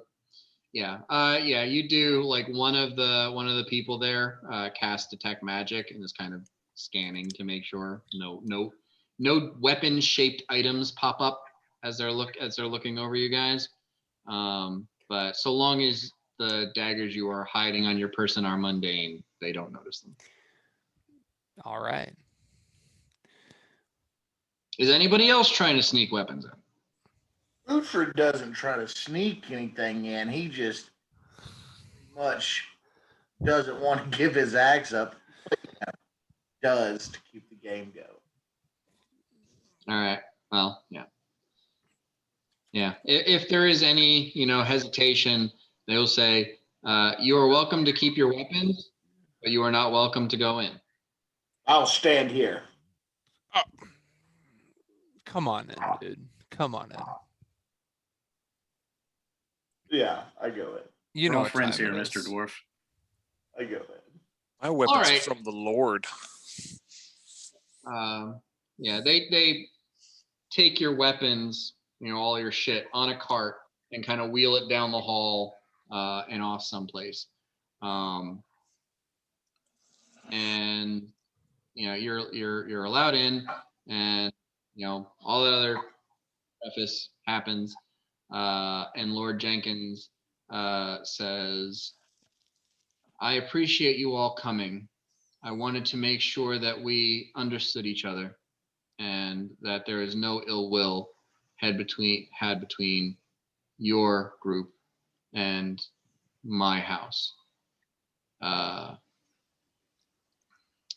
Mr. Master Yanni Fremont, you're here for other reasons, and that will come to light fairly shortly. But if you'll indulge me, I did want to have at least some discourse with the Roses before we head on to business. Of course, my lord. roll a diplomacy check real quick. Diplomacy check of 33.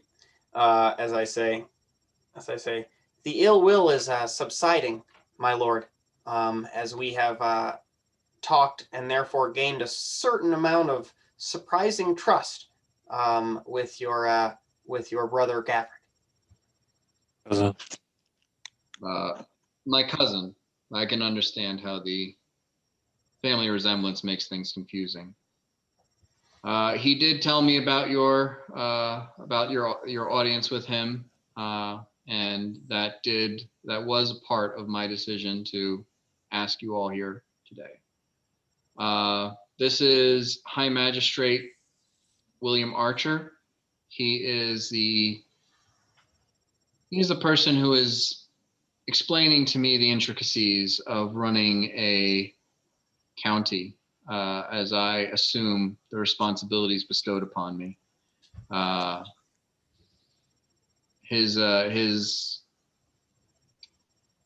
advisement and help has been of immeasurable value, and it will serve us here tonight as well. If you will, please take a seat and let's converse over broken bread. Sit down. So the magistrate sits directly to Jenkins' left, but otherwise the table is open.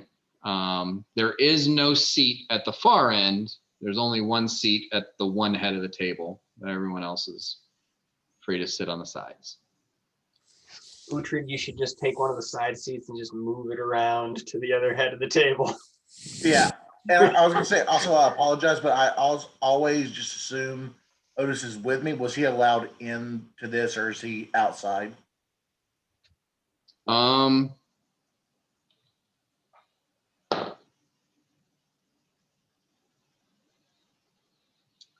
They ask that he stays outside the building entirely.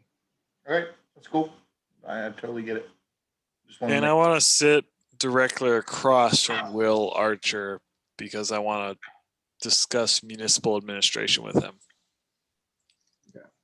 So that's going to put you directly next to Lord Jenkins. Okay. I'll sit next to you, Mirok. Scoot in, bud. Okay. So it's not important where anybody sits unless it's important to you guys. Ah. Okay. So Jenkins says, I did want to echo what I believe Lord Gavrick has already told you. I had no knowledge of Denrod's plot. It was as much a surprise to me that he was alive as it was a surprise to you that he was attempting to assassinate the Duchess.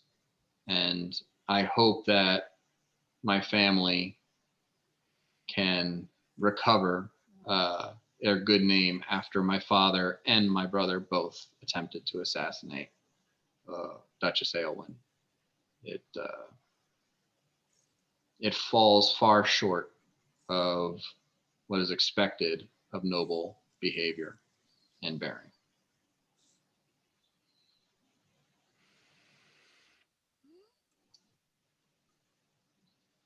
A lofty aspiration, but a noble one.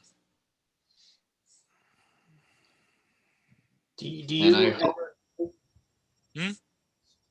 Please do you go ever, ahead. Oh yes, I apologize for interrupting.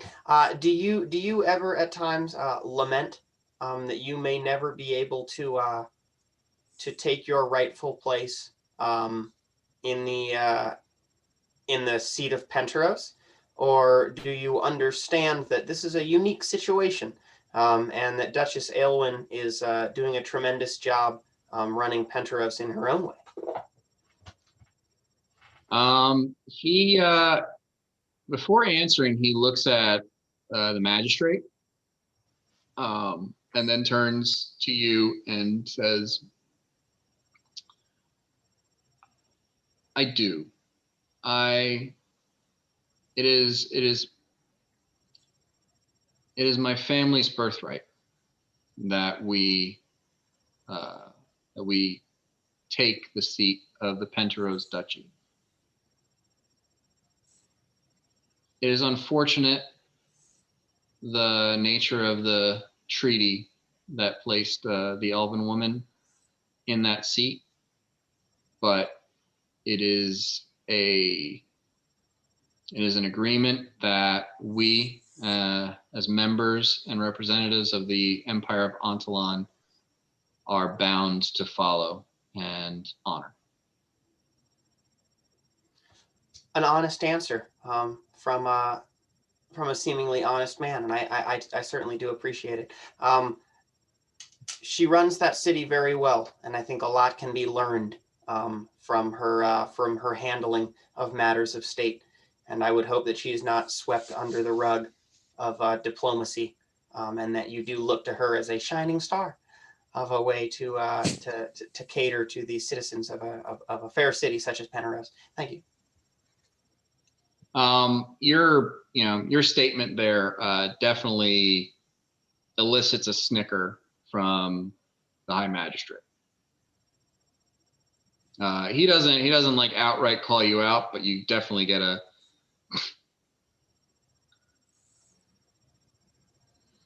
That's okay. Hideous laughter. No, I'm just kidding. Upon the magistrate's snicker, Bort enters the tete-a-tete and says, sort of to both of them, to like the noble and his sort of like foil, his like kind of like legal, like, is this really a serious conversation? My guys here, my bros here, guy. You say that you're, regretful of your brother's actions. You had no knowledge of what he was going to do.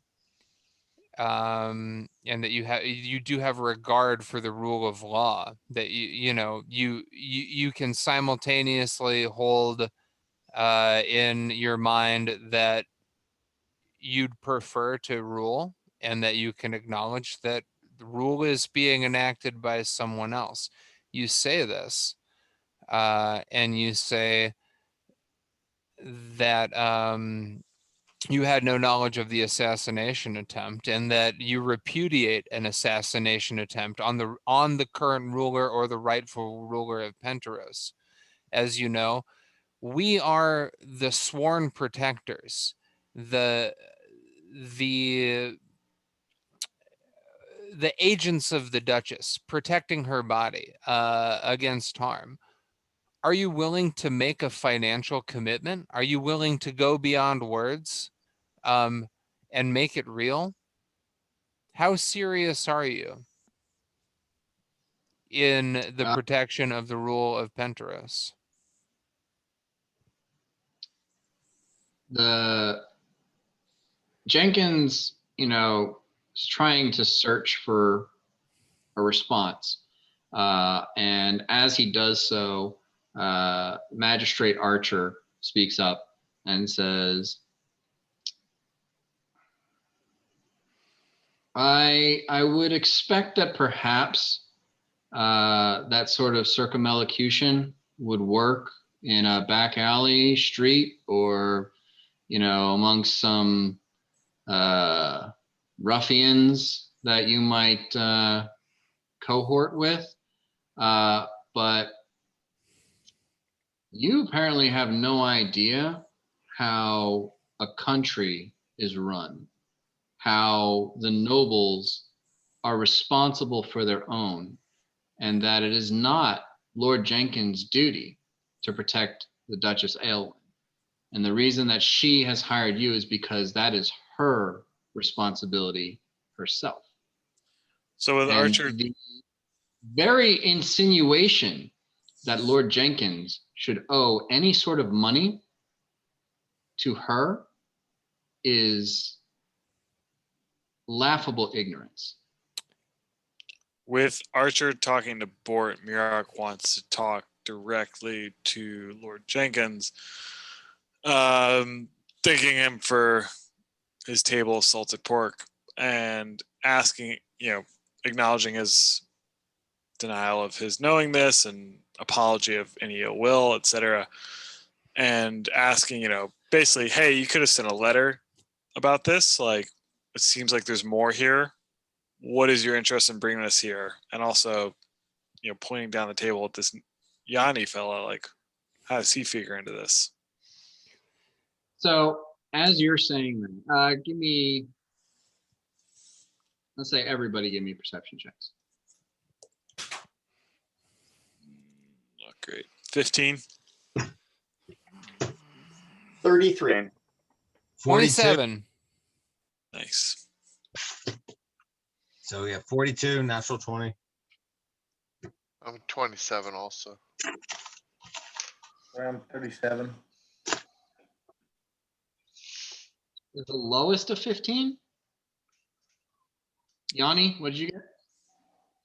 17. Perception check? Yeah, I had a bad roll. 17? Like a 17. Yeah. So the lowest is a 15. That's me.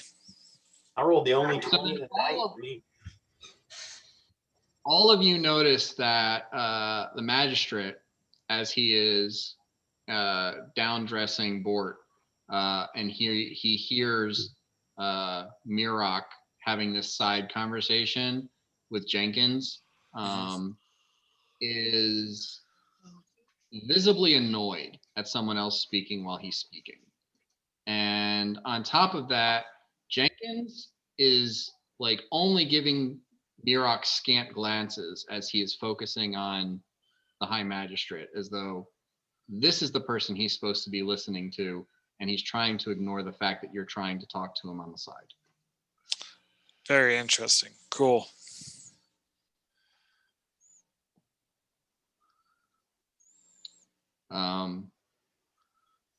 And once the magistrate is done talking and you're done talking, near the same time, He just looks across the table at you with a disappointed, more annoyed, Yeah, somewhat disappointed.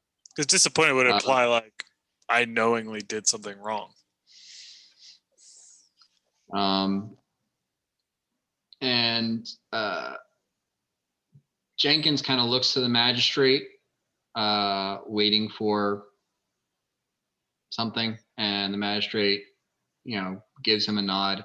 And Jenkins says, "There is a matter that I require or would request of you, given your capabilities. There is a defensive sentence that might call for your capabilities. Are any of you familiar with the orc tribes of Lun?" I think there's someone here who is. Am I? Orcs, tribes, Lun. Go on. What is it that we're eating right now? It's a broad spread. There's lamb, there's beef, there's pork, there's chicken. Lamb. There are all, it's a meal fit for a royal banquet. It is, almost anything you could expect to find at a feast is on the table.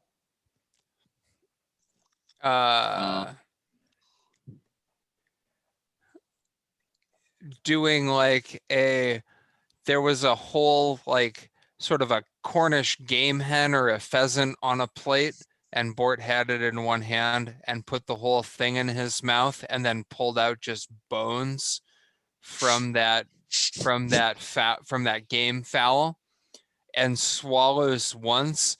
After he says that, Bort says, "Go on." Okay. I don't. Give me a dexterity check, because it is. Yeah. It is a of oral dexterity to pull the meat off of an entire bird. With fucking pleasure. It's a great opportunity for fate points. That is a 24 dexterity check. So you rolled an 18? I rolled a 17, and I have a plus 7 to my dex. Okay. All right. Very nice. So yeah, you pull off that absolutely ridiculous display. And slightly unnerved, Lord Jenkins says, "Well, for the rest of you, the orc tribes of Lun are a concession. Not all orc are rampaging, mindless beasts. Those who sought a civil relationship with the rest of the empire were allowed to remain in a village of their own keeping, so long as they maintained proper, respectful relationships with the surrounding areas. No pillaging, no rampaging, that sort of thing. As you may or may not have heard, we had an issue with children going missing several months ago. And there was a belief that it was some of the orc, perhaps not of Lun, but some of the wild or unaffiliated tribes who were responsible. However, at this point, we are concerned that it was indeed Lun.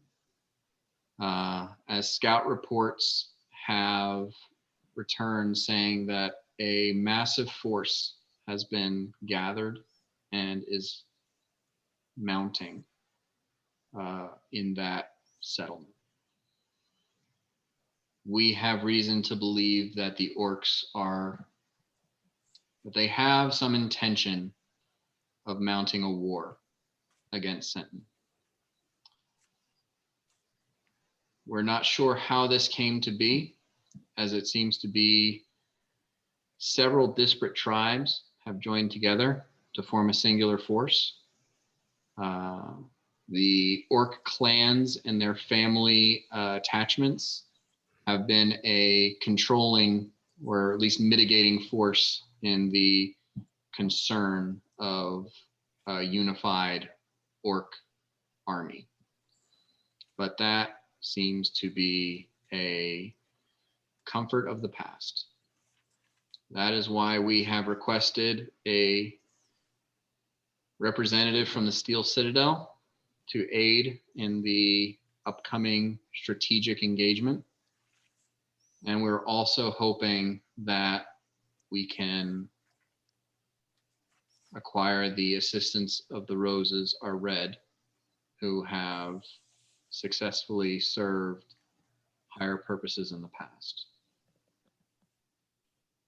I would ask the Magic Archer if he had an accurate head count for the orc tribes. It's hard to say. We have some halfling scouts who are able to get in close, but get in and get out. And the best we can understand is there are thousands. Until they start to march and we can get a clearer image of them on an open field, their consolidation and their fortification within Lund is stymieing our efforts to get a clearer concept of the numbers. But we have collected reports from across the Gatian Isle. There are no orcs attacking convoys. There are no orcs playing bandit on the road. Every orc apparently on this landmass has moved to Lund and assembled for this singular purpose. And that is cause for dire concern.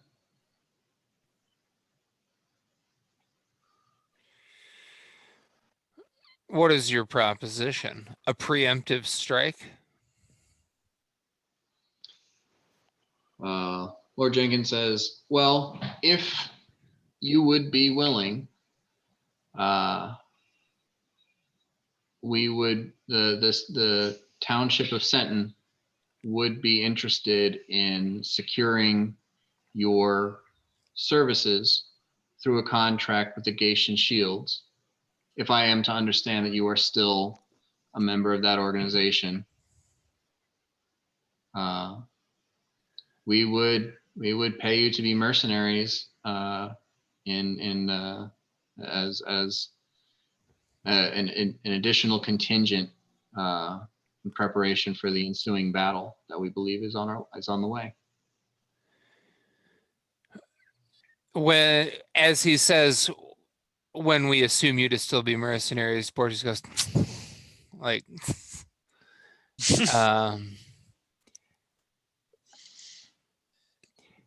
what you're interested in is a band of disgruntled orcs not attacking your city. So as long as that doesn't happen, you're willing to pay us. The magistrate chimes in and says, a band is woefully short of the magnitude of what we are expecting.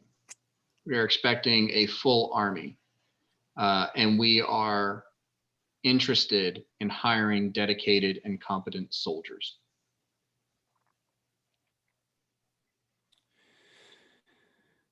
So you're looking to prosecute a war, a preemptive strike, first blood in a war.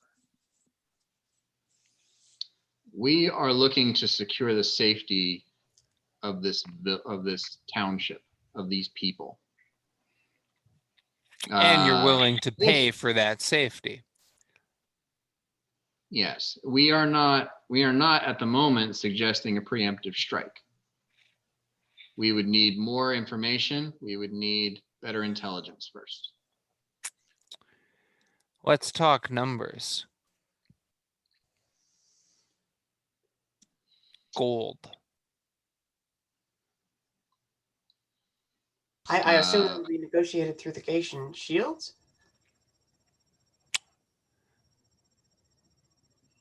We're all at the table together right now. We're all men of Magistrate. action. The magistrate says we could go through the Gation shields, but I believe you are independent enough to make your own decisions. We would start with perhaps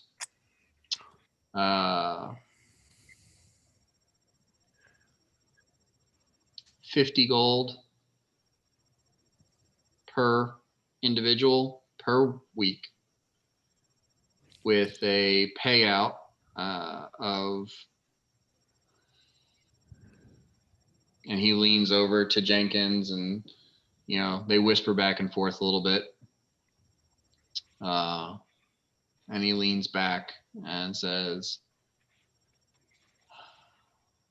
500 additional for per week when the war is over. So 50 per person per week. And then when the war is over, however many weeks you have been employed, another 500, not individually, but as a group. Right. Okay.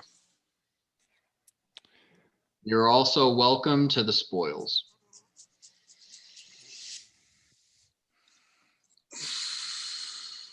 Of the opposing side, and Archer looks specifically at Bort. Bort smiles at Archer, showing his tusks, and says, "But of course, my good Archer." And to be clear, in this engagement, the opposing side would be the Orcs of Lund. "But of course, my good Archer." This all seems like a very interesting proposition. We'll have to look at our current agreement with the Duchess of Penrose, and I assume that we all will at this point love to finish our dinner, perhaps make some small talk, but then certainly retire to talk amongst each of our groups and figure out what is equitable and see if we do agree to the terms of this request. Do I understand the situation properly as I kind of look around to the rest of my party? As you're saying this, I want everyone to give me perception checks.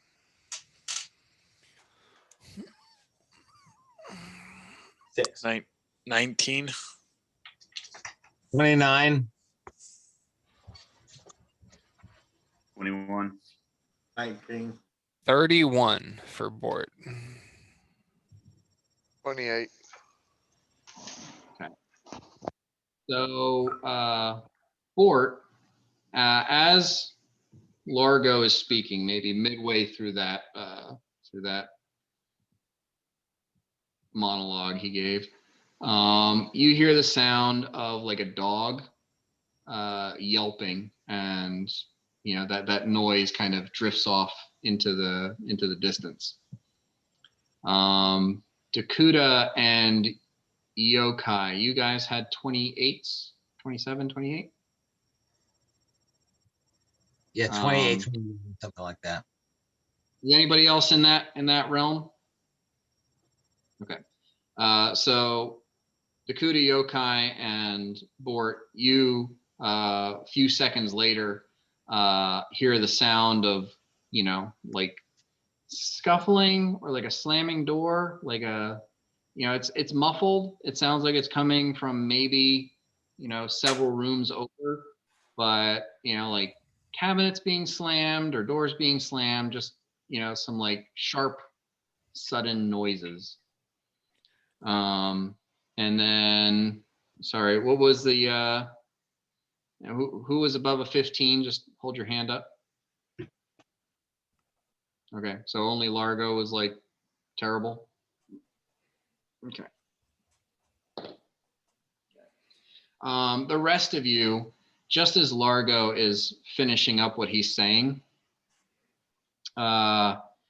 you can hear someone through the doors outside, sort of shout, but it's muffled, so it's not loud, but you can hear it.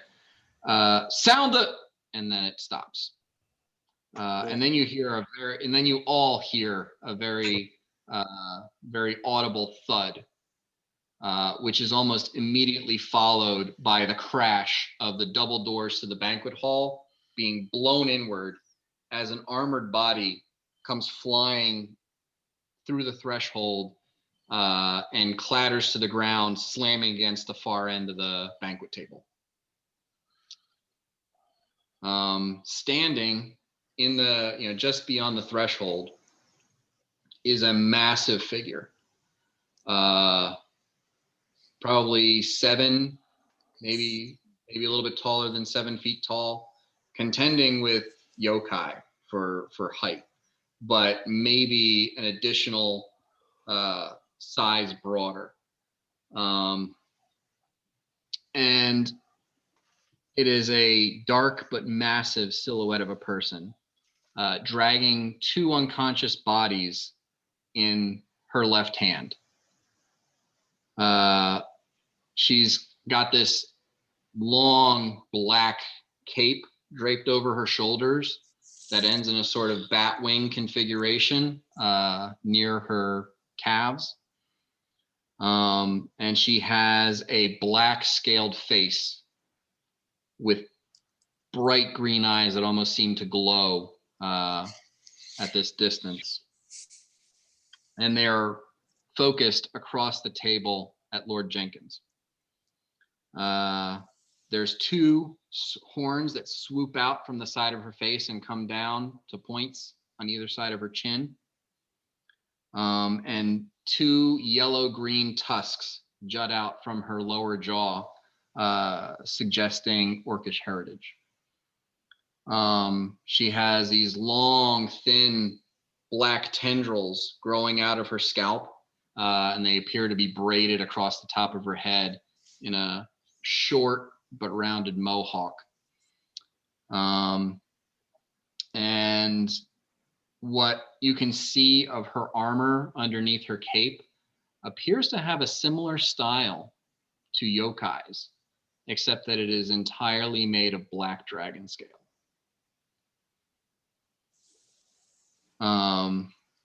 Behind her, a long, slender tail snakes slowly back and forth. And I'd like everyone to give me one more perception check.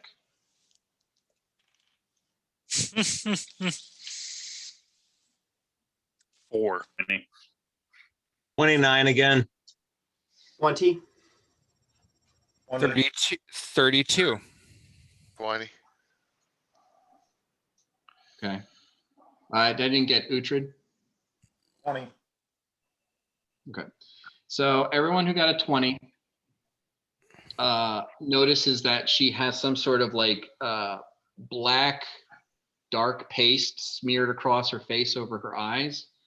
And it's some sort of alchemical component or something. You can smell this sort of pungent, acrid scent that you can only ascribe to possibly that paste on her face.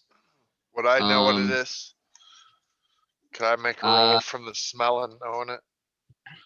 I've got alchemy, 15 in alchemy by itself. You can give it a shot. Rolled an 11, so 25. You are not familiar with this. But given the odor and you know the look of it, the glisten, it appears to have been applied extremely recently. Like it's still wet, still oily and greasy. It hasn't been sitting there for a while. Bort. Her cape is not a cape. Those are her wings.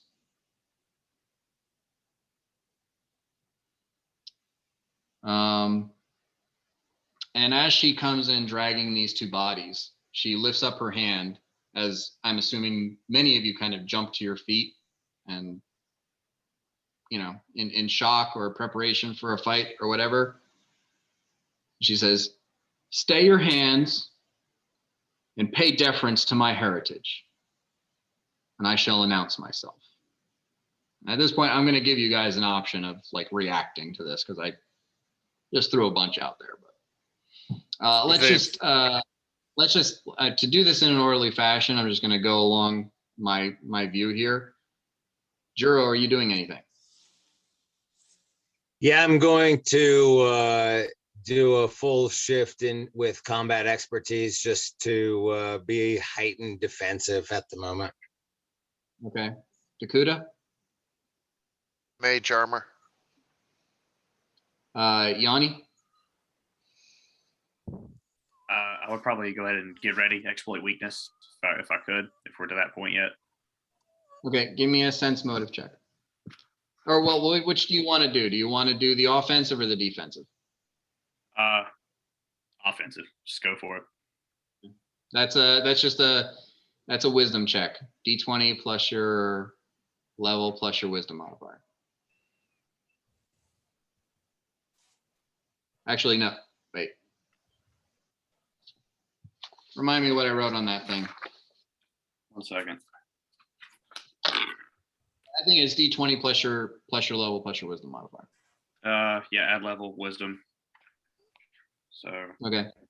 12 and a 19, so 31. 31. Okay.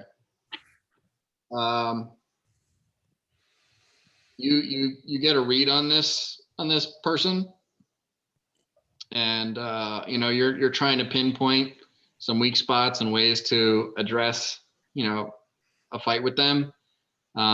You have some ideas, but you are concerned with how strong you think this person is.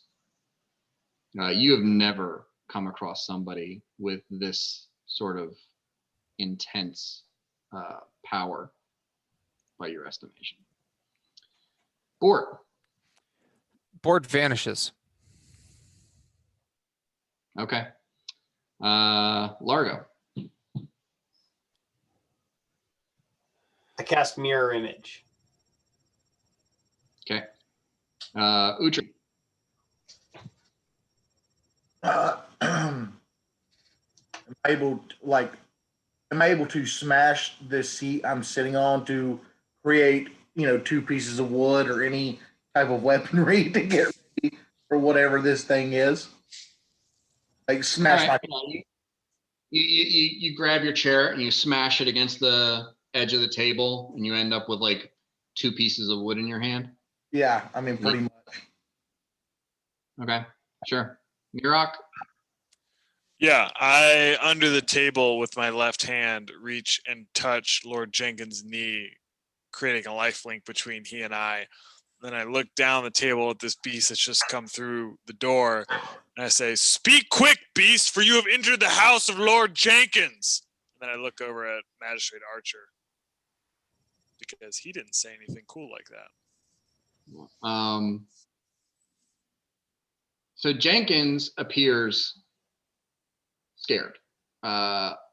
Magistrate stands bolt upright and is taking on much more of a defiant posture.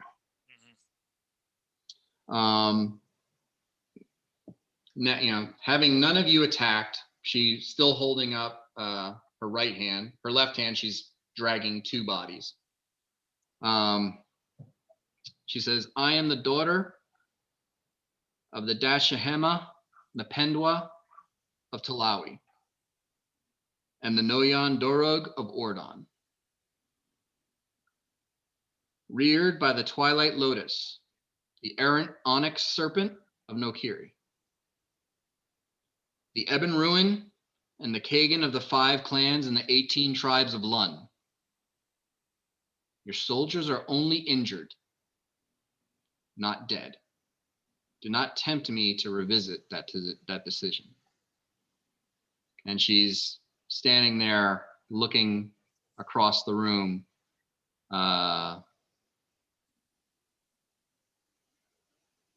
You all get the message. She wants you all to stand down and talk.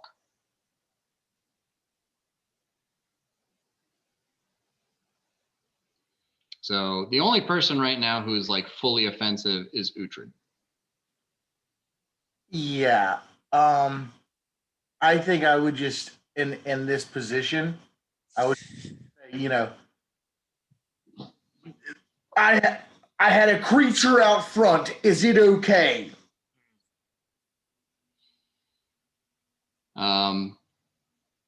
She looks over at you and says, the dog?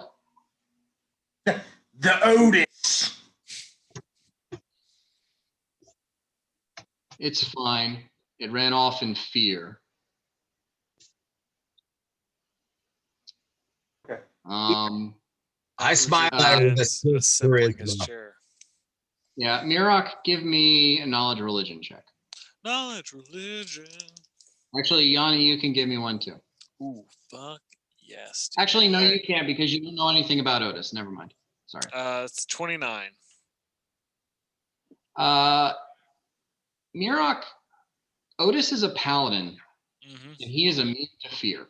Yeah.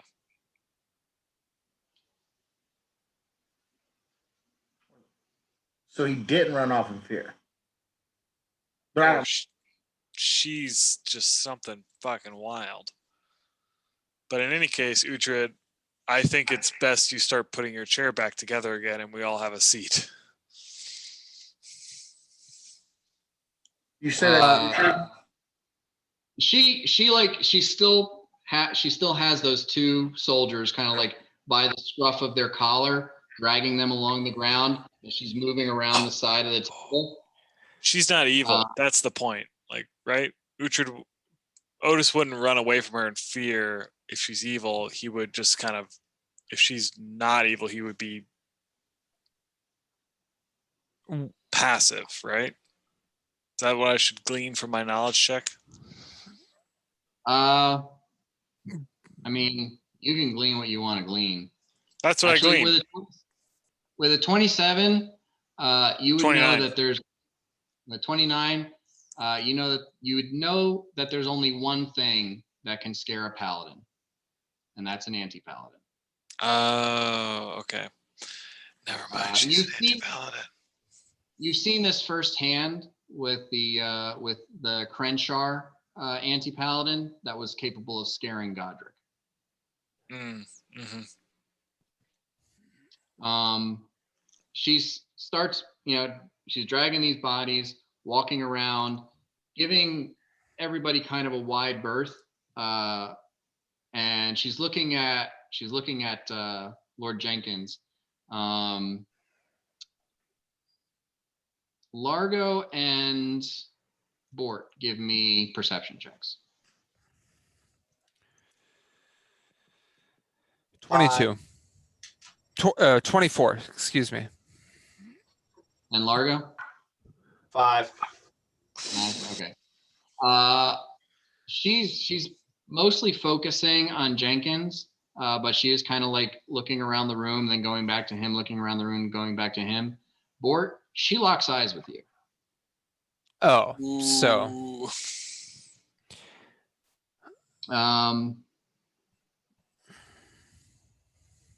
She like stops, maybe just before Mirok's chair. So there's still like kind of Mirok between her and Jenkins. looks around the room to make sure that nobody is making an aggressive move, and lets go of the two bodies. I've come to inform Lord Jenkins that I lay claim to the lands of Senton, the tribe lands stolen from the dispossessed of Lun. The span from the Ehrenbest River to the Ganmere Forest and from the Elbenwood to the Astalon Sea are my domain. I will grant you 1 month amnesty from your trespasses, that you may vacate my lands in peace or be brought low by the ebb and ruin. Now, I'll let you guys, react to this if you want. She told us her name. She gave us this very long title, but who is she to us? She has not offered a name. Well, she said. Also, what is she? She said the onyx serpent. She's like a orc dragon. She's like a black dragon orc. Well, the onyx serpent is the Nokiri who are Yeah. at the seat of that empire. Yeah, But she also had like titles in Lun. Anyone that's got knowledge arcana can give me a knowledge arcana. Anyone that's got knowledge nobility can give me a knowledge nobility. 20 knowledge arcana. Ooh, I rolled a 20, so maxed out, whatever. Got a Like, 13 on nobility. Okay. So All that's right, like a so 40 or whatever. all right. So Dakuta and Largo, when she said reared by the twilight lotus, the errant onyx serpent of Nokiri, you got a very suggestive idea that this refers to a dragon. The twilight lotus, is like that sort of title, like the Viridian Mist, that you would expect a dragon to use as a form of address. Yanni, when she said the Dashahima Mapendwa of Talawi, you know that the Dashahima is a Malawi term, or a Talawi term similar to princess, and that's from a land very far to the north. And the Noyan is sort of a chieftain title. You've heard of this nation of Orden, but you've never actually. It's almost sort of a legend of a bunch of evil races, hobgoblins, goblins, bugbears, orcs, goblins, that have unified into some form of a society that is far to the southeast. And she's also used the term Kagan, which is is another form of chieftain, which she described herself as some form of like high chieftain of the Orcs of Lun.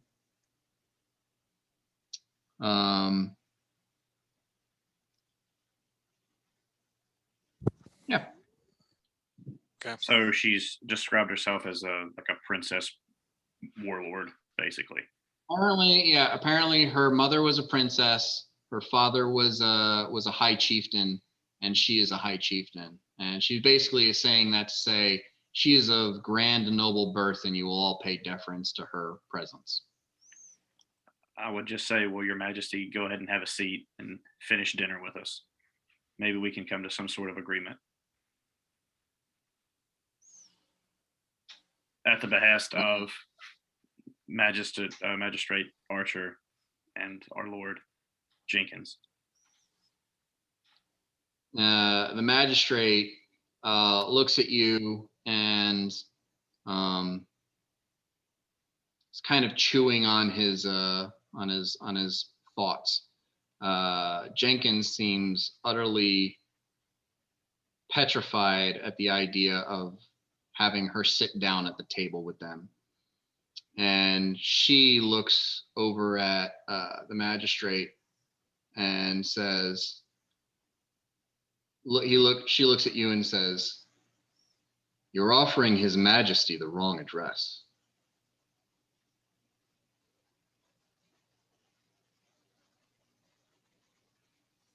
Or follow. I would not expect a king to arrive in disguise. She stares down the magistrate. That's the king of the Antlion Empire. What? Why is he here?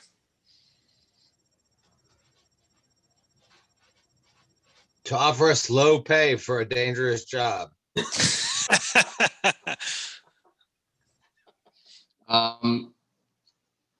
She looks around, and at this point, Dakuta, given your knowledge arcana checks and your knowledge alchemy checks, you're fairly certain what she has spread across her eyes is the material component to a true seeing spell.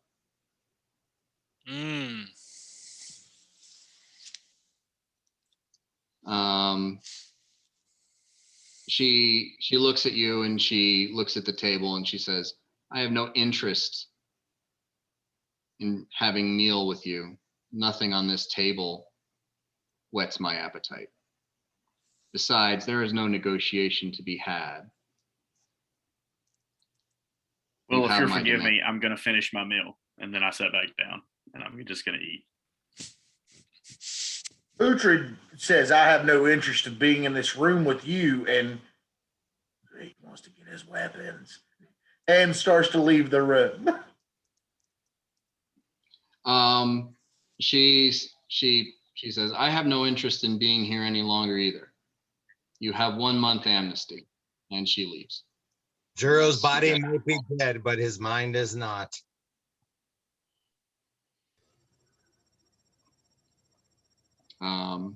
Is there, you guys want to react to any of this in any way before she just leaves? Bort's very interested. Yeah, I mean, if I can get to my weapons quick enough, yeah. It's not happening, Uhtred. You don't know where your weapons are. It's not happening. They got took away on a cart to the fucking weapon closet. It's not happening. I don't know if I ate smile before she leaves. I would say, by what right do you claim these lands, and who is your master? There you go, Dakota. Yeah, there we go, Dakota. I think she told us by what right and who her master is. By right of conquest and fuck you. Like, that seems like She you call that out and she looks over her shoulder back at you and says, "I am the master, and by right of blood."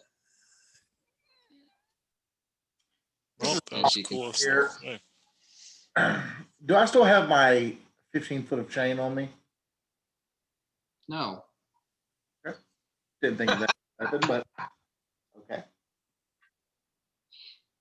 I like that you want to start a fight with her when none of us have weapons. I didn't say start a fight. I was just curious. Well, there's lots to chew over there. In this moment, there's nothing we can do. there's not. I mean, and there is a palpable aura of uneasiness and fear emanating off of this woman. So like anybody within 10 feet of her is like almost automatically scared. Frightful presence. I haven't felt much since I died. Oh, We didn't have to make any will saves upon like making her acquaintance. Nothing like that. Just maybe the lesser folks are kind of petrified. I mean, she's got a fear of aura. She's got an aura of fear. Okay. It's an anti-paladin thing. If she has frightful presence, she didn't activate it during this interaction. This will probably be for no. But yeah, you see her leave, and like the door splintered off of the threshold. There's like a few more guard bodies just kind of laying. A couple of them are like rolling over, trying to cradle or lessen their own pain. But everybody seems to be alive. And if none of you make any significant action to stop her, she just walks out of the building. And any of you that have your obscene perception checks would hear the beating of wings once she gets outside. Yeah, no, there's no stopping her. There's no stopping her. That's the new boss lady. But does that mean that we're on board for the war? She leaves, and there's this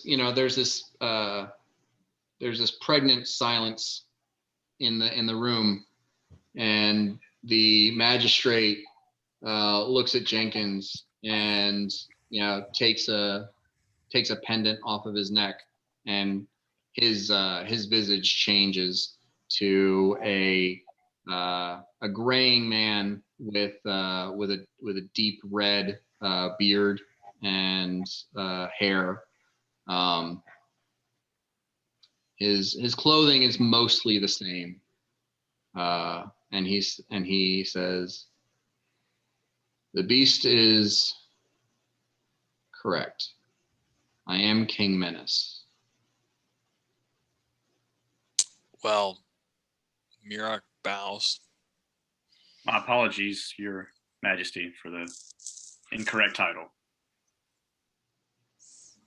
I bow. It was my ruse.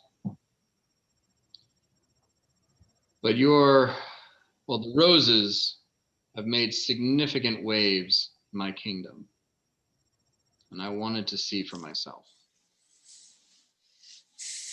Is there any truth to her claims, whether true or not? If there's any actuality behind the claims? These plains were once the lands of several orc tribes who made constant war with each other, attacks on the elven lands, and attacks on human settlements. And we did go to war with them, and we did beat them back. And the ones who would agree to a peaceful coexistence were pushed to Lund. And the Antolon Empire claimed this land and designated the county of Senton.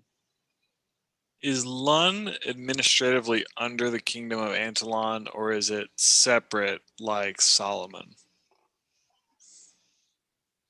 I hesitate to say this, but it's kind of like a reservation. Sure, yeah.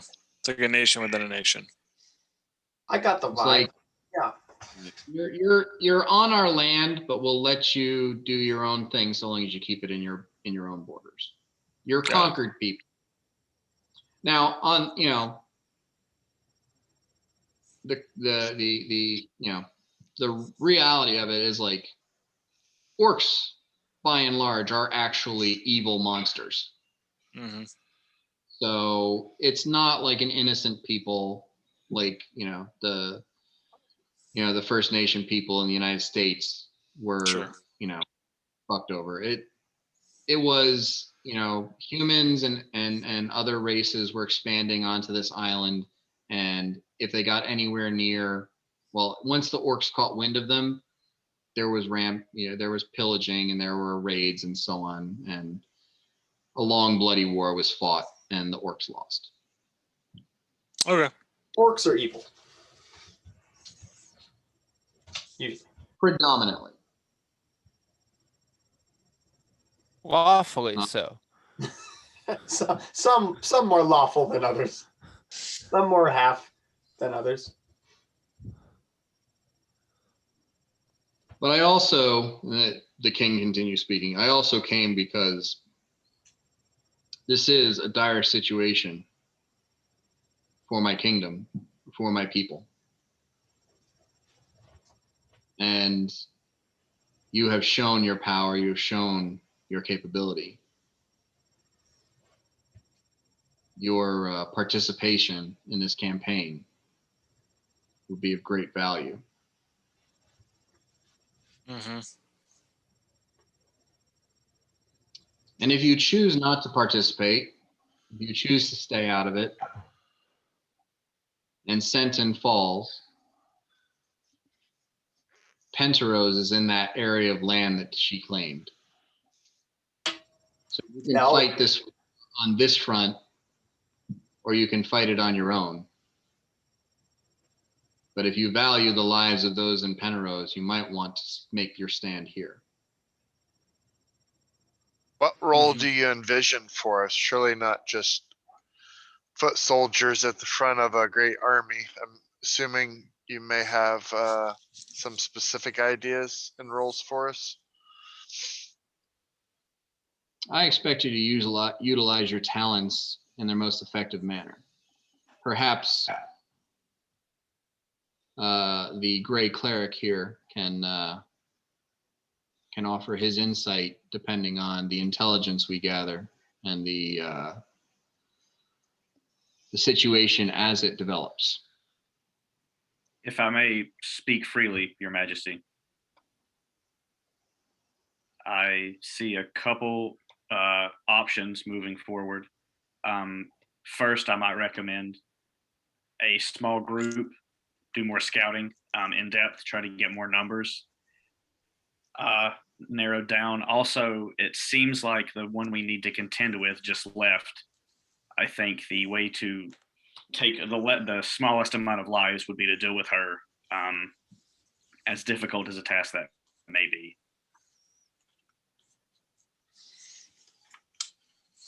Those But seem I'm to hopeful be. that. Sorry, go ahead. Those seem to be apparent necessities. And you have already been assigned here by the Steel Citadel, if I'm to understand correctly. So your participation is assured, and it is appreciated. I think the first order of business is whether or not Roses Are Red will commit themselves to this endeavor. I am Yes. inclined to fight with Senton. Yeah. I too would like to speak freely, King of Kings. Maybe we don't take the weapons of the strongest league in the land from here on out. I do not grant you permission to speak, Master Houndson.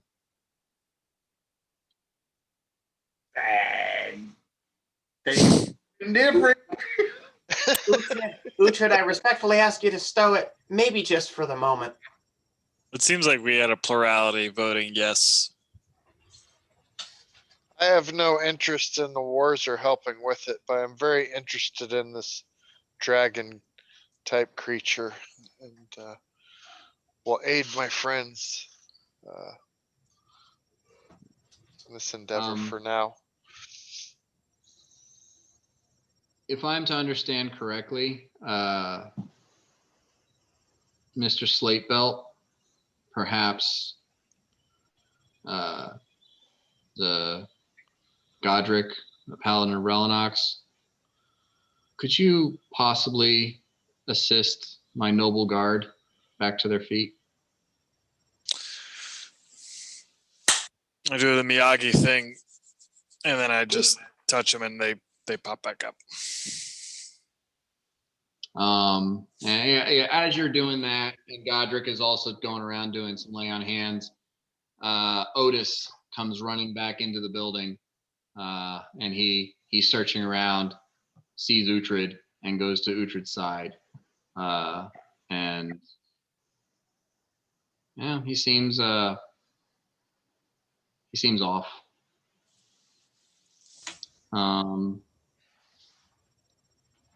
Just from that interaction with the anti-paladin, or like is there like he'll go back to normal? Yeah, well, Otis is probably a little bit what do you call it? Off kilter, because he has been immune to fear now for quite some time, and he was just scared. Okay. So it's an uneasy feeling if it's something that you feel like you're invulnerable to, and suddenly you're vulnerable to it. Yeah. Godric is handling it better because he's seen it before. Okay. Um, Love it. yeah, Dakuta, you're getting the impression that this this creature that you just saw is a half dragon, half orc, Mm-hmm. putting together what bits of heritage you can from visual and the description of her parentage. So her mother was a human, her father was an orc, and then she was magically made half dragon in her rearing. Of an unholy type, am I getting? Well, it's obviously black. It's Got obviously that. black. And they are probably of all perhaps the evilest of their ilk. Though, more in a sadistic, malicious fashion, less in a. The red dragons are far more interested in like conquering entire areas. The black dragons are just devilish in their appetites.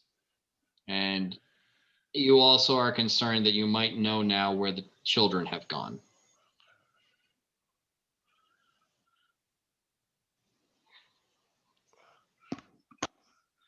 Where have all the children gone?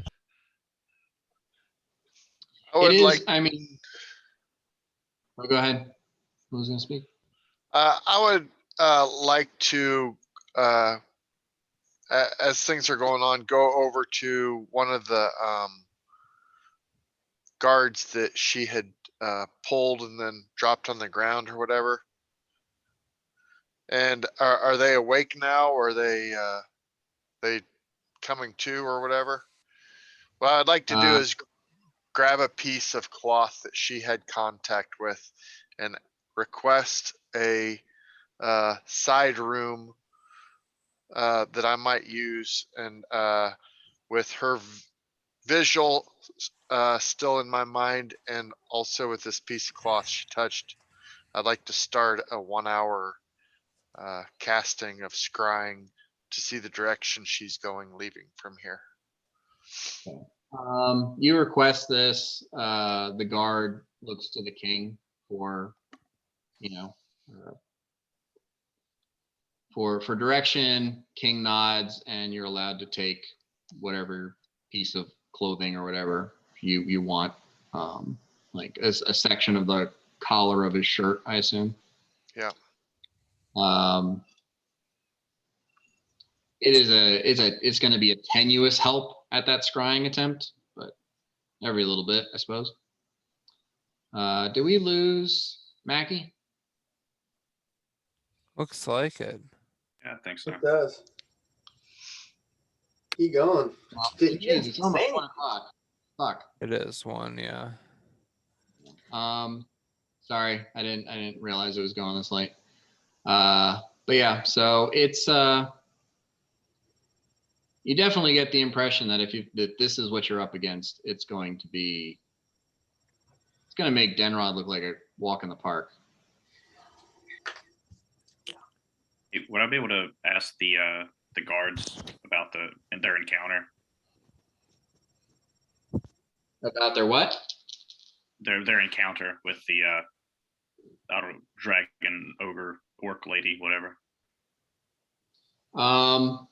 Yeah, like she came in through the door and pretty much took them each out with like one punch. And just kind of like moved through them like they weren't there. It was very concerning. And like a couple of them were like, I just went unconscious. I didn't see it happen. She must have come from behind or something. Godric pulls Largo and Mirok aside and says, "There's something I noticed. A symbol on the back of her gauntlets on the hands.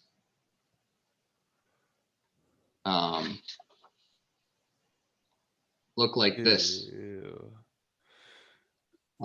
He says, "I only know about it because it's considered an ancient enemy of Relinox. It's a symbol of the demigod Tiamat, the mistress of the chromatic dragons. She has brought a great evil to our being. She must be vanquished." I'm glad that you guys are willing to take part in this war, because I would have had to do so without you."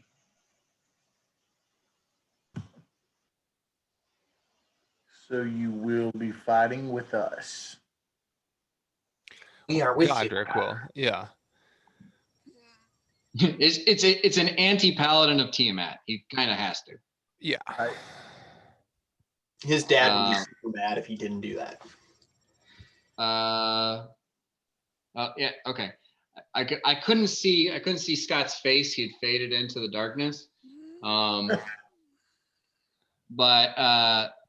Dakuta, I'm just gonna go ahead off. Assume you would be able to know that like an anti-paladin cannot cast True Seeing.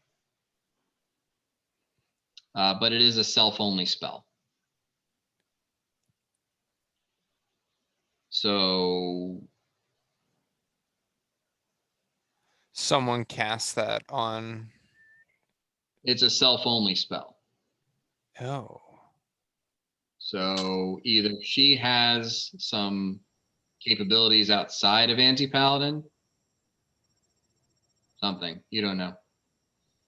But it was a product of that salve, right? Yeah, the So- material component of True Seeing is an unguent applied to eyes.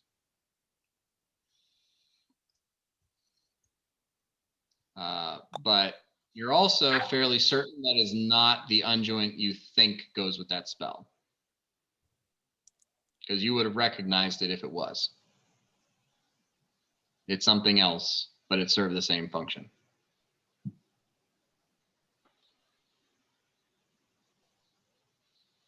But yeah. Last time you guys went the entire story arc without knowing who the villain was, so I wanted to just give it to you right at the beginning this time.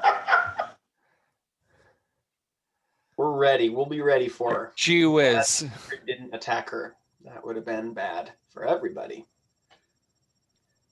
Oh, it would have been really bad for Uhtred.